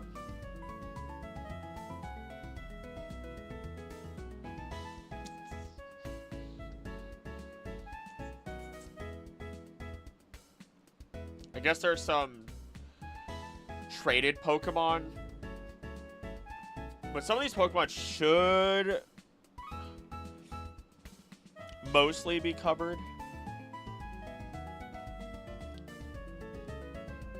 Because even Caesar appears in the wild once. If you don't include Time, Space, and the Blueberry Academy, it appears once in a totem battle, and it actually makes sense why it appears there. Makes me imagine the car being constantly swarmed by a huge group of cutie fly. That's cute. Got so sick of the Furt Walk music. You listen to it too much. It's all over the place. I rarely get tired of anything. It's weird.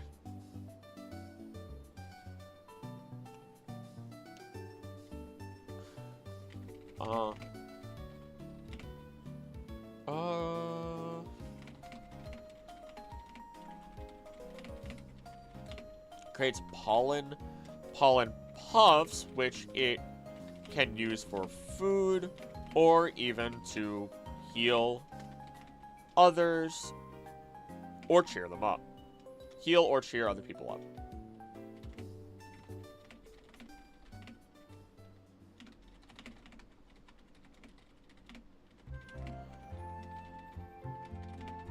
X and Y has some really good, soft music. Let me double check Ribombee. Make sure I'm not missing anything. Relieve tiredness with a soothing effect. Oh!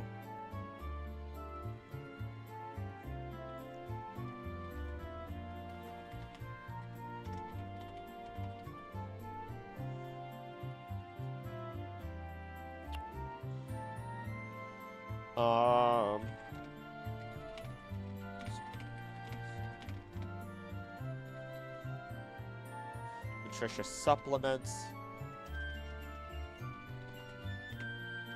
And ultimately, this duo are incredibly friendly with other people and Pokemon.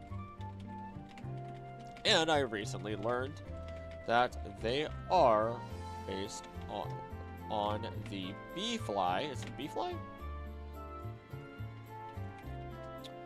Yeah! Which, while it is a fly, it does feed on nectar and pollen and is incredibly adorable while being very visually similar to Cutie Fly itself. It's so cute looking. It looks so cute. I love it. Used to watch those on Furt streams when there was literally nothing else to watch, and I regret getting that song stuck in my head. Ah, you played yourself. You are the architect of your own demise. That's okay. I'm trying to think of... I think there's only one instance. Like, I just don't get tired of stuff. I think I ate pineapple all the time for a long time, and then I wouldn't eat pineapple for a while, but otherwise I'm good with pineapple again. I used to work in a deli, and I spent an entire night making those cheese and meat trays. An entire night! Making them. Like 6 hours, really, out of the 8-hour shift. But 6 hours straight, cutting cheese and meat, and then placing them on a tray to then cover them. And these were, like, big trays, you know. I think it was 10 inch by 10 inch or not, if not more. And my assistant manager at the time, she looked at me, and she was my manager. I was not her manager. And she's like, doesn't it just get tiring at this point? And I go, no, I want this. I put so much time and effort into making so many of these that I'm going to buy one when we get off of work today because I need one. She's like, how are you not tired of it? I go, I don't know. I just am. Like, I just don't follow that concept. A charcuterie board? I guess that's what it's just a cheese and meat tray, not a full charcuterie board. Just a regular cheese and meat tray. Not fancy. Adult Lunchables, if you would.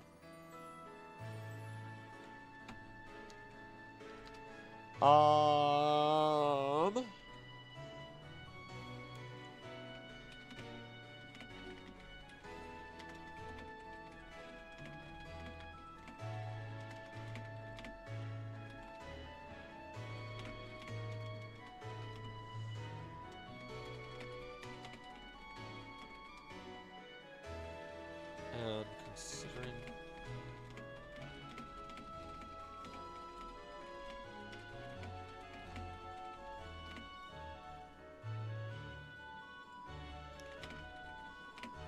I think everybody got sick of eating chicken at some point because red meat is too expensive. Nah, son. I can eat eggs every day. I can eat chicken every day. It does not matter. My brain just does not... for some reason, just do not get tired of things. I just don't. I could literally eat eggs every day and I'd be happy. I could eat chicken every day and I'd be happy. I could eat beef every day. Pork might be a different story.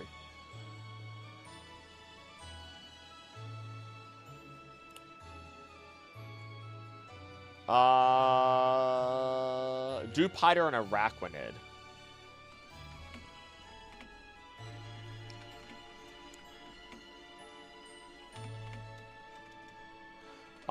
Insect.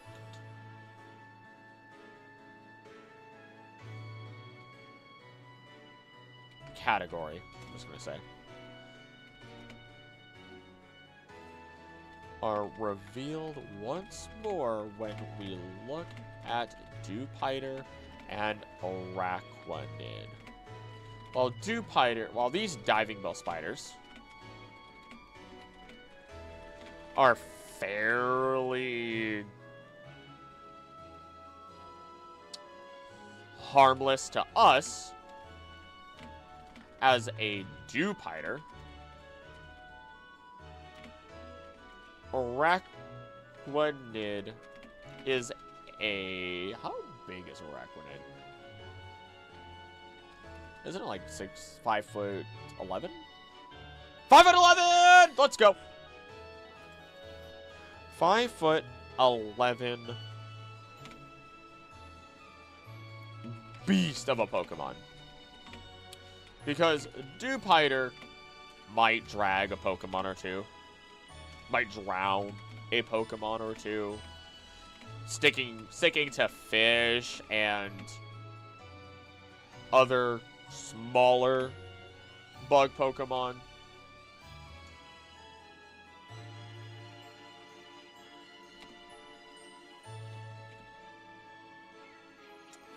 Arachnid has the helmet,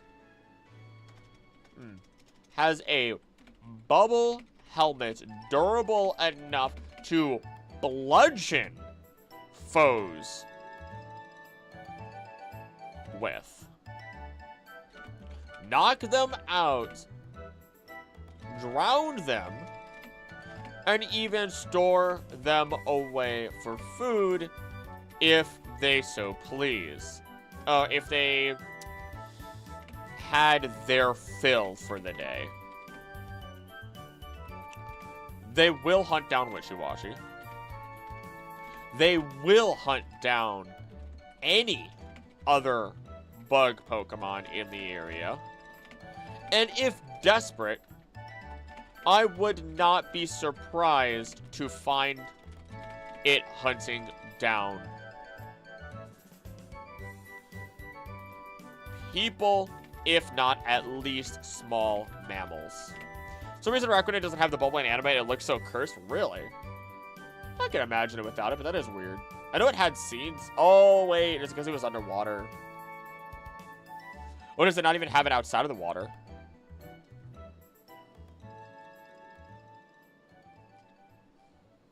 Let's see. Your only solace from the fear that this thing induces is that it will, you will be unconscious before it begins to rip you apart with its jaws.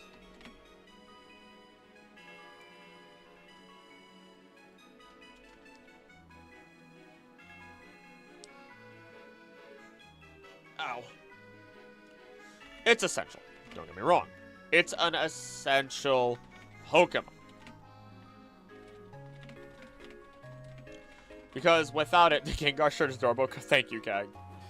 Have I not worn this in a while? Have I not? I feel like guess not.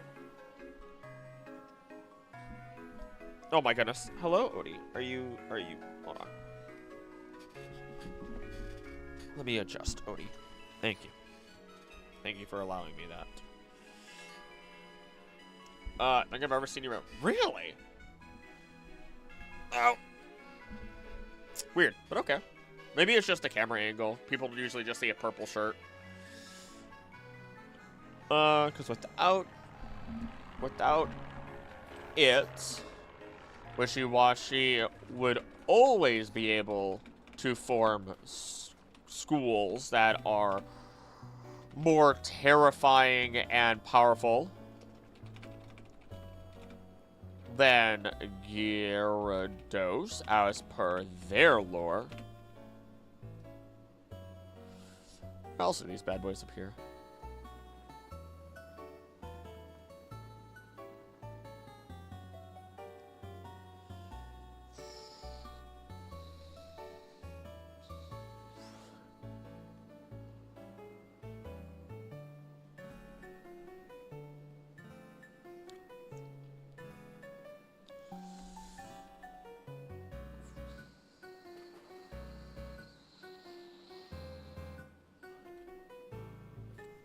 Let's see.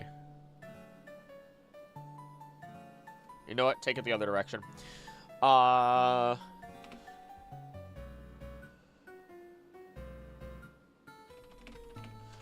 last...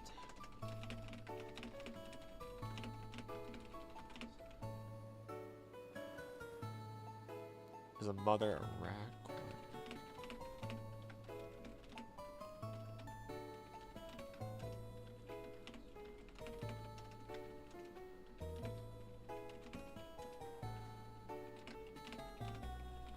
There we go. Can't say everything out loud.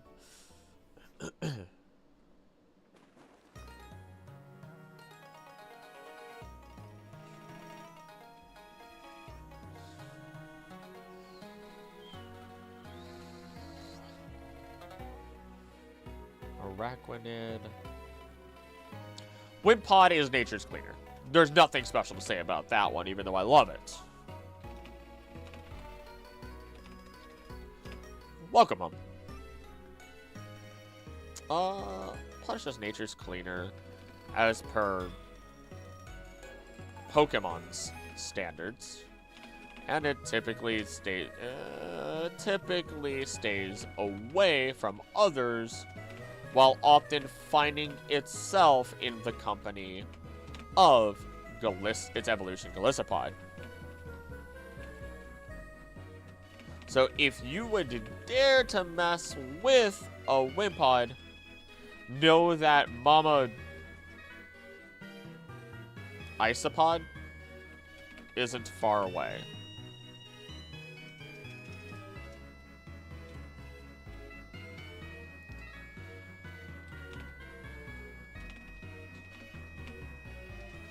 What specifically are you studying about bug types? So the specificity of the video. My gosh, why am I making it sound more flowery than it needs to be? Why bug-type Pokemon would actually rule the world. So when we actually talk about all their abilities and lore and everything like that, we can also consider, like, hey, they exist in very large numbers. They're usually communal. So yeah, in a one-on-one fight, you could probably take a bug. But in group fights, or even just you by yourself, they're probably going to absolutely dominate.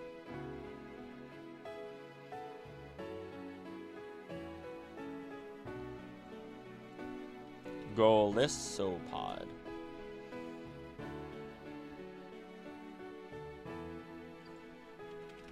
In fact, Golisopod is said to have a shell as tough as diamonds.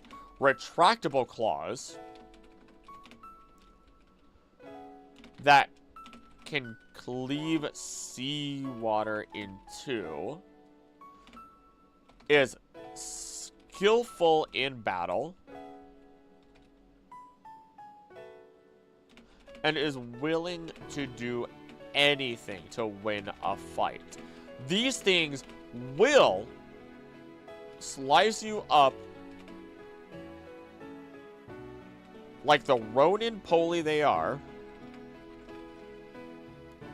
And if you still manage to get close and survive, it will grapple you and dig at you with its inner claws that it has close to its chest.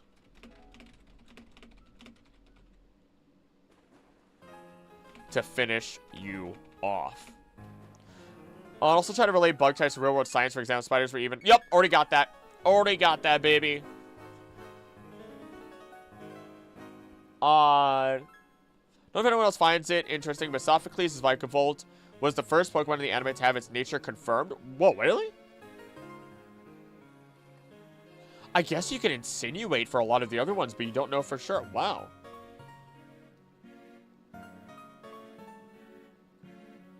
Yeah, okay.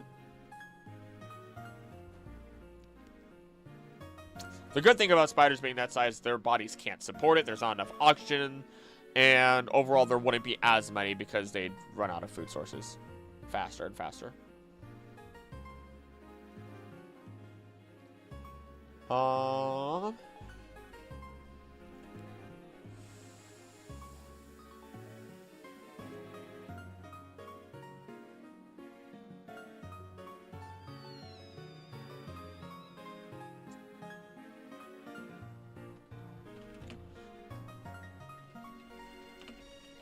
They'll often fight with Grapploct.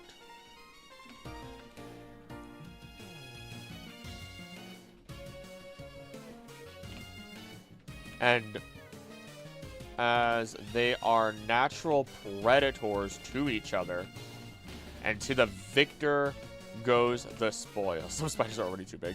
Pill 3 is filled. That makes 3 white foam pills and almost 1 blue foam. So you got through that one fast. How big is this thing? 6 feet! 6'7".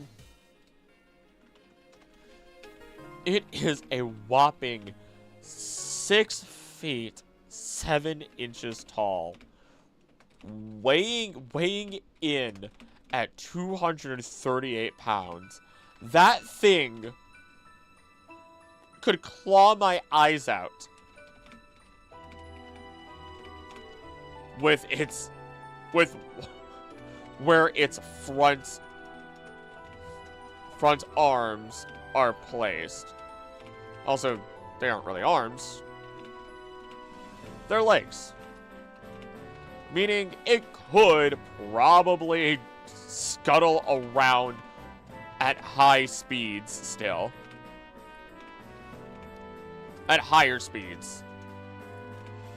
If it got down to the ground.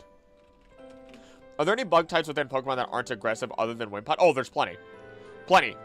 Volbeat, Illumis, Wimpod, Ribbonbee, Cutiefly, Butterfree is not aggressive. Or at least Caterpillar is not aggressive. They're still Butterfree is still dangerous though. Dustox is technically not actually aggressive. Beautyfly is not aggressive, despite it saying it drinks fluids. Yeah,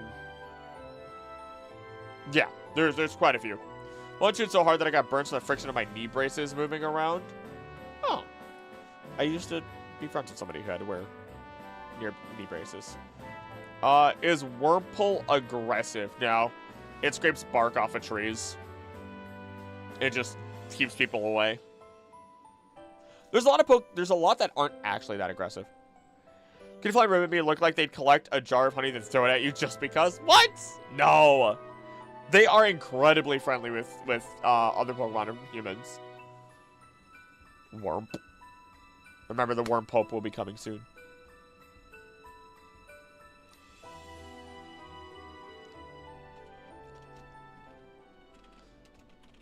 To keep safe from them, I just recommend not challenging them or invading their territory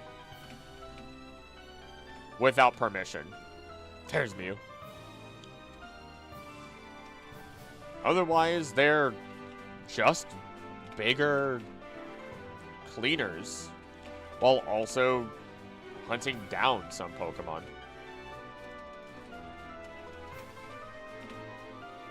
Is Beedrill considered the most aggressive, or does another surpass his level of angst? Oh, absolutely. There's 3. Because remember, Beedrill is protective of its territory. You can be protective of your territory, and then you can have actively aggressive Pokemon. I have to wear foot braces. The bones of my feet are just so messed up. They're in the wash right now, though. The way that I read that made me think that you took your feet off and threw them into the wash.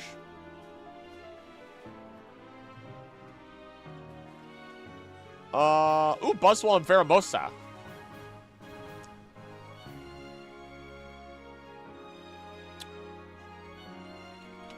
Close out Alola. The next 2 are technically not common, but at the same point, both Buzzwole and Veramosa have appeared from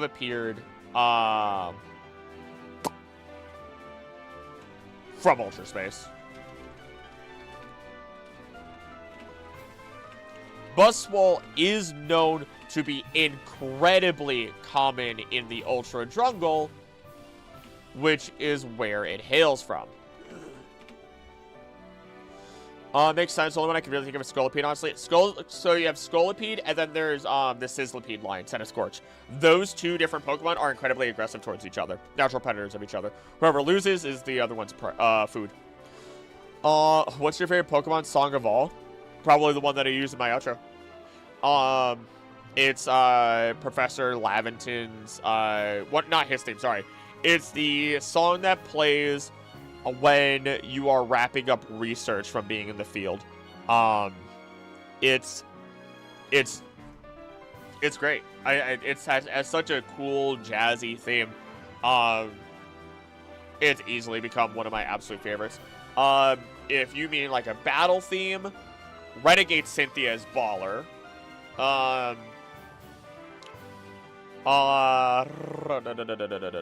Renegade Cynthia is baller. Volo's theme is also great. I know that's just a play on Cynthia's theme. I love whatever the ranch song that plays that I always never remember the name of. Kiseki from the end of the Pokemon X and Y. Oh, you mean like, oh. In terms of anime, I don't know. It goes on to say humans are the only rational animal, considering humans are notorious for having territorial fights too. Hardly believe that's the dumbest thing a creature can do.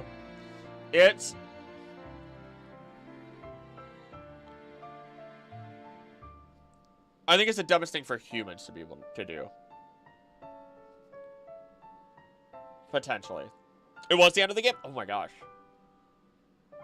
I do not remember it. I have to listen more anything. It's Heart Gold, end credits theme also. That one's way up there for me. That's why I use it in my videos as well. Humans just need to remember that we are part of the ecosystem and we're animals still. A lot of our basic needs and wants are just animalistic in the end. Mirror Bees themes. That one sounds familiar too. Little Red Town theme will always have a special place in my heart. You know, gosh. Pokemon music just slaps. I mean, it just slaps. I forget so many of the themes and songs.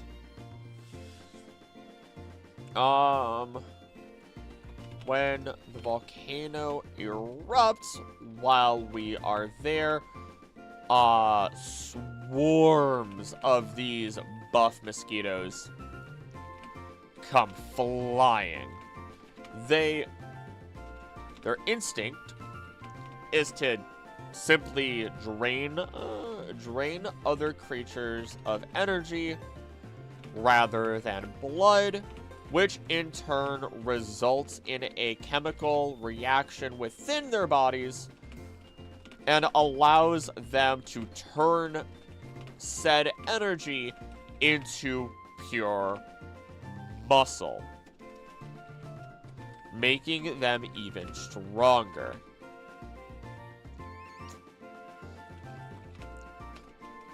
They are absolutely my favorite Ultra Beast. Especially with how showboaty they can be. They can be, while also flexing to try and communicate with others. Hey there, Grace. How you doing? Hatsune Miku's song actually uses Little Root as the melody. I never told Sayuri. The last time she was in chat, I realized that I was finally listening to the Hatsune Miku Pokemon songs, like, one afternoon. They were fun. They were fun.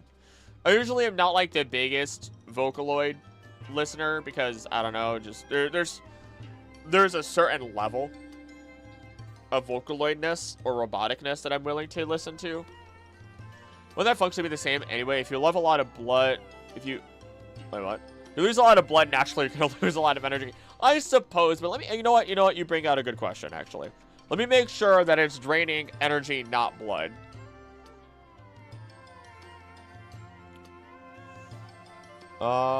Absorb energy. Okay, it does specifically absorb energy, not blood.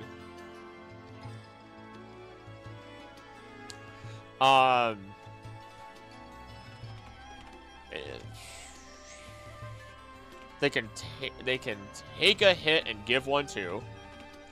With a diamond or proboscis harder than diamond, and a single punch being able to destroy a dump truck.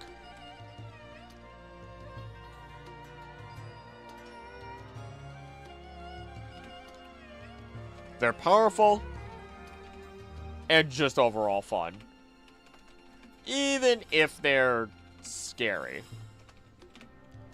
Honestly, Ultra Beasts in general are, though we don't truly understand how they adapted to become such creatures and how they really fit into a proper natural ecosystem. So it feels unfair to be so afraid or afraid of them, because they're just invasive species. Multiversal invasive species. Invasive species that didn't even choose to come to our world.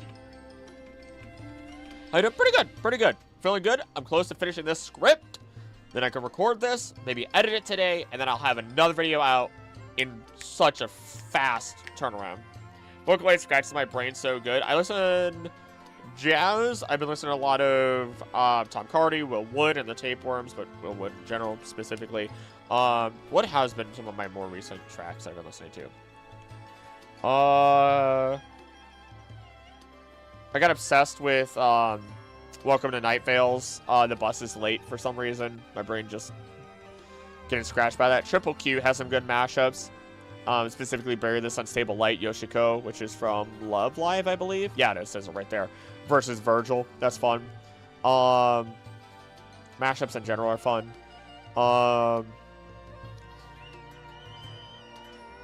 Run Back City from Street Fighter 6 is ballin'. Was listening to Full Metal Alchemist soundtrack when I was making the Arceus video. Let's see. Tom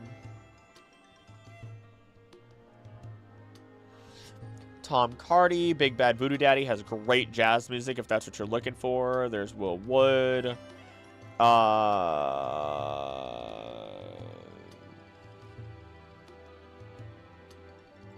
AJR every once in a while.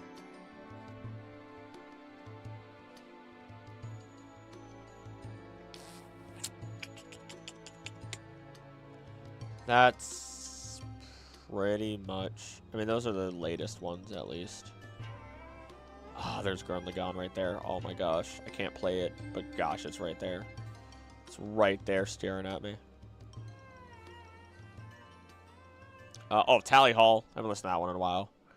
I often listen to jazz when I am... I can't do this song. I cannot do this song. I cannot do this song. I often listen to jazz when I'm cooking or cleaning. It drains Snorlax in anime, and the poor Snorlax looks like a deflated balloon. I know! It's a great gift that I love to use! Remember the beginning of these two while you're recording videos, like yelling? Oh my gosh. At least I don't really do that anymore, at least. What is this? Oh gosh, okay. As for Pheromosa, she serves as EP boy. Serves as a parallel. Maybe more of a foil to Buzzswole.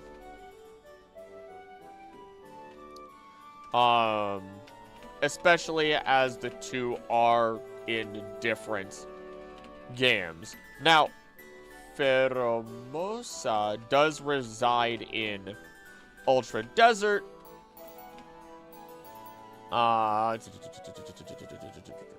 Reside in Ultra Desert. A place beaten down by the harsh sun and being a vast expanse. A vast, empty expanse.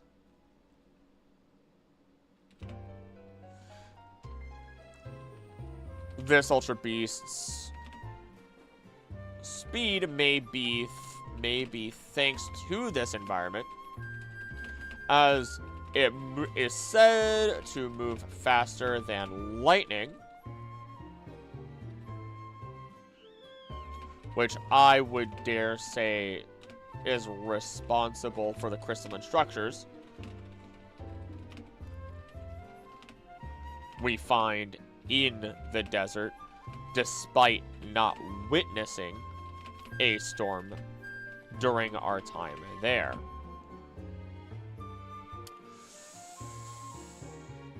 A desert that...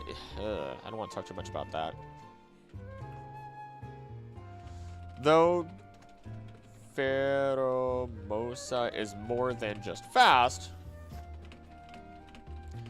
it is intelligent and strong, for that matter,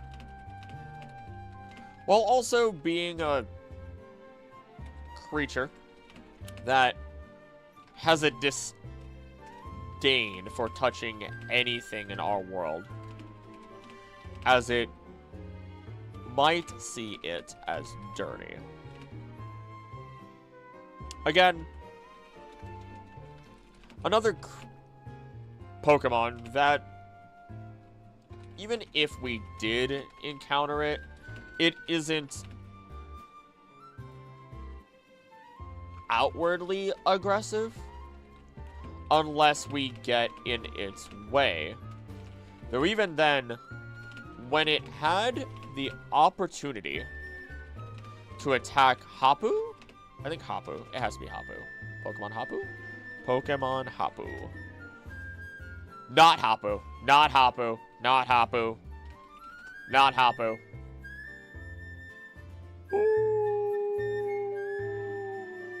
Hala. Gosh. When I had the opportunity to attack Hala, after defeating his Pokemon, it didn't. And was, in fact, cordial in how it carried itself.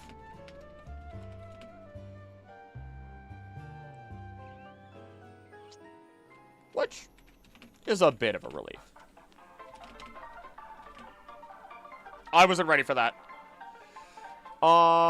There's a video, but I was checking Serbia's event list for each Pokemon. I found it funny that there's a recent event for a shiny Arbok in the Chinese version of Let's Go. Ah, you're the snake. That's why I got it. I was like, you know what? Okay. Okay, okay. I see you. I see you. I see you, Pokemon.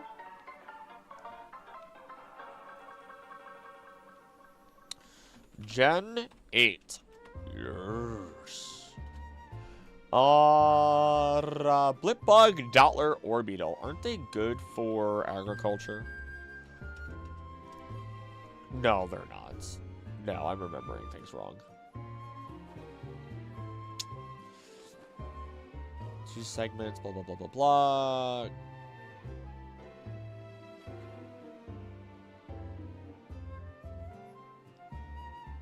Blipbugs are what you get. Okay, hold on.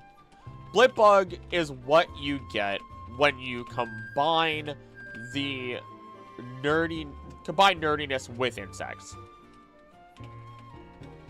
In fact, it is often said, though what scientific evidence there is for this is a question,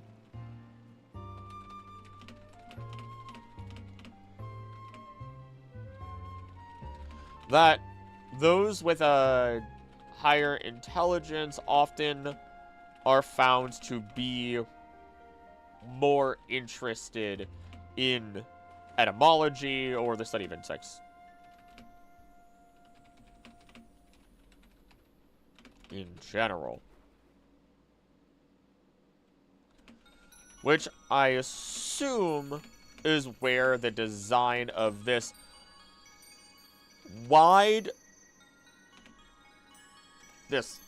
wide-eyed bug may come from. It's even said to be very smart, very weak, and just constantly collect information, while also often being found in gardens. It's crazy how long it takes for certain regions to have their games dubbed. Yeah. Yeah, because if you're not, yeah, no. Because even, I want to look at what those would be. Because I'm only aware of, like, the major regions in which stuff is thrown around. I'm not even aware of, like, minor, quote-unquote, regions. I don't even know how else to say that.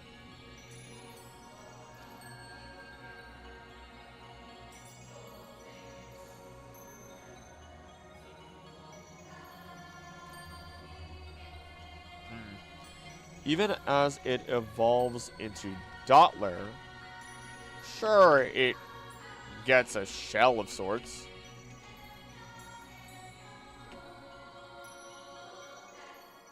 That shell just assists with helping it see its environment.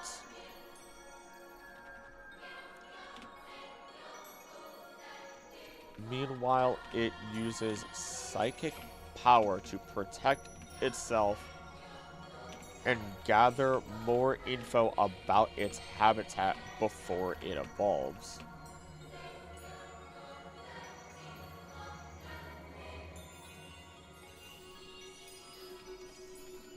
Its evolution here said to be the result of hiding in its shell without food or water,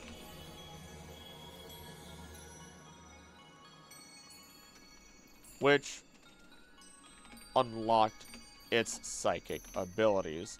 Similar to how fasting and meditation are said to be related.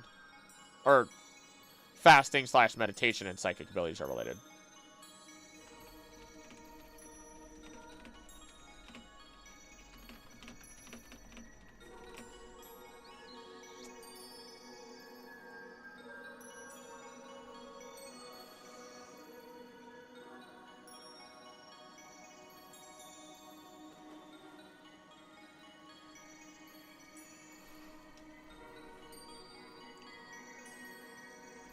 In its final form, it's not said to eat anything. It flies using its psychic power instead of its wings. And just continues to survey its surroundings even more. With psychic power that can stretch to over 6 miles or 10 kilometers away.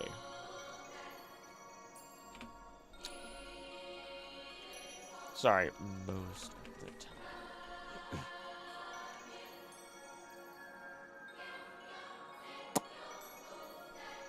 It's just famously known for its intelligence.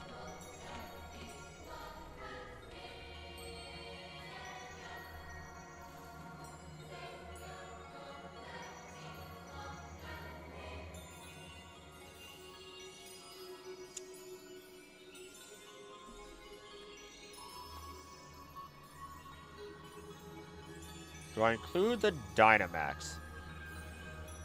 Hill 4's nearly filled. Bag 6 has been sorted. I'll have to wait until tomorrow to finish the blue foam pillow. That is some crazy progress today, though. That's some crazy progress.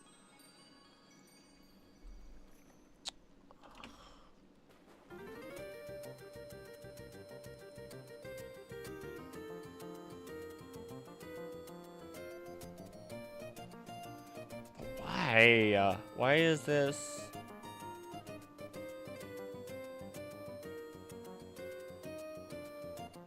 Oh, of course, if it Gigantamaxes, it can control the minds of every living being within its vicinity.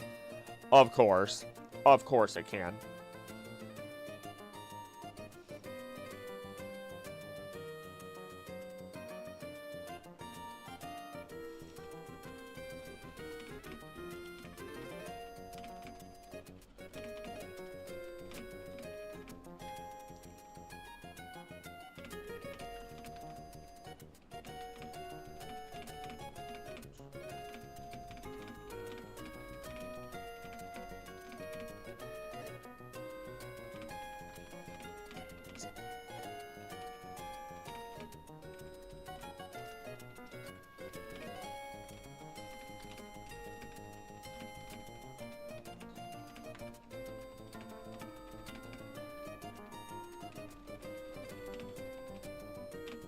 There we go. Let's flip the third one. After all the pillows you finish, you should make more to build a pillow for. No!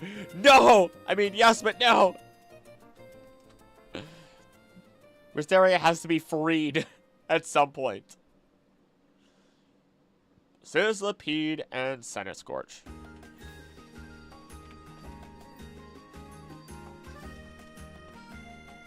Welcome in more aggressive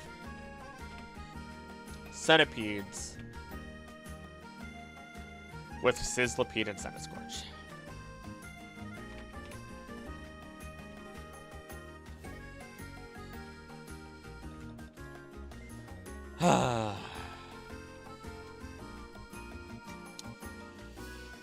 Curls wraps around a prey, using the heated body to cook it. Oh! Oh! It's 2 feet long?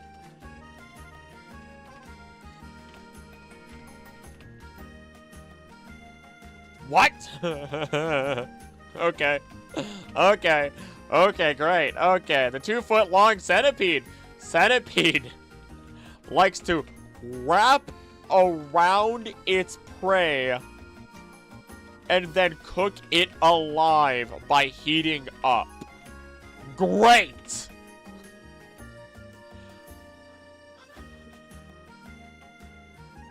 Great!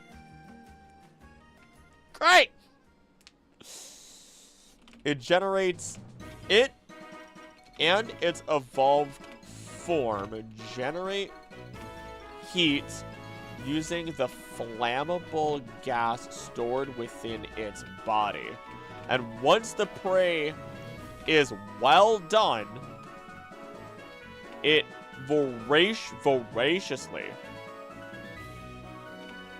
nibbles at them piece by piece until the last morsel.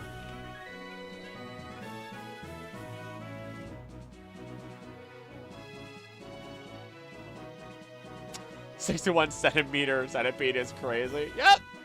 Yep. Yep. And what, 20 pillows from all the foam, 26 total. Mom just gave me a body pillow. Body pillows are pretty great, though.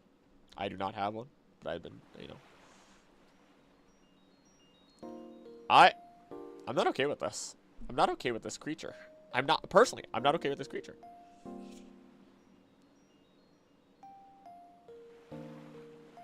It cooks us it'll cook things alive. Cooks its prey alive. If that is somehow not enough for you to want to stay very far away, allow us to speak on Centiscorch.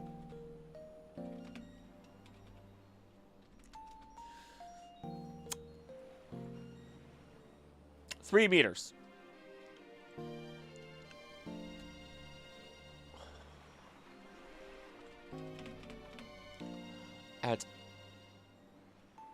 Actually, it's more than 3 meters. What?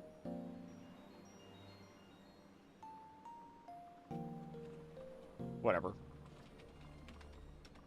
3 meters long. And 264 pounds. Why? Centiscorch is known as a violent and belligerent creature, attacking anything that comes near it.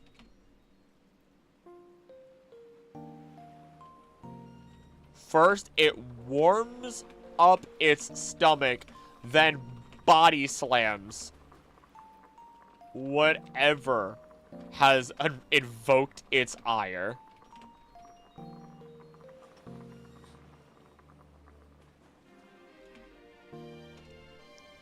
Described to be similar to a searing whip, as it then constricts around your body.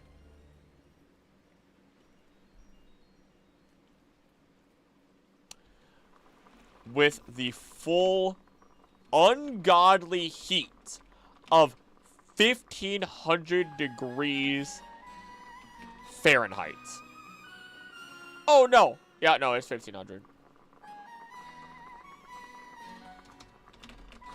815 Celsius.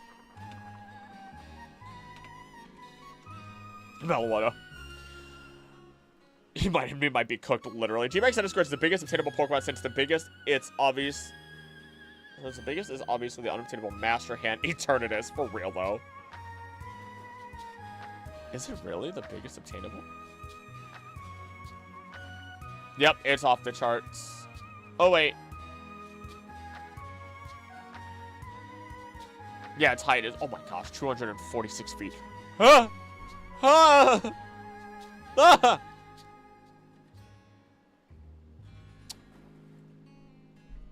Why is this thing allowed to live? Is it just roaming around anywhere?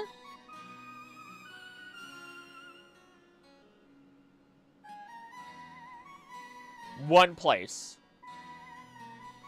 One place it is roaming around. We are fortunate as a species that this is a rare creature in the wild. Something that only exists currently, to our knowledge, within the giant's foot of Galar.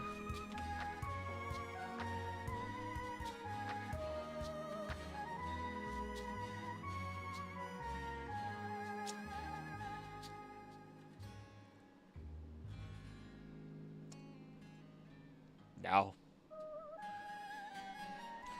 otherwise, it's only in max raid dens. And I don't even want to talk about those Gigantamax forms. I'll explore Dynamax and Gigantamax in their own video. I'm moving on. I'm moving on. Because I don't know what I'm more scared of. This thing? Or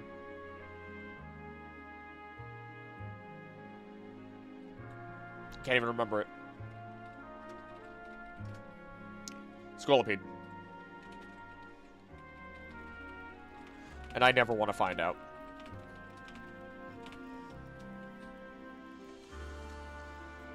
Good. Good. Snom, Frostmoth. Okay. Is that it? That's it for this generation? Oh, hot damn. Ooh.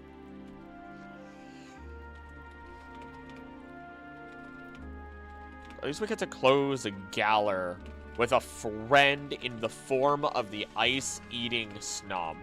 That's it. That's all it does. All Snom does. It eats ice and snow endlessly until it can evolve into Frostmoth. And what does Frostmoth?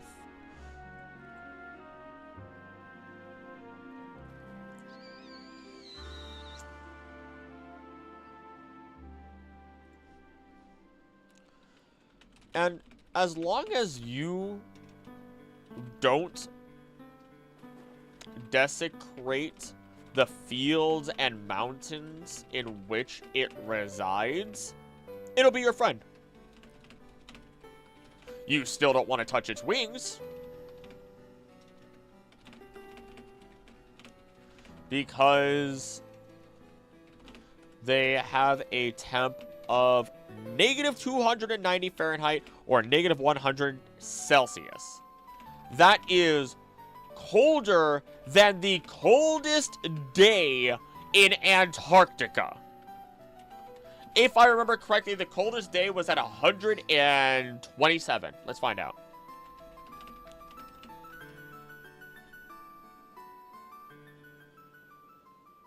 -128 Fahrenheit. God! Flex the brain, baby! I was close! Oh, July 1983. Ah! Oh, there was a special kind of high that I just got from that. Oh my god. Oh! Woohoo! Woo! Sorry, that is 89.2 Celsius. Negative 89.2 Celsius.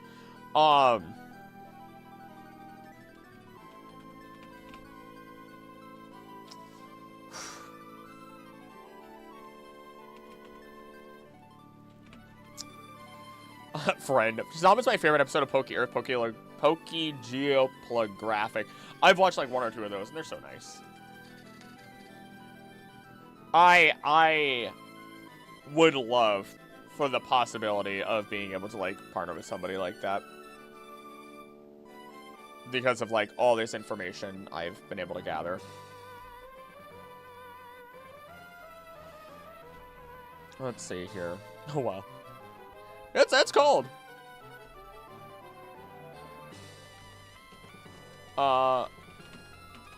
That Frostmoth is twice as cold. Yes, please, manifesting. One day. If the channel explodes, that's going to be one of the things I work on. To have some sort of properly paid animation team, which is going to cost thousands of dollars because the amount of work that goes into it. Oh my gosh. And all I'll be doing is the research and, like, directing it. I do not have the capacity to do all the art. I could actually do the storyboarding. I love storyboarding. But we'll see. If you were hired to make a TV show or cartoon in Pokemon, what would be the premise be and what Pokemon would be the star?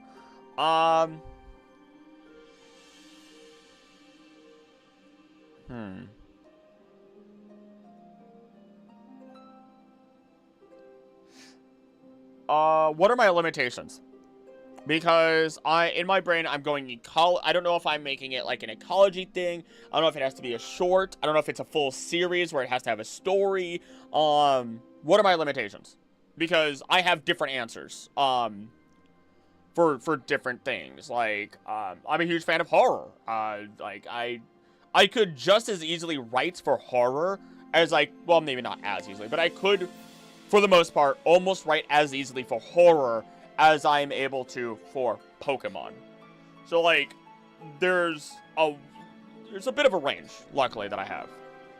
So, give me limitations, because I think limitations are the fertilizer towards growth and innovation.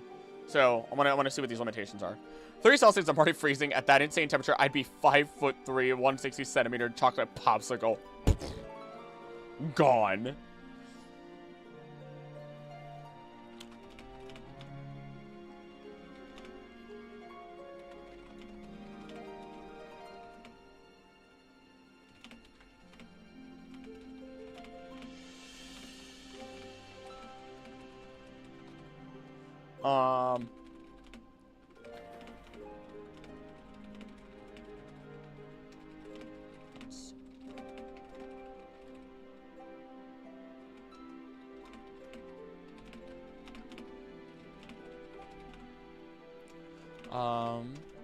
Is likely protecting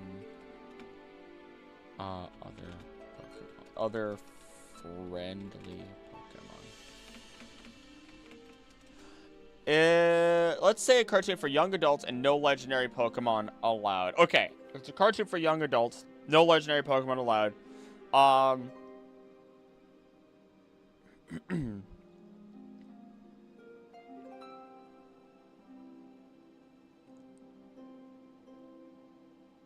I would say,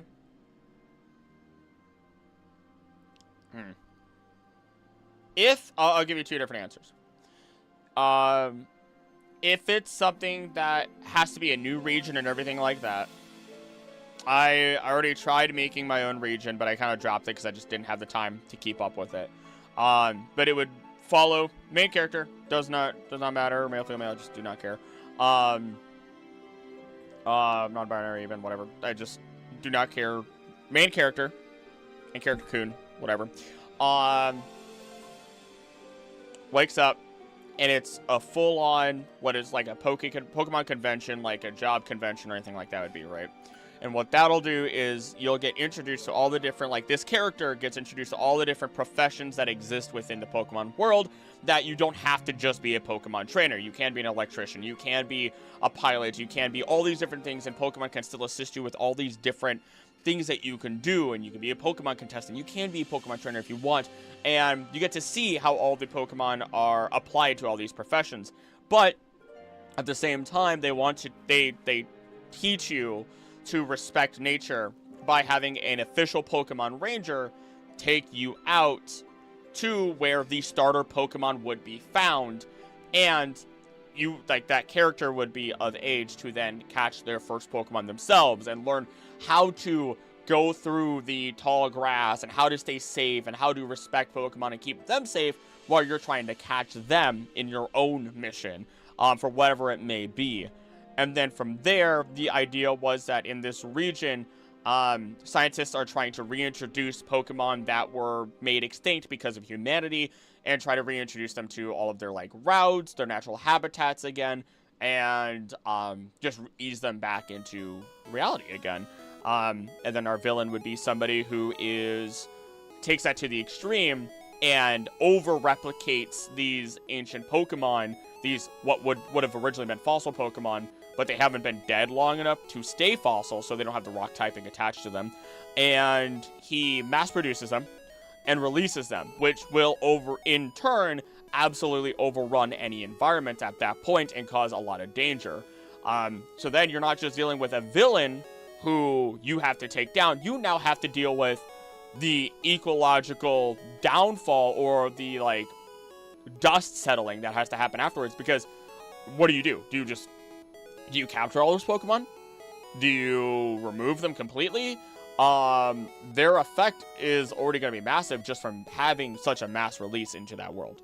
So, I like just having those multiple avenues, because I've always loved when a villain does something that, even if you stop the villain, you now have a different problem to deal with that is out of the villain's control.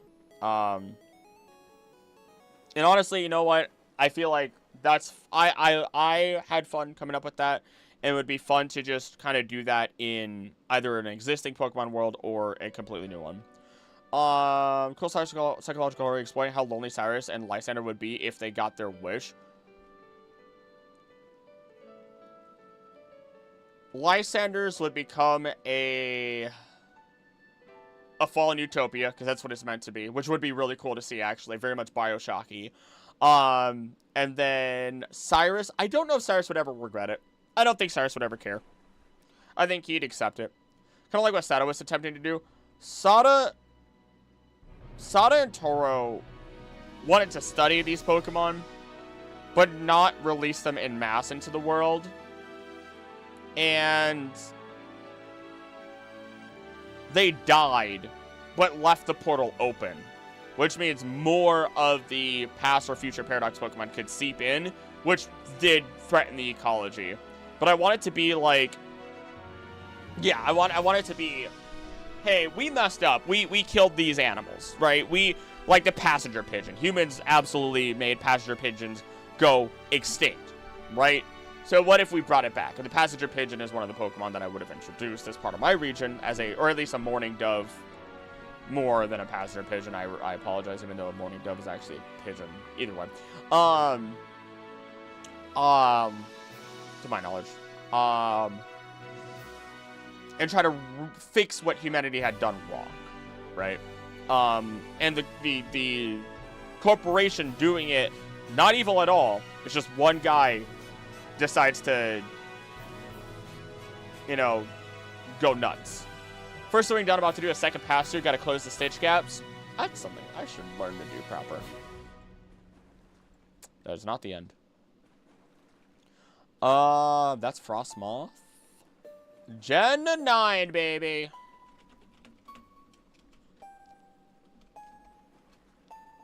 On to the last region, as we have flown on over to Paldea, allowing us to talk about our first insect duo here, which are, well, they're not really insects. And they are, I mean.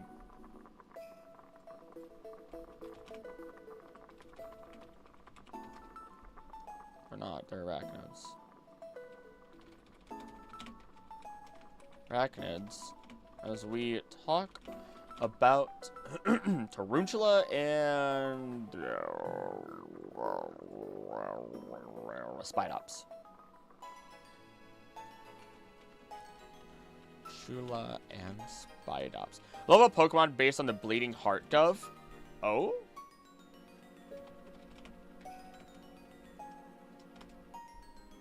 Oh my god! Never seen that before. That's sick. That's so cool. That's pretty cool. Tarantula. What was the second idea for the show cartoon? if it has to be entirely existent within the world, it would probably just be a basis ecology. I think give them a Pokemon, kind of like what they're maybe going to do with their ecology series that might exist, but let's see, what partner Pokemon would go with them? What partner Pokemon exists in every... Give them a Meowth. I think Meowth exists in, like, every region. Or... because Meowth has, like, the most variations.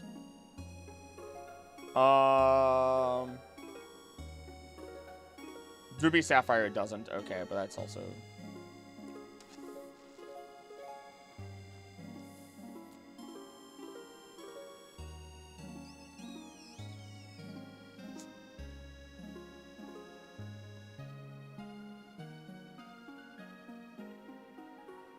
or Unova. It doesn't exist in Unova.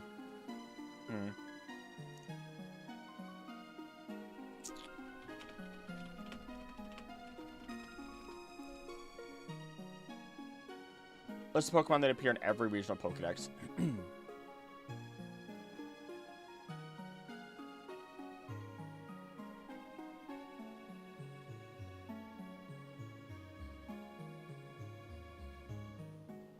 Really?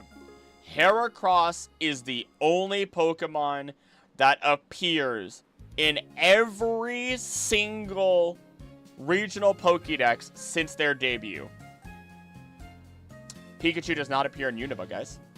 Magikarp is also... well, Magikarp actually technically... Magikarp doesn't either. I forget what game it doesn't appear in, though. Unless, hold on. Wait, no, hold on. Something's wrong.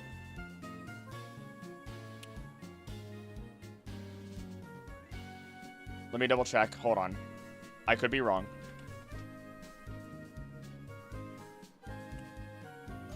Specifically regional, not national decks.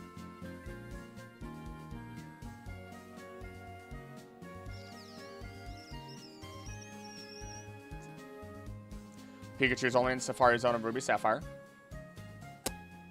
Diamond and Pearl is in Trophy Garden, so yeah. Ironic how Lysander's team talk about so much of beauty when they have Techies outfits and Lysander, of course, having a Super Saiyan character. I like Lysander. They're also... there's a whole thing going on there, too. I think I talked about it already. Heracross is literally everywhere. And Psyduck. Psyduck... not seeing Psyduck, though. Yeah, this is... okay. Heracross... so since their debut... Heracross, Railu, Lucario, Weavile, Basculin, because it's an invasive species, Gumiline, all of them have appeared in every game since their debut. Every regional dex since their debut.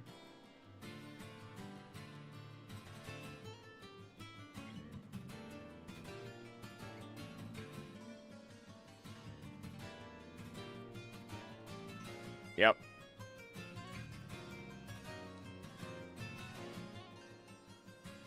Gumi mentioned. Yeah, if I pull up Heracross. Found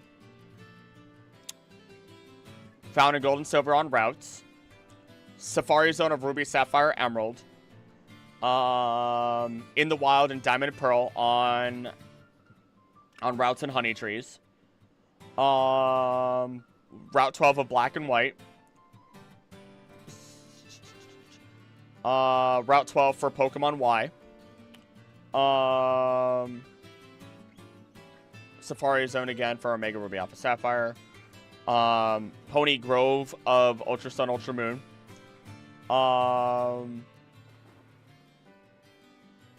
In the expansion pass of Sword and Shield, you can find it.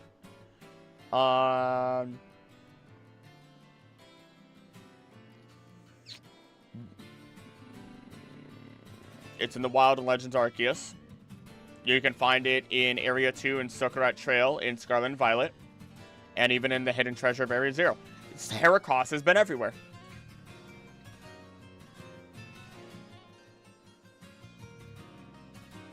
That's wild to me. That's actually a little wild to me.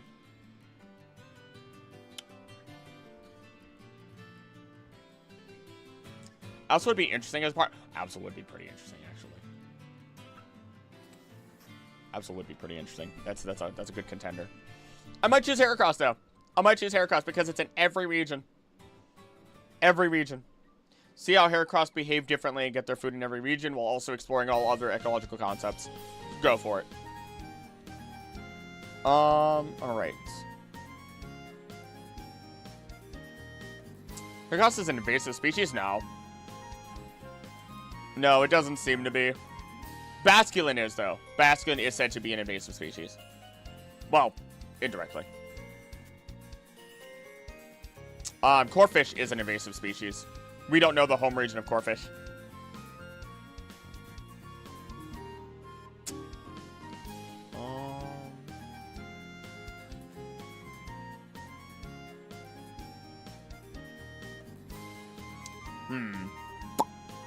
Young Goose is an invasive species, you're correct. Invasive in Alola. I don't know about anywhere else. Only because I haven't checked.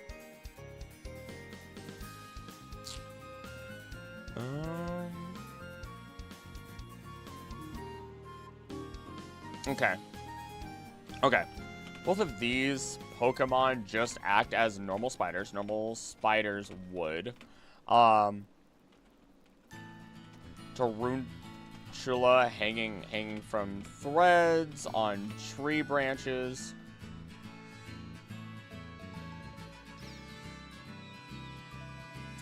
And Spidops being an ambush predator.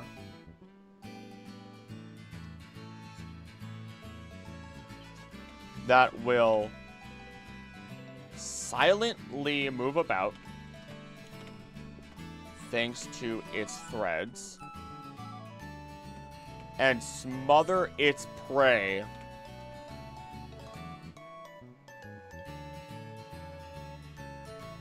and strike before there's time to react. It sets traps,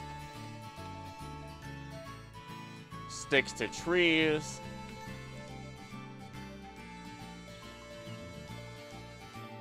and is rivals with Scyther, who can't break their threads. It's 3 feet tall. It's a meter tall.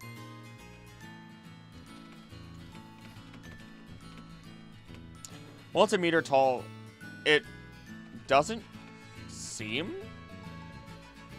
to pose a threat as long as you aren't an intruder. Why does my stupid charger work normally sometimes and other times today it takes literally the whole day, afternoon, and most of the night to charge? Is there a loose cord inside of the thing? Or a electrical disconnect or something? Ooh. That person now in overabundance.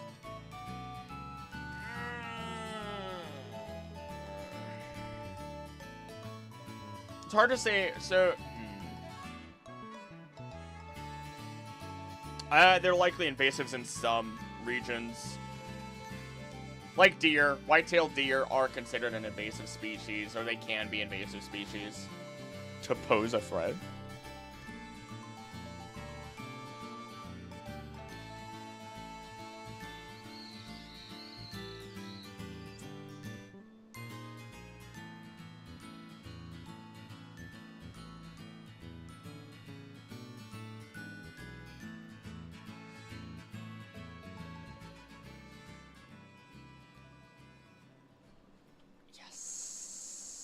Yes. Yes.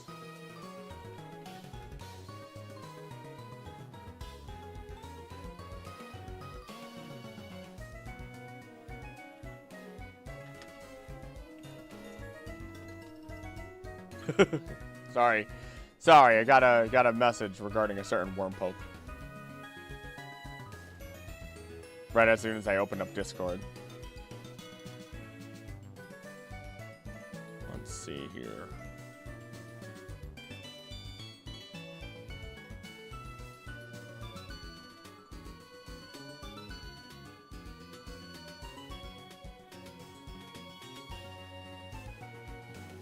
Let's see here.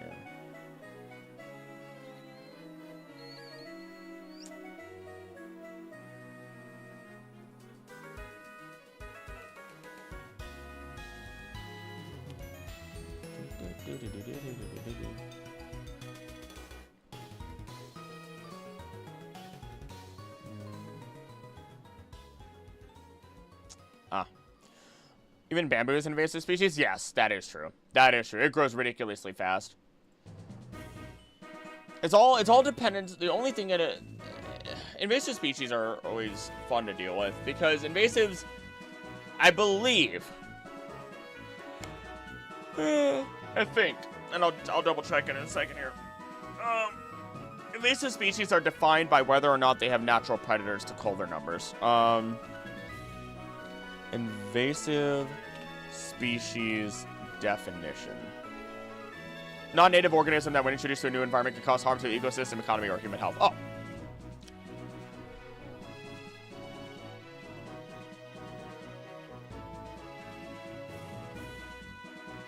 Alien to the ecosystem. Okay, so yeah. Okay, National Invasive Species Information Center. Non-native to the ecosystem under consideration and whose introduction causes or is likely to cause economic or environmental harm or harm to human health. Okay. Well, there we go. So I only had one part of that. Not even, technically. Maybe had a third of it. Maybe. Would Mewtwo count as invasive species to Kalos?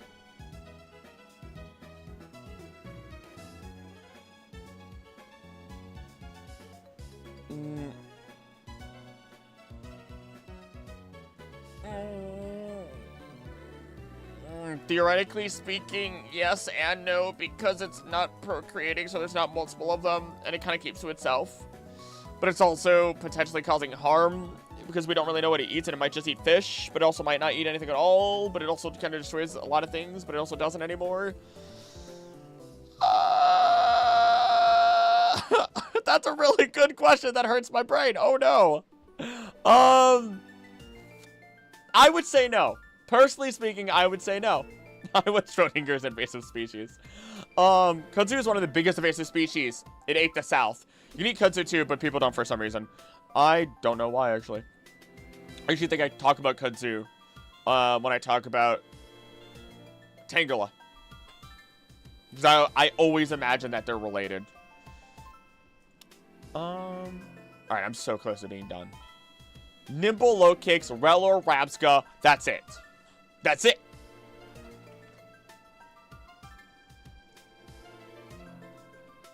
Nimble.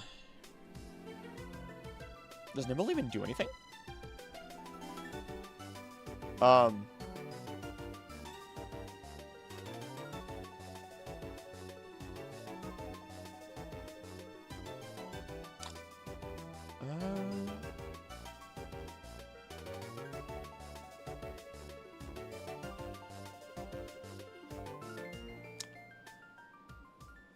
Initialize enemies in short order. Showdown can't be in showdown mode for long.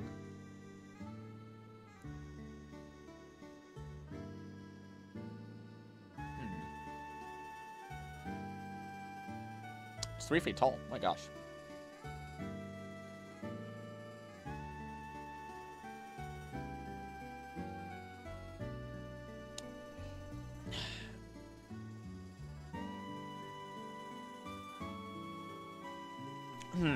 To be entirely fair, our Pokemon that we do find here in Paldea are going to be more speculative.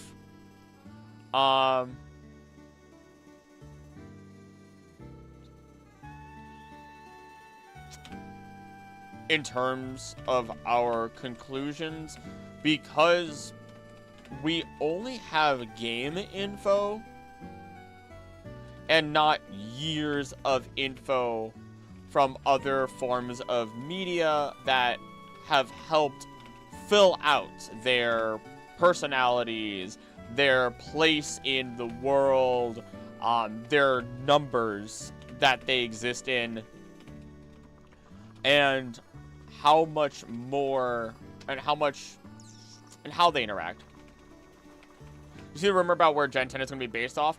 I heard that it was going to be like a set of islands. Wasn't it like the Mediterranean was the thought process? Which, if they do that, I better see my boy Crystal Onyx. I better see Megas for the bird trio. Or some sort of, you know, give me Pecan Island. Like, there's so much. Like, it's rumored to be where the first life came from. It has its own league. Like, if they do it, if they do it, ooh, I really hope they drag concepts from the Orange Islands into this. Because if they do, it could be phenomenal. Some Deli Bird is there. Hey there, Hales. How you doing? With a whole pantheon of Greek-based legendaries. I know so little about the Mediterranean, actually, so it'll be very interesting for me. If that's true. If that's true. Oh my god!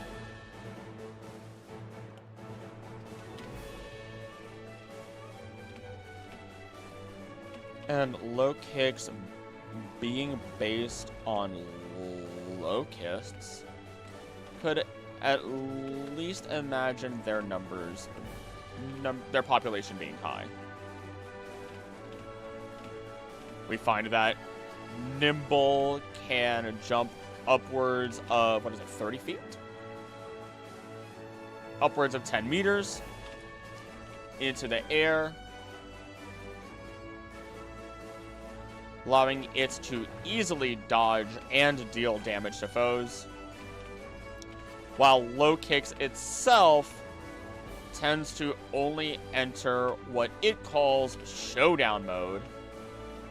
Well, what we call its showdown mode, which is when it goes all out in a battle stance to quickly and efficiently incapacitate enemies. That is not the right word. Incapacitate enemies. What was your legendaries based on, M? I'm curious about that now. Just realized I have 2 D&D streams to catch up on. Ha! It's okay. We don't have... Well, I haven't figured out what we're doing, because Thunder won't be available in May for a session. He's going to be in Japan, so I got to figure something out still. But I also have just been swamped with grabbing the reins of the channel and pulling as hard as I can at this point.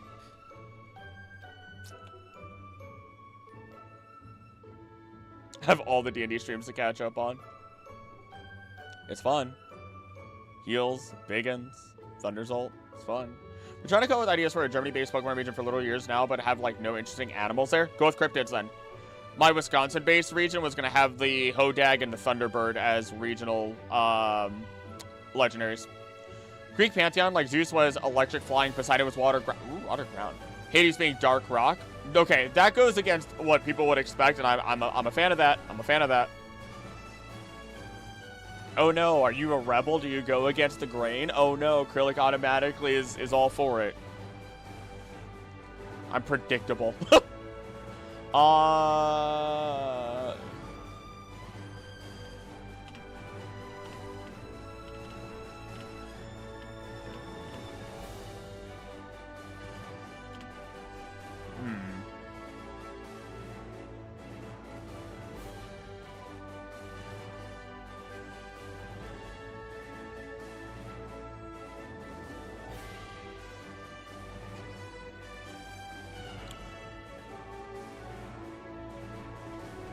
Otherwise, it doesn't state anything about being territorial or aggressive.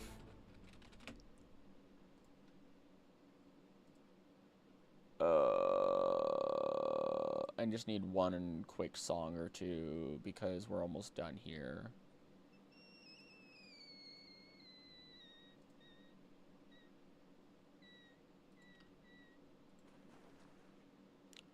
I have no idea if that picked up on mic. I just realized, and hopefully it didn't.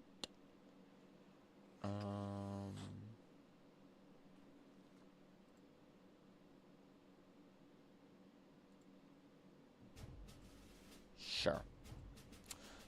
Poseidon's also the god of earthquakes. Really? How have I never known that? No one's ever told me that. Pluto, Roman Hades, is the god of gems or something of that ilk.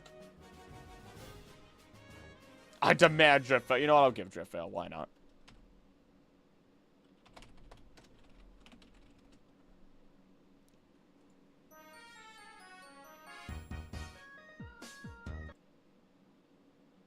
Why is it only 8 seconds long? Why is this version only 8 seconds long? Huh? Why was that version only 8 seconds long?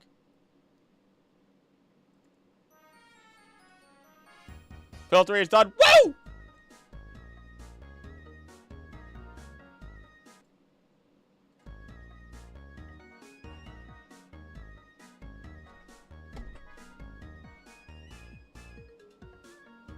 What did they do? What is happening here? What is happening here?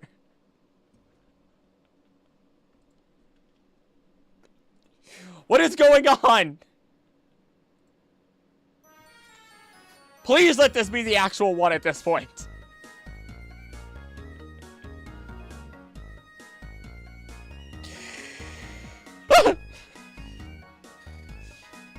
Well, I lasted all 8 seconds to find intervention. If you listen to any of the Splatoon OSTs, I've had it pop up every once in a while. Region based on Virginia. I know nothing about Virginia. Real talk. I know nothing. I've been through it a couple times. Splatoon music goes hard. It's got some good stuff. It's got some good stuff. I've been listening to all of her stuff.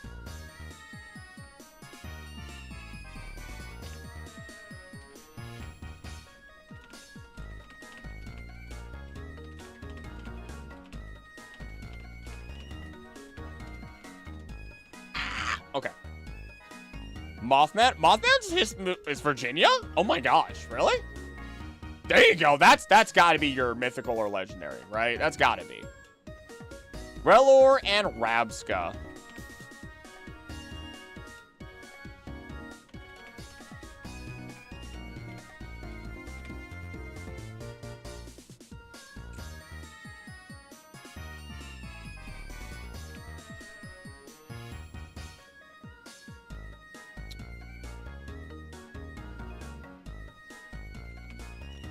What really gets my goat? What gets your goat? What gets your goat? We have another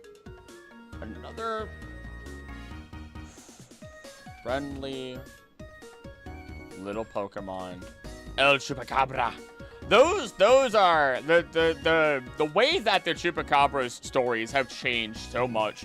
And like how it looks, how it's described, and so on and so forth. Like, isn't the original tale so much more, I forget if it's more tame or wild. You could prey on livestock and everything, and it was like a good way to be like, oh, my cow died. It must have been the Chupacabra. But also it had like, wasn't there like... Yeah, people thought it was coyotes with a severe case of mange. People believe, at least. Pillow project for today. 3 out of how many done? I'm at least making progress. Only bled a little from poking myself too, and only found 1 new foam color. Your organization and sanity stayed intact. And allow me to try and finalize my video script here.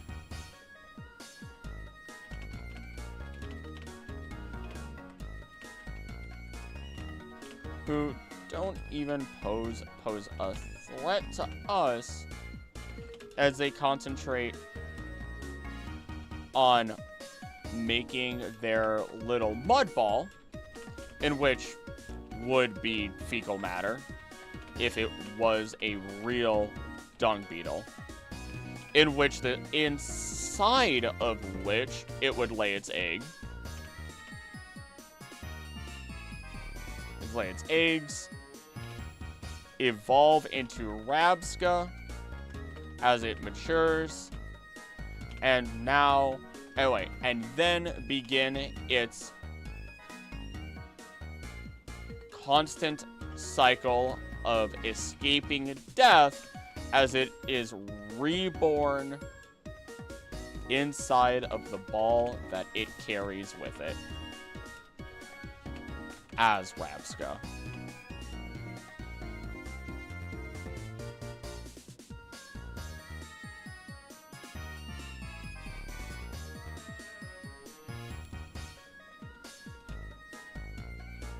I'm in. Oh, I swore a lot. My sanity got too tired to freak out. Even my neurospiciness is chill today, and being on day 5, no sleep at all. I hope that you do get some sleep soon. Some restful sleep. Ball.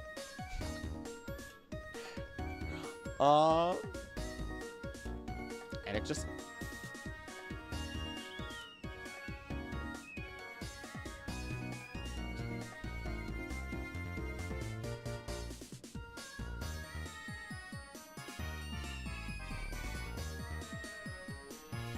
Okay, there we go.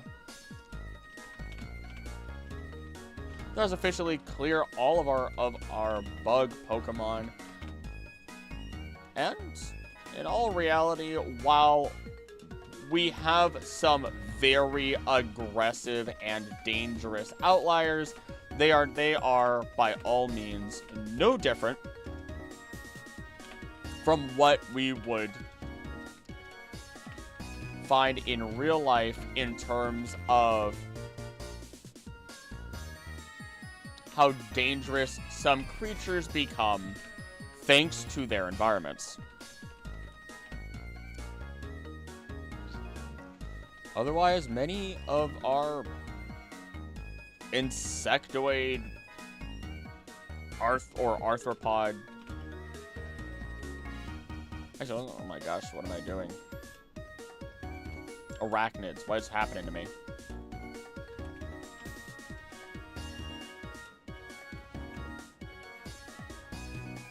Or even arthropod related Pokemon are essential to every single region they reside in. They decompose, they serve as food, they pollinate.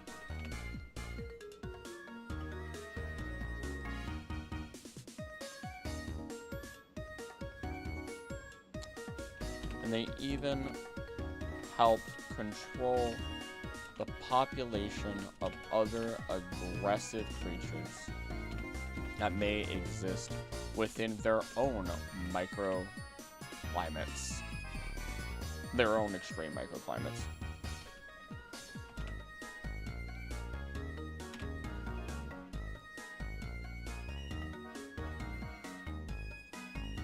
Or to make a gimmick, it would be music-based transformation, maybe caused by a mythical Meloetta, and this transformation could be a permanent thing.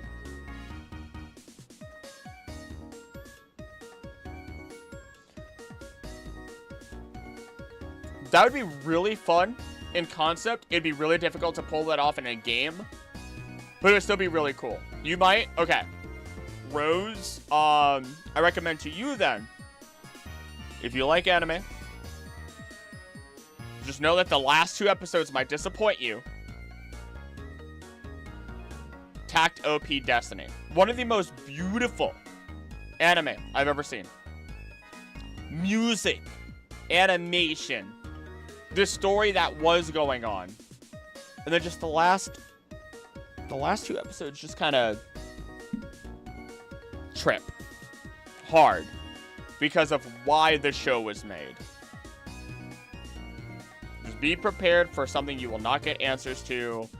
Be prepared for something that was made because it was technically an advertisement. Not technically, it is an advertisement for a gacha game that is like a harem gacha game. But it did not seem that way until like the very end of the series. Like, is it a super deep story? No. But it's just enough. And it's...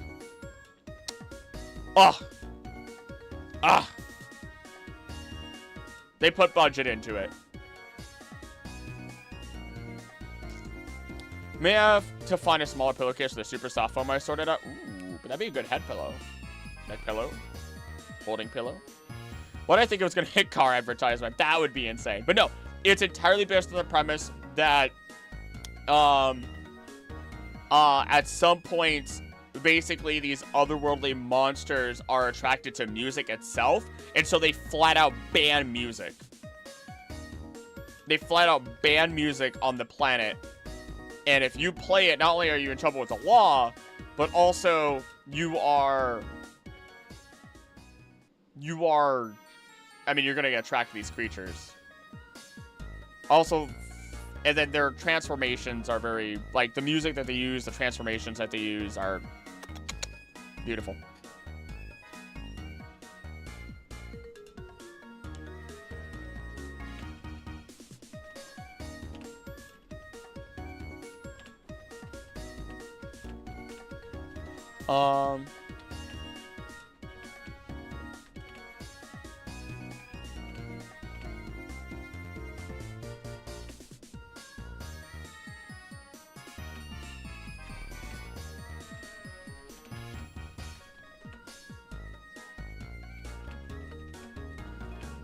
Through sheer numbers and their power.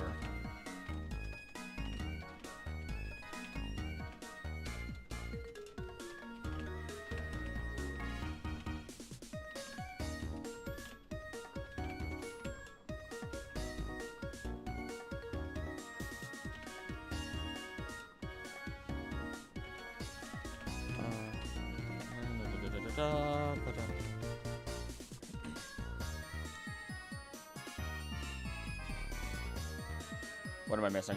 What's going on?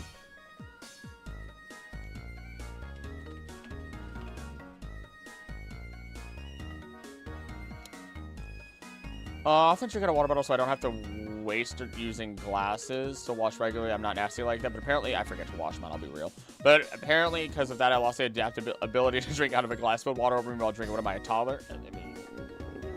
I mean, I can't make fun of you too much. You're sick. I'll be nice.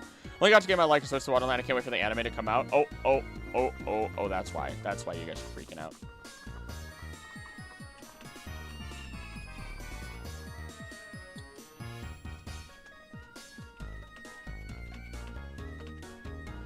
Maybe I won't be recording all of this today.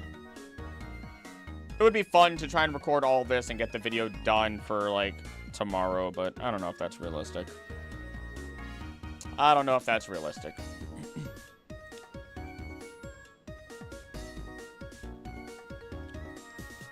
Let me see here.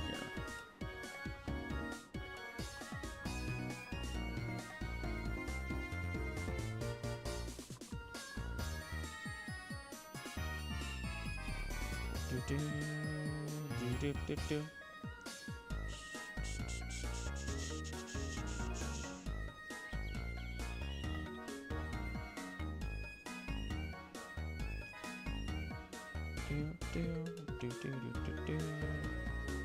I think we're good. I could take a small break and then come back up to record. Maybe. I might have enough time.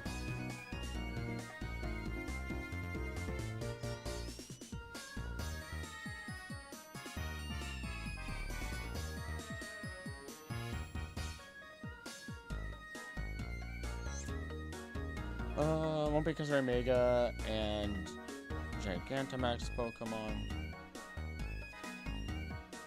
Blah, blah, blah, even though I include one Gigantamax info.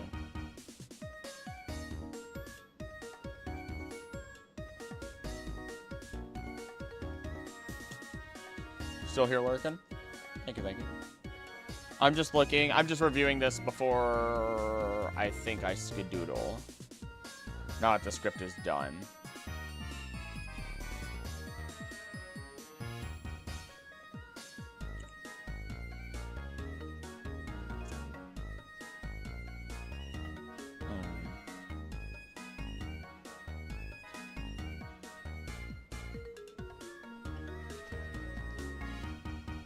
I might, you know what? I haven't shared the thumbnail. I might redo it. I'll share the thumbnail with you guys before I skedaddle, I think. I think I'll share the thumbnail.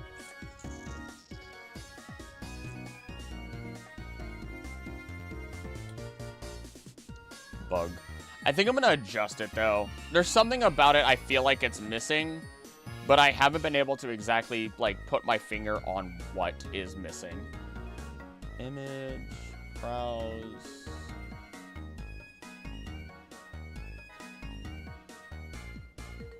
I wanted to keep it simple. Shabingo. Like, I don't know. I feel like there's something missing from it. Maybe it's the fact that I didn't draw any sort of background at all, and it feels like it could have one. I don't know. Maybe I can add more Pokemon to it, more red eyes in the background, just to really exemplify, like, the danger. And these are all Pokemon that people know, right? Like, when you think of spiders, you're thinking of Rhydose. When you think of the bees, you automatically think of, you know, Beedrill, but then there's also Vespiquen right there, which that Beedrill is kind of rough looking. I'm not gonna lie. I don't know what about it. It's not looking great. You can tell, you know, Parasect and Shedinja from the back, which is funny to me, to just have those two facing away from us. And then Volcarona is another, like, very popular one. So it's like, I want Volcarona, my baby. But, like,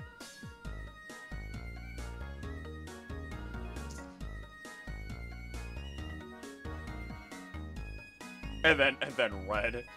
Yeah, I just wanted to throw it in. I was like, you know what? I could throw a planet in there, but I just want to throw a human being in danger. Why not?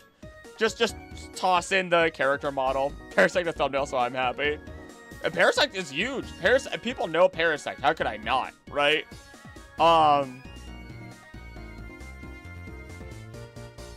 Maybe I will just leave the thumbnail like that. I feel like it stands out enough. There's a lot going on.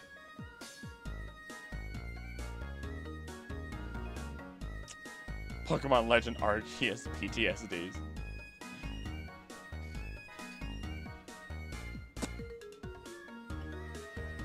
I mean, it was a fun, simple thumbnail. Like, this video isn't like a super crazy one. It's not one that I'm like, ooh, but actually, I think at this point, now that you know what, I'm gonna finalize it. I'm gonna finalize it now. I'm gonna look at the votes. I'm gonna look at the votes. Let me see. Members voted for. So I had the members vote, and members voted for what the next video is gonna be after this. Ooh, that's gonna be fun. And it was between 3 videos that I'm actually fairly excited for. And it was either, and I'll talk about them. It was either gonna be how the Draconage changed the world. Basically, they did more than just worship Rayquaza or save the world by, you know, helping give it its Mega Evolution, but they may have also been the ones to seal the Regis away, and they might have accidentally made Jirachi. And I want to kind of explore all their handiwork, what they've done, you know. Then there's, like, the power of Alola, which is more of an anime thing. Like, what is the power of Alola? Why did Ash win in Alola? Why did he not win anywhere else, right? Why did they choose Alola and then still give him one more season? Why? And then the last one, which is the one that got the most votes, and I'm also very excited for, is Time Criminals. Pokemon characters that manipulated time. There's more than Turo and Sada, as even Bill, Volo, and many other individuals in the Pokemon world have manipulated time. Their actions have split the timelines and even affected lives from all universes. And I've been thinking about how to talk about timelines and how they've changed and who's affected that and alternate universes and all that good stuff for a long time now. And that's the next video. So, Time Criminals will be the next video. I get a little big old smile on my face. Big old smile, because it's gonna be fun. I want to make it relatively similar to how I constructed the... Well, I guess I didn't construct it. I mean, I did, but I didn't. I want it similar to how the Arceus and the Sins Against, or the Sins of Humanity video went, right? The Divine Truth.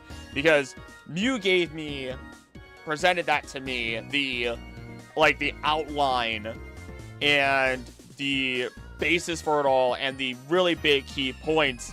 And then from there, I was able to take it and expand on it because I loved what she threw at me and add more and see things that could support it. The biggest one being, like, I was able to look at the interpretations, or my interpretation of, I'll mix it both, of the old verses in Hisui, Legends Arceus, and how much those have affected the world and how much they support, you know, all of that, right? And I want this time one to be relatively similar. Won't be as preachy because it's not revolving around Arceus, but still. Right, versus 6 alpha bug months. You know what? Would you be surprised if I said that I did not even think about that? About how that worked? I think it's pretty crazy. Oh, thank you. The next says, if you see Shedinja's back, it'll suck your soul. It says if you peer into its back, which up until today, I thought, like, yeah, if you accidentally saw its back, you would just die. But it might only be if you, like, look into its back. I don't know. It could go either way. I didn't speculate on that until, like, today or yesterday whenever I wrote about Shedinja for this video. I hope by next year I'll have another pillow done. Fingers crossed. But I think that's enough for me. I don't think I'm going to stream again this week, because I'll probably be grinding away at this time video, and that's going to require a lot of concentration.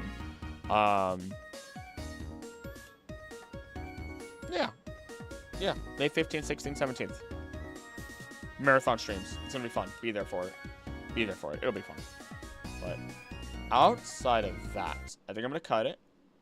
Voltorb bowling. Okay, that's... I'm in. You get a strike, it explodes. Just saying. I could see it. I could get behind it. I'm gonna go rest on my voice a little bit. Then I'm probably gonna come back, and I'm gonna crack out this recording for this video. Because why not? I'm excited. I'm all in on this. And then I can start working on the time video afterwards. Well, not afterwards, but either way. Thank you guys for being here. And as always, don't think I would do. Please be nice to each other. I love you, and I'll see you next time. Bye!